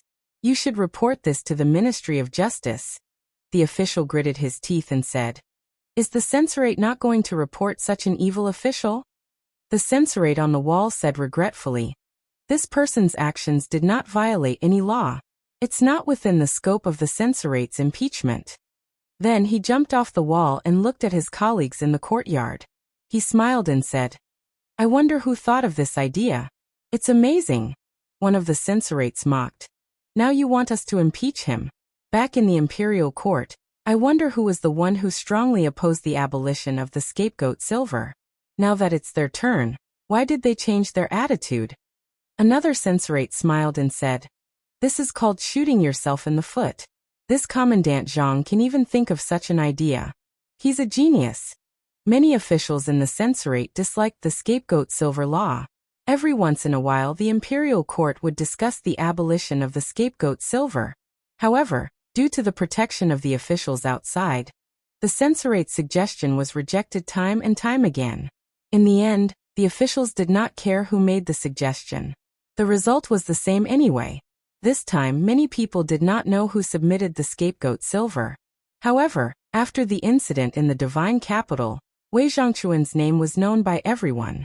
To be able to come up with a method of using violence to curb violence, using evil to curb evil, and making some people who defended the silver law of substitution suffer the consequences of their own actions. Anyone who heard this would have to say that they were impressed. In the current imperial court, there weren't many good officials who were dedicated to the people, dared to fight against evil forces, and didn't adhere to the rules. I'm not. I didn't. Don't speak nonsense. Inside the divine capital yamen, Zhang Chun's face was filled with shock. He shouted, "What does this have to do with me?" Deputy Constable Sun said with a smile, "Sir, you don't have to hide it anymore. Who doesn't know that you were the one who sent the letter proposing the abolition of the substitute silver? You were also the one who instigated Constable Li's actions." Zhang Chun opened his mouth and was speechless for a moment. He was the one who handed the memorial to Li Mu, and Li Mu was his subordinate. It was reasonable for others to have such a guess. But the problem was that he had only handed over the letter to buy a big house for his wife and daughter. He did not instruct Li Mu to do those things. In the end, not only did he not get the house, but he also became a scapegoat. This was purely a case of yellow mud falling into one's crotch. He couldn't explain it even if he wanted to. When he thought about how he had unknowingly offended so many officials and dignitaries, Zhang Chun was furious. He said angrily, "Go and find Li Mu for me." After a while, Li Mu came to the back of the yamen. Zhang Chun gritted his teeth and said, "Look at what you've done." Li Mu was worried about not being able to find the target. He came back to his senses and asked, "What's the matter?" Zhang Chun said angrily, "You're still playing dumb with me. They all think that I'm the one who instigated you to do this. What? Li Mu was shocked. He had worked hard to find the target and repeatedly used violence. He didn't hesitate to destroy the perfect image in Xiao Bai's mind. All this was to establish an image in the eyes of the people as a constable who didn't fear the strong and dared to fight against evil forces for the sake of the people's well-being. In this matter, he was definitely the number one person. When this matter was settled, all of the people's psychokinesis would be targeted at him. He was the one who did all the dirty work. Lord Zhang was just drinking tea in the yamen and took away the fruits of his labor. He was demoted from the number one person to the number two person. Was there any justice in this world? He stole the fruits of Li Mu's victory without much effort and gained the love and respect of the people. How could he be blamed for it? Zhang Chun was stunned when he saw the change in his expression. He asked, "You're still not willing to let me take the blame for you?" Li Mu said indignantly, "I worked hard to go against those officials and took the risk of being beaten and imprisoned in order to obtain psychokinesis from the people. Lord Zhang obtained all of this just by drinking tea in the yamen. You're still not willing?" The two of them looked at each other and saw the indignation in each other's eyes. Li Mu didn't expect that he would suffer retribution so soon after stealing Lord Zhang's psychokinesis. Zhang Chun also didn't expect that he would offend so many officials in Luoyang just because he wanted to move to another residence. He had to bear a burden that his life couldn't bear. Li Mu sighed in the end. He was just a small constable. Even if he wanted to take the blame, he didn't have the right to do so. Zhang Chun also sighed. He didn't want to offend people or cause trouble, but the people he offended this time were more than the people he had offended in his 10 years as an official. In the Ministry of Justice, the Minister-Counselor of the Ministry of Revenue, the Minister of the Ministry of Rights, the Minister of the Ministry of Justice, the Minister of the Taichung Temple, and the others also sighed. The Minister-Counselor of the Ministry of Revenue said unwillingly, "Is there really no other way?" The Minister of the Ministry of Justice said, "There's no other way except to amend the law and abolish the Silver of Guilt." In the past, the Silver of Guilt Act was their umbrella of protection. Now the Silver of Guilt Act was their death warrant. With Li Mu's arrogance, if this law wasn't abolished, their family's juniors wouldn't be able to leave their homes in the future. If they were caught by Li Mu outside, they would inevitably be beaten up. Unless they could hire a fourth realm cultivator to guard them at all times, but the price they had to pay was too great. How could they afford to hire a middle realm cultivator?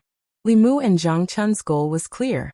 If the Silver of Guilt Act wasn't abolished, his actions wouldn't stop.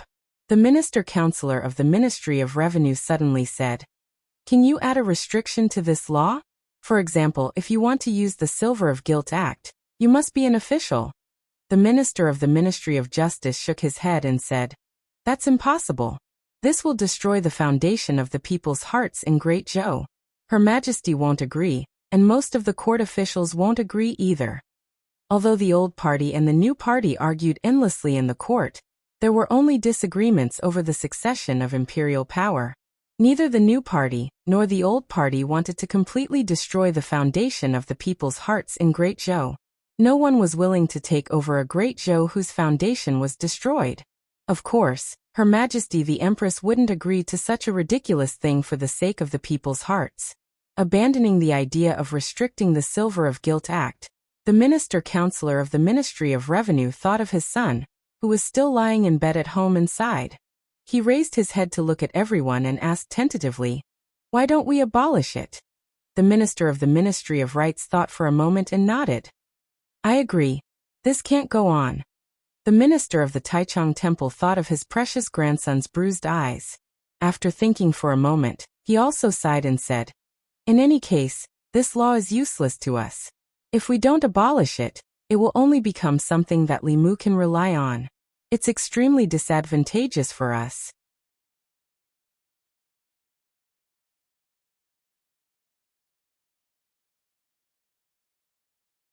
Chapter 219. Half a month ago, the Silver Law of Substitution was still a protective umbrella for the powerful and influential officials in Luoyang. Ever since Li Mu came to Luoyang, he put away the umbrella and used it as a weapon to whip them. The longer this law existed, the longer they would be threatened by Li Mu. After some discussion, they finally decided to abolish this law. Since this law could no longer be used by them, it could not be used by that damned Li Mu either. All along, those who opposed the abolition of the silver law of substitution were here. As long as they all agreed to abolish this law, there would be no more resistance. The Ministry of Justice had always been in charge of making and changing criminal laws. The Minister of Justice said, "I need to ask the two of you about this." At the back office of the Ministry of Justice, the Minister of Justice asked, "You want to abolish the silver law of substitution?" The Minister of Justice nodded and said, "The arrester of Luoyang was ordered by the commandant of Luoyang to do whatever he wanted with the silver law of substitution. He made Luoyang a mess. If this law is not abolished, the Ministry of Justice will become a joke in Luoyang." The Minister of Justice did not have a son. He did not care whether the silver law of substitution was abolished or not. He looked at the other person beside him and asked, "Assistant Minister Zhou, what do you think?" The Assistant Minister of Justice did not even raise his head and said, "It's a small matter. Let them decide." The Minister of Justice suddenly thought of something and said, "Assistant Minister Zhou, didn't you also advocate for reform and abolish the silver law of substitution?" The Assistant Minister of Justice raised his head and said, "Yes, I was young and fearless. I always wanted to do something for the court. Unfortunately, I was not as lucky as this arrester." The Minister of Justice said, "His fearlessness is quite similar to Assistant Minister Zhou in the past. But it's good that this law is abolished. At least Luoyang will be less chaotic." The Minister of Justice just smiled and said, "The chaotic atmosphere in Luoyang is not just because of the silver law of substitution. I really want to see how far he can go." With the permission of the two officials, the Minister of Justice returned to his room on duty and began to think about abolishing the silver law of substitution. He had no choice but to make this decision. He felt very depressed, but there was nothing he could do. Li Mu had taken their path, leaving them with no other path to take, so they could only destroy it. 2 days later, Ziwei Hall. When the director of the Ministry of Justice brought up the memorial from the Shindu military captain Zhang Chun again, his attitude changed. He actually supported the idea of the court abolishing the use of silver in lieu of punishment, and changing it to a combination of silver and punishment.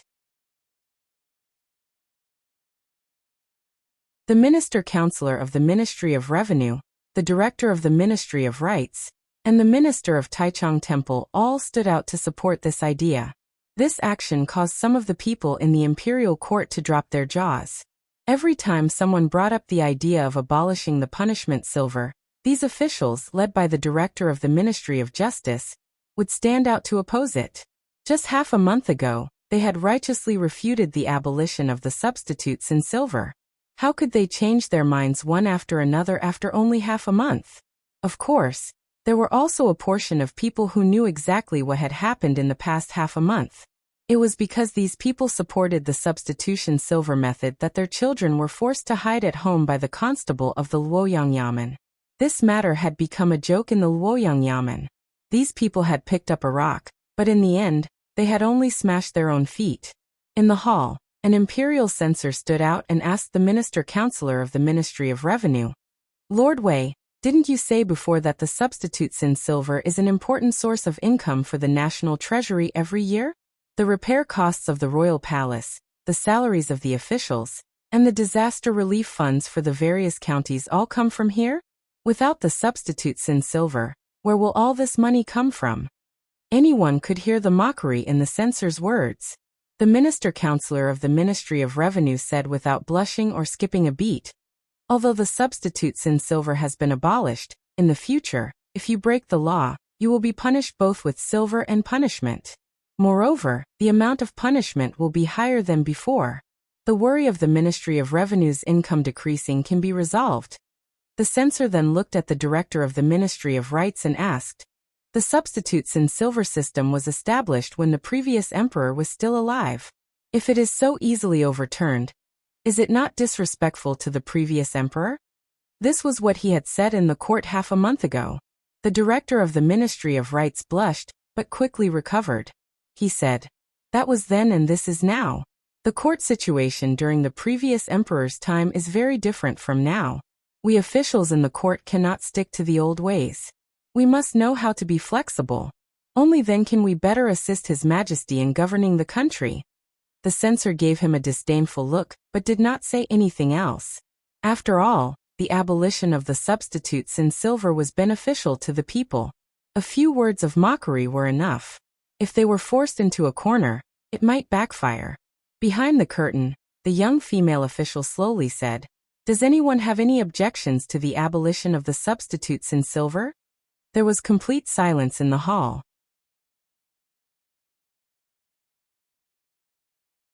Even the officials who usually opposed the law had turned to support the abolition. Even if the others did not want to, they would not stand out and express their selfishness. After a moment, the young female official said, "Since no one objects, the Ministry of Justice will immediately abolish the law. From now on, anyone who breaks the law will not be able to use silver as a substitute." Luoyang Yamen. Mr. Mei held the imperial edict in his hand and read it aloud. Zhang Chun, the military captain of Luoyang, diligent and loyal to the people. He will be granted an official residence and become the minister of Luoyang. Zhang Chun smiled and took the imperial edict with both hands. He bowed and said, "Thank you, Your Majesty." Li Mu stood aside and sighed to himself. He hated the fact that he had been working for others for years. He was the one who was busy outside. He was the one who was hated by the sons of officials. He was the one who had been in and out of the Ministry of Justice 7 times. In the end, Lord Zhang was the one who got the residence, and was promoted by half a rank. Li Mu had worked hard for half a month and worked for him for nothing. After Mr. Mei finished reading the imperial edict, he walked to Li Mu and asked, "How much did you spend these days? I will report it to you when I return to the palace." Li Mu said, 30 taels. Mr. Mei raised his eyebrows and said in surprise, 30 taels? He was not surprised that Li Mu had spent too much, but that it was too little. The abolition of the substitute silver would benefit the present generation and the future generations. Many knowledgeable officials wanted to abolish the law, but they all failed in the end. It was obvious how difficult it was to do it. She was prepared to spend 3,000 or even 30,000 taels. She did not expect Li Mu to spend 30 taels. Li Mu nodded and repeated, "It was 30 taels. Most of it was spent in the Ministry of Justice. If it was not for the meal at the Fragrance restaurant, 20 taels would have been enough." The most effective way to deal with evil people was to be even more evil than them. If you wanted to force the Ministry of Justice to submit, then you had to go their way and leave them with no way out. As long as you found the right way, the money was secondary. In the imperial garden of the palace, the empress was admiring a budding peony among the flowers. She said softly, 30 taels? Official Mei bowed slightly and stood behind her. He smiled and said, "In the past half a month he has used the silver law of guilt substitution to its maximum. He only used 20 taels to beat up the sons of the officials from the Ministry of Revenue, the Ministry of Rights, and the Ministry of Justice. If that wasn't the case, why would those officials take the initiative to change the law?" The young female official beside her said, "After Her Majesty abolished the substitute silver law, the people of Fairy's capital responded very strongly. Everyone in Fairy's capital went to the state temple to pray. The empress looked away from the flower bud and said calmly, "Let's go out and have a look." She turned around and brushed the flower bud with her sleeve. In an instant, the peonies in the garden bloomed. On the streets of Fairy's capital, Li Mu and Wang Wu walked on the streets. There were not many people on the streets that used to be bustling today. At this time, most of the people in Fairy's capital went to the state temple to pray. The substitute silver law had tortured the people for more than a decade, since the time of the previous emperor. Today it was finally abolished. The people of Fairy's capital were grateful for Her Majesty's benevolence, and went to the state temple to pray. This caused the idea of getting some telekinesis from the people to fail. However, although most of Li Mu's gains were stolen by Lord Li Mu because of the abolition of the substitute silver law, it was only for the imperial court. The people's trust in Li Mu would not decrease. This was all because of his punches on the streets of Fairy's capital. From afar, Li Mu saw a group of people coming from afar. They were all familiar faces to Li Mu. There was Wei Peng, the son of the vice director of the Ministry of Revenue, Zhu Tsong, the son of the director of the Ministry of Rights, Yang Xiao, the son of the director of the Ministry of Justice, and the grandson of the minister of Taichung Temple. For the past few days, Li Mu had been waiting for them on the street for a long time, but they refused to come out. Now that he finally saw them, he couldn't beat them up for no reason because the silver art of crime substitution had been abolished. When they saw Li Mu, their first reaction was to turn and run. Later, they realized that the substitute silver law was abolished. What was there to be afraid of? They strode forward and focused their eyes on Li Mu. They were full of anger. Wei Peng suffered the most from Li Mu. His eyes were the fiercest, as if he wanted to eat him alive. Even though the bailiffs from the Ministry of Justice didn't hit him hard, he was still bedridden at home for nearly half a month. During this period, there wasn't a moment when he didn't think about taking revenge on Li Mu and washing away the humiliation he suffered that day. Li Mu glanced at him and said angrily, "What are you looking at?" Wei Peng smiled coldly and said, "What's wrong with looking at you?" Li Mu could not do anything to him.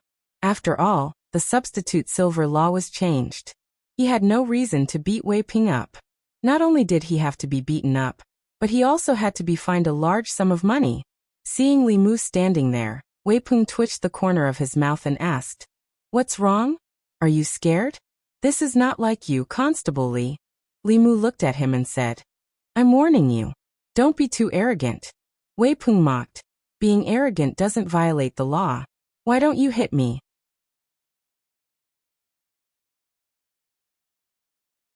Seeing that Li Mu still did not do anything, the mocking expression on his face became more obvious.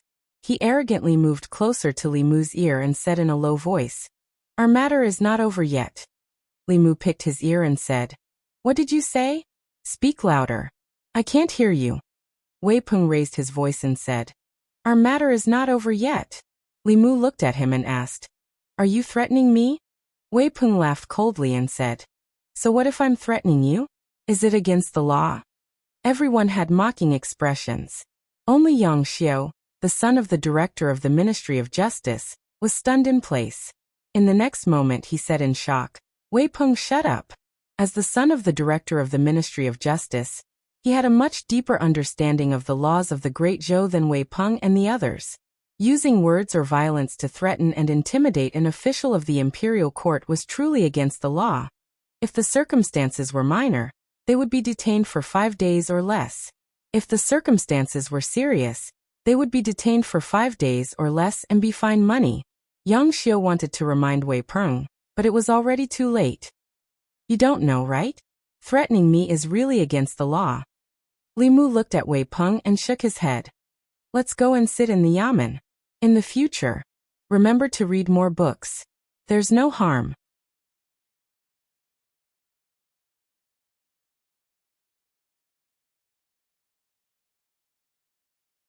Chapter 220. Wei Peng and the other officials' ignorance of the law was outrageous. According to the laws of Great Zhou, threatening, insulting, and slandering others were not serious crimes. However, if they caused a certain degree of harm to the person involved, they would still be fined and imprisoned. Officials and bailiffs were all government officials. Threatening a government official was an additional crime. Li Mu had kindly taught Wei Peng this law. Wei Peng was still in disbelief. He looked at Yang Xiao and asked, "Is what he said true?" Yang Xiao nodded helplessly and said, "It's true." Wei Peng's face paled. He squeezed out a smile and said, "I was just joking." Li Mu's face darkened. He said, "Do I look like I'm joking with you?" Wei Peng turned and ran without hesitation. Just as he was about to leave, Yang Xiao grabbed his arm tightly. Wei Peng turned around and said angrily, "What are you doing?" Yang Xiao gritted his teeth and said, "You idiot. You can only be detained for 5 days if you threaten a government official. Resisting arrest and running away is not a matter of 5 days." Li Mu looked at him again. As expected of the son of the director of the Ministry of Justice, his awareness of the law was much stronger than Wei Peng's. Wei Peng stood there in a daze. His face was full of regret. Li Mu glanced at him and said, What are you standing there for? Let's go. He held Wei Peng's arm behind his back and walked toward the Luoyang Yamen.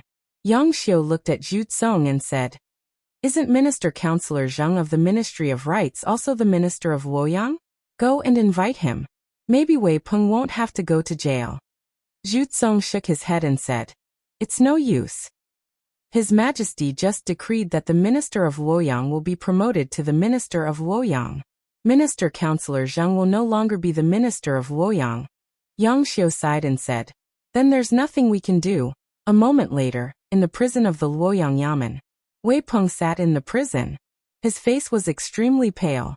No one knew whether it was because of fear or anger. Yang Xiu looked at Wei Peng in the cell and said, "There's no other way. You caused trouble first. My father can't save you. I can only wrong you to stay here for a few days. If you need anything, I'll buy it for you." Wei Peng gritted his teeth and said, "I want a copy of the Law of Great Zhou." When Li Mu and Wang Wu walked on the streets again, the number of commoners on the streets had increased.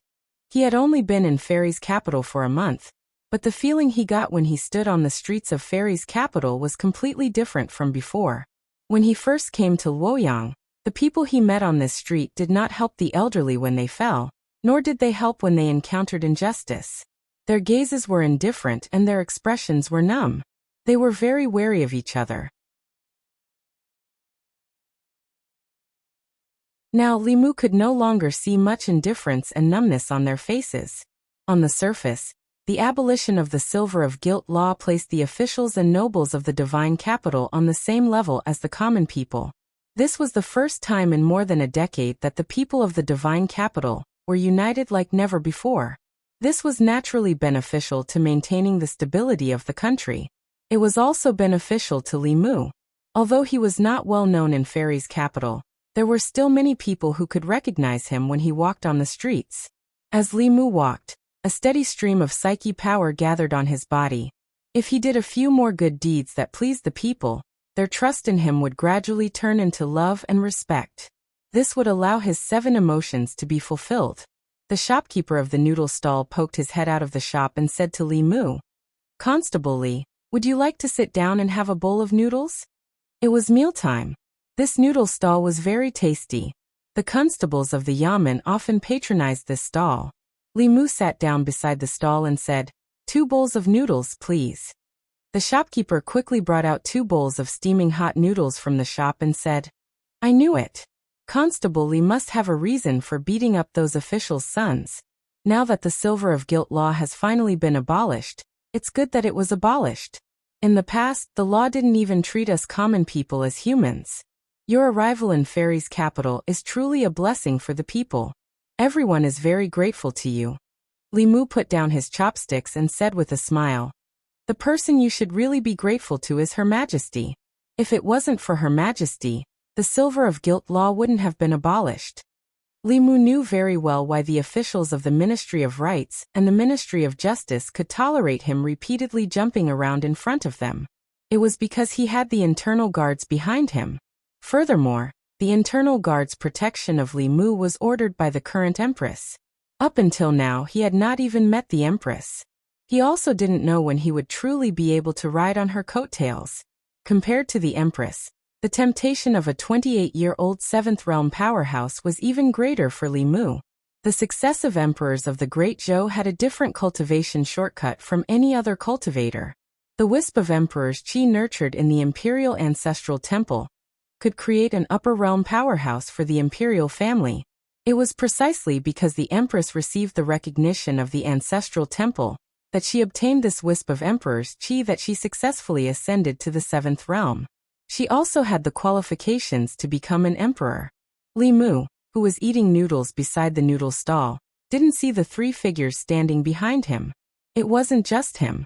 None of the passers-by on the street saw them. Seeing that there was no one around, the shopkeeper of the noodle stall said, 3 years ago, when Her Majesty just ascended to the throne, there was still a lot of criticism in Fairy's capital. However, everyone has to admit that in these 3 years, everyone's lives have been much better than before. Speaking of which, I've even seen Her Majesty once," Li Mu said in surprise. You've seen Her Majesty? The shopkeeper nodded and said, I've seen her before. However, at that time, Her Majesty wasn't Her Majesty, nor was she the crown princess. She even ate noodles at my place. At that time, I never would have thought that she would become Her Majesty the Empress. Wang Wu finished his soup and put down the bowl. He said with disdain, Stop bragging. When Her Majesty wasn't the crown princess, she was still the Zhou clan's legitimate daughter. Why would she come here to eat noodles? The shopkeeper glanced at him and said, Believe it or not. After saying that, he went inside to get busy. Wang Wu wiped his mouth and said, This old guy doesn't even blink when he lies. Her Majesty is of noble birth. Why would she come to this kind of place like us? Li Mu didn't know much about the thigh he wanted to hug. His knowledge of the Empress was limited to hearsay. Wang Wu grew up in Fairy's capital, and often collected information about the rich and powerful families. Perhaps he knew more than Li Mu. He looked at Wang Wu and asked, How much do you know about Her Majesty? Speaking of this matter, Wang Wu began to talk non-stop. That's a lot. Her Majesty is the youngest daughter of Grand Tutor Zhou. She is devastatingly beautiful, and has a very high cultivation talent since she was young. When she was 20 years old, she had already entered the 5th realm. Devastatingly beautiful. Li Mu said suspiciously. Didn't they say that after she married the crown prince he didn't like her? If she's so beautiful, why wouldn't he like her? In Li Mu's subconscious mind, although the Empress' cultivation was high, she shouldn't be that beautiful. Otherwise, why would she still be a virgin when she became the Empress? If it wasn't because she was too ugly, then the rumors were wrong. Wang Wu looked around and said in a low voice, Boss, I don't know. The crown prince likes men. This isn't a secret in Fairy's capital. Li Mu was stunned. He also lowered his voice and gossiped. So the rumors that Her Majesty is still a virgin are true? As soon as he finished speaking, he suddenly felt an inexplicable chill. The hairs on his body stood on end, and his entire body shivered.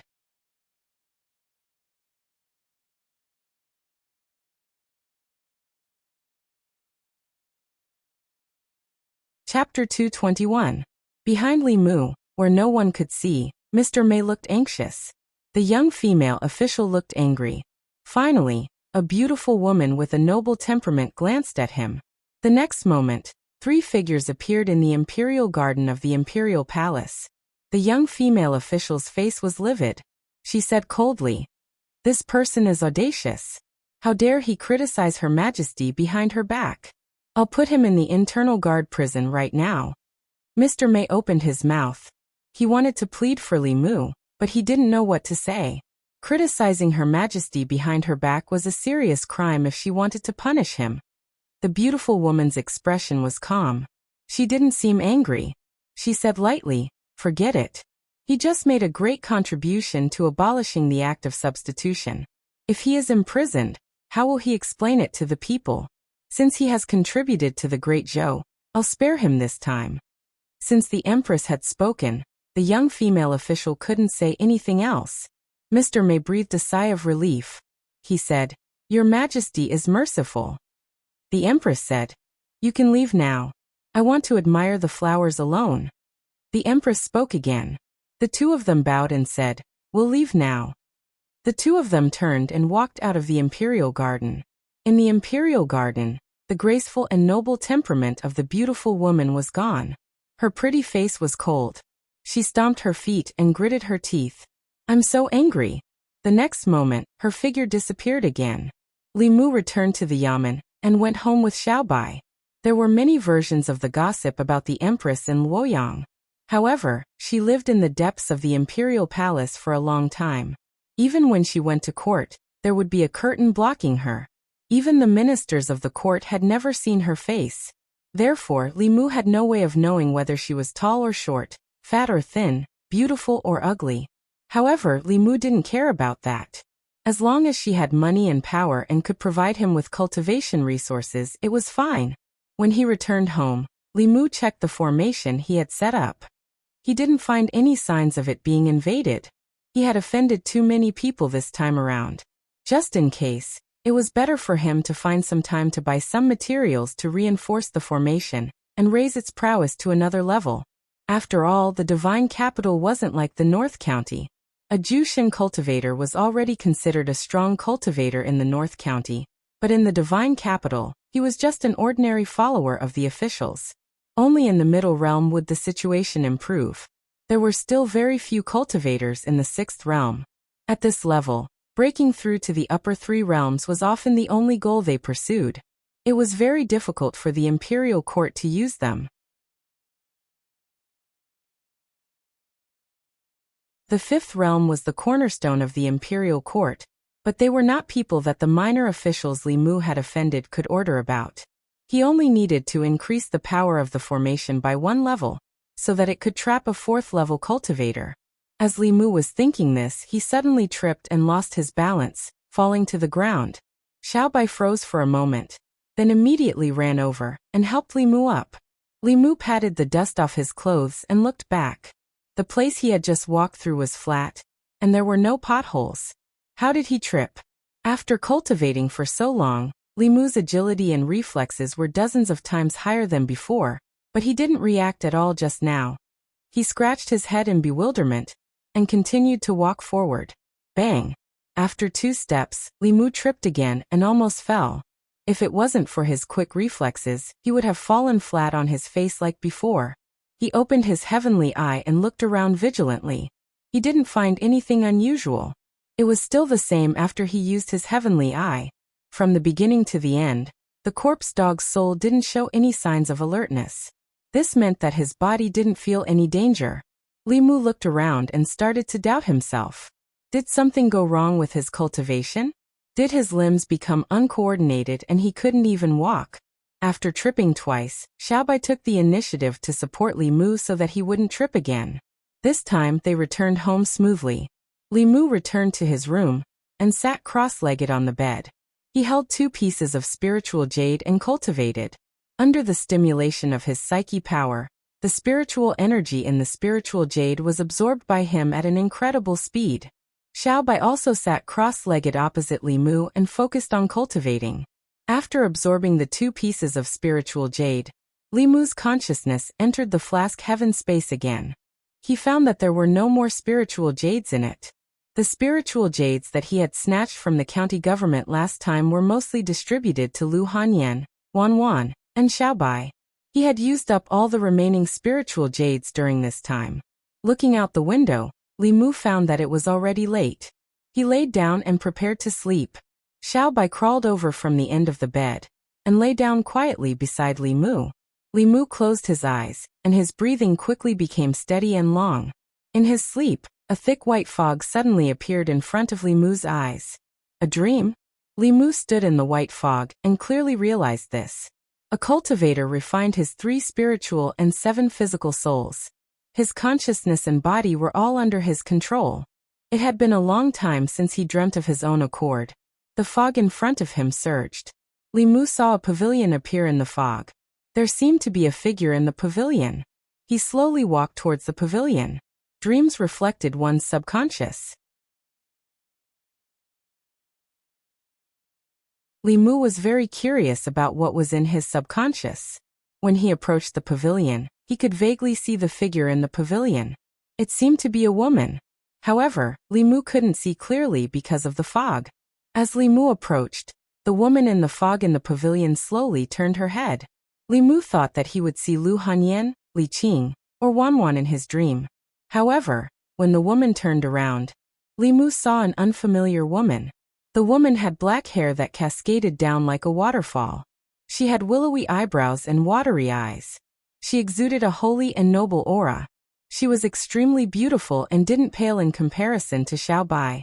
Facing Xiaobai every day, Li Mu wasn't that surprised by her beauty. He was just a little puzzled.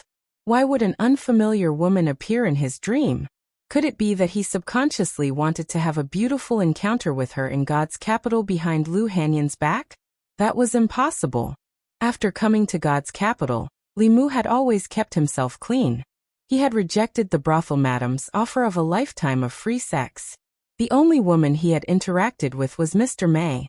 Li Mu couldn't possibly have any impulse towards her. He looked at the woman curiously. What would happen between his subconscious and the unfamiliar woman in his dream?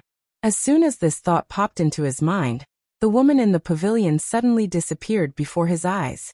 Then, a huge force came from Li Mu's buttocks and he was sent flying. When he turned his head again, he saw that a whip had appeared in the woman's hand. She flicked her hand lightly and the shadow of the whip flew towards him. Li Mu wanted to dodge, but he realized that his body couldn't move at all. He could only watch helplessly as the whip lashed his body. Whoosh, whoosh, whoosh, whoosh. The long whip in the woman's hand lashed Li Mu's body over and over again. The pain was actually real. Although it wasn't unbearable, Li Mu's heart was filled with shame. Why would he have such a dream of being lashed by a strange woman with a whip? At this moment, Li Mu even suspected that he had some strange tendencies in his heart. In the dream, the woman waved the whip angrily, causing a few more whip shadows to appear. In the room, Li Mu suddenly jumped up from the bed. He opened his eyes and panted heavily. Xiao Bai crawled up and looked at him worriedly. "Benefactor, what's wrong?" she asked. Li Mu looked at his surroundings and came back to his senses after a long while. He shook his head and said, "It's nothing. I just had a dream." He lowered his head and looked at his body. There were no injuries or pain. The dream just now had been so real that he couldn't tell whether it was a dream or not. Fortunately, it was just a false alarm. After waking up, Li Mu had a deep self-doubt. Why would there be such a thing in his subconscious? Could it be that he had awakened a certain attribute in his heart after witnessing others being beaten?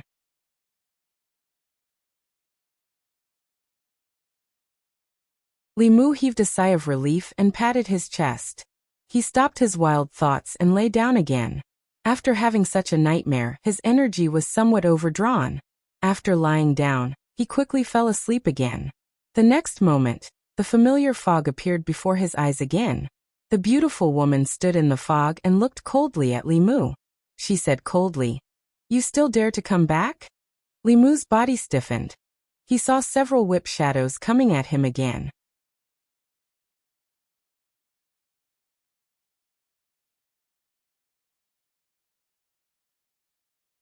Chapter 222. As soon as he closed his eyes, he saw the familiar woman and the familiar shadow of the whip again. Li Mu was dumbfounded. How could one continue to dream? He seriously suspected that something had gone wrong with his cultivation, and that he had encountered a nightmare or inner demon. At this moment, Li Mu felt as if he had been suppressed by a ghost. His body on the bed could not move, and his body in the dream could not move either. He could only watch helplessly as the whip landed on his body, bringing him a wave of burning pain. Even though he knew that he would not be hurt in reality, he was still angry and humiliated. In his own dream, he was actually bullied by a wild woman who came out of nowhere. Who could tolerate this? Although his body could not move, his mind was not restricted. This was his dream. Everything in the dream was under Li Mu's control. However, even though he was in a dream, he still needed to be extremely calm to be able to completely control the dream. Li Mu closed his eyes and silently recited the clear heart mantra to keep his mind clear. After a while, he opened his eyes again. Boom! A bolt of white lightning descended from the sky and struck the woman's head. Everything in the dream was an illusion. Even though the woman was extremely beautiful, Li Mu did not show any mercy when he destroyed her. The woman only raised her head to look, and the white thunderbolt collapsed instantly. Li Mu was dumbfounded again. Just now, the woman had taken away his control of the dream. Whose dream was this? Li Mu was unwilling to admit defeat. The thunderbolt in the fog exploded again, but this time, the white thunderbolt turned purple. It was the advanced purple heaven thunderbolt. The woman did not even raise her head. She only waved her sleeve, and the purple thunderbolt collapsed again. Li Mu imagined again that a flying sword appeared in the fog. The flying sword split into 2, then 4, and finally thousands of sword shadows slashed at the woman. The woman gently raised her hand. The fog behind her surged and turned into a white fog hand, wiping away the sword shadows. After erasing the sword shadow, the white misty hand did not disappear. Instead, it reached forward and grabbed Li Mu. Then, the misty hand suddenly turned into several thick tentacles and bound Li Mu's limbs. Li Mu's whole body was spread out in the air. The shadow of a whip appeared in front of his eyes again. On the bed, Li Mu's body bounced up again. His whole body was drenched in cold sweat. His breathing was rapid, and the lingering fear in his heart had not disappeared. Xiaobai got up from beside him and gently patted his back. She asked worriedly, "Benefactor, did you have a nightmare again?" "What the hell?" Li Mu touched his chest and could feel his heart beating violently in his chest. That dream was so real, it was as if he had really been ravaged by that woman in the dream.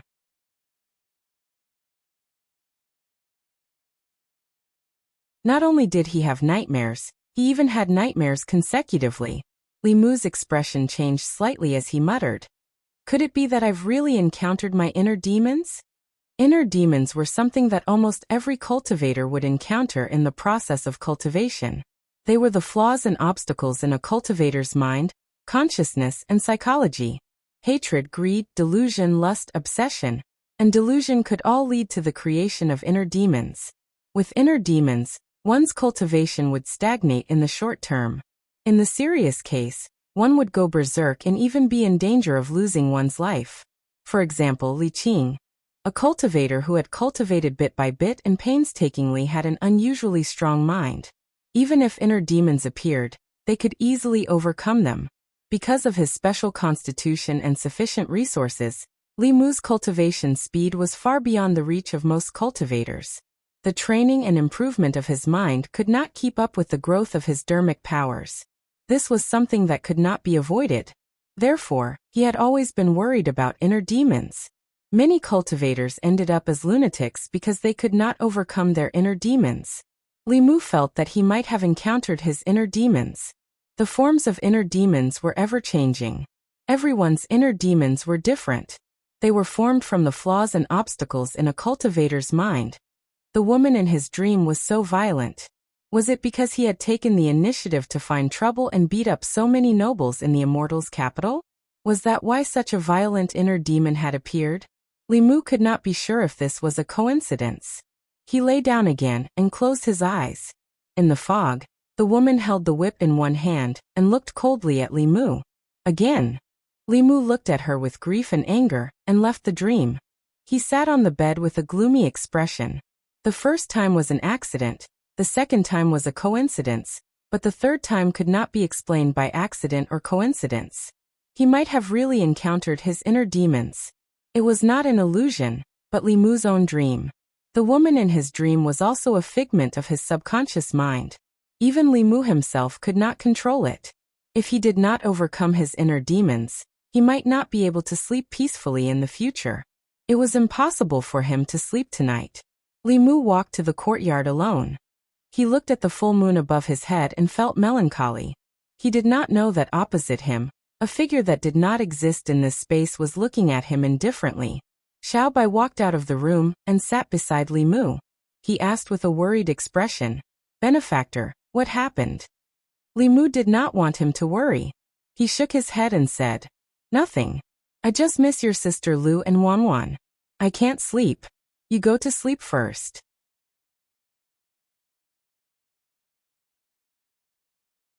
Wanwan sat beside him and said, "I'll stay here with you, benefactor." The next morning, Li Mu came to the government office listlessly. Zhang Chun, who had just experienced a housewarming and a promotion, saw Li Mu's expression and said with a smile, "The emperor's heart is unpredictable. His Majesty did not reward you this time, but there will be another chance." This was what Li Mu had once said to him. Now he gave it back to Li Mu. Last time, he had done so much. In the end, the emperor only rewarded Li Mu. This time, from beginning to end, it was Li Mu who did all the work. In the end, he was the one who was promoted and moved. Zhang Chun finally felt a little better. Although the emperor had only rewarded him with 2 rooms, far from being able to compare to Li Mu's 5 rooms, it was enough for their family. His daughter had her own courtyard. He finally did not have to worry that his daughter, who was separated by a wall, would hear him and his wife at night. Last night he was happy until midnight. When he woke up in the morning, he felt refreshed. On the other hand, Li Mu must not have slept well last night. In reality, Li Mu did not sleep at all last night. As soon as he closed his eyes, his inner demons would take the opportunity to invade. Last night, he had been ravaged by that woman 8 times in his dreams. His entire person was about to collapse. After arriving at the government office, Li Mu returned to his courtyard at the back of the government office and tried to fall asleep again. This time he fell asleep quickly. Moreover, the woman did not appear. Li Mu was slightly happy. He tried a few more times, but the woman still did not appear. He let out a long sigh of relief. Perhaps the inner demons did not appear every time. If he had that kind of nightmare every time he fell asleep, he was afraid that his entire person would collapse. Feeling a familiar aura appear in the courtyard, Li Mu got out of bed and walked into the courtyard. He asked, "Sister May, what's the matter?" Mr. May said, "Nothing. I'm just here to see you." Li Mu said regretfully, "I thought the emperor finally remembered and was ready to reward me."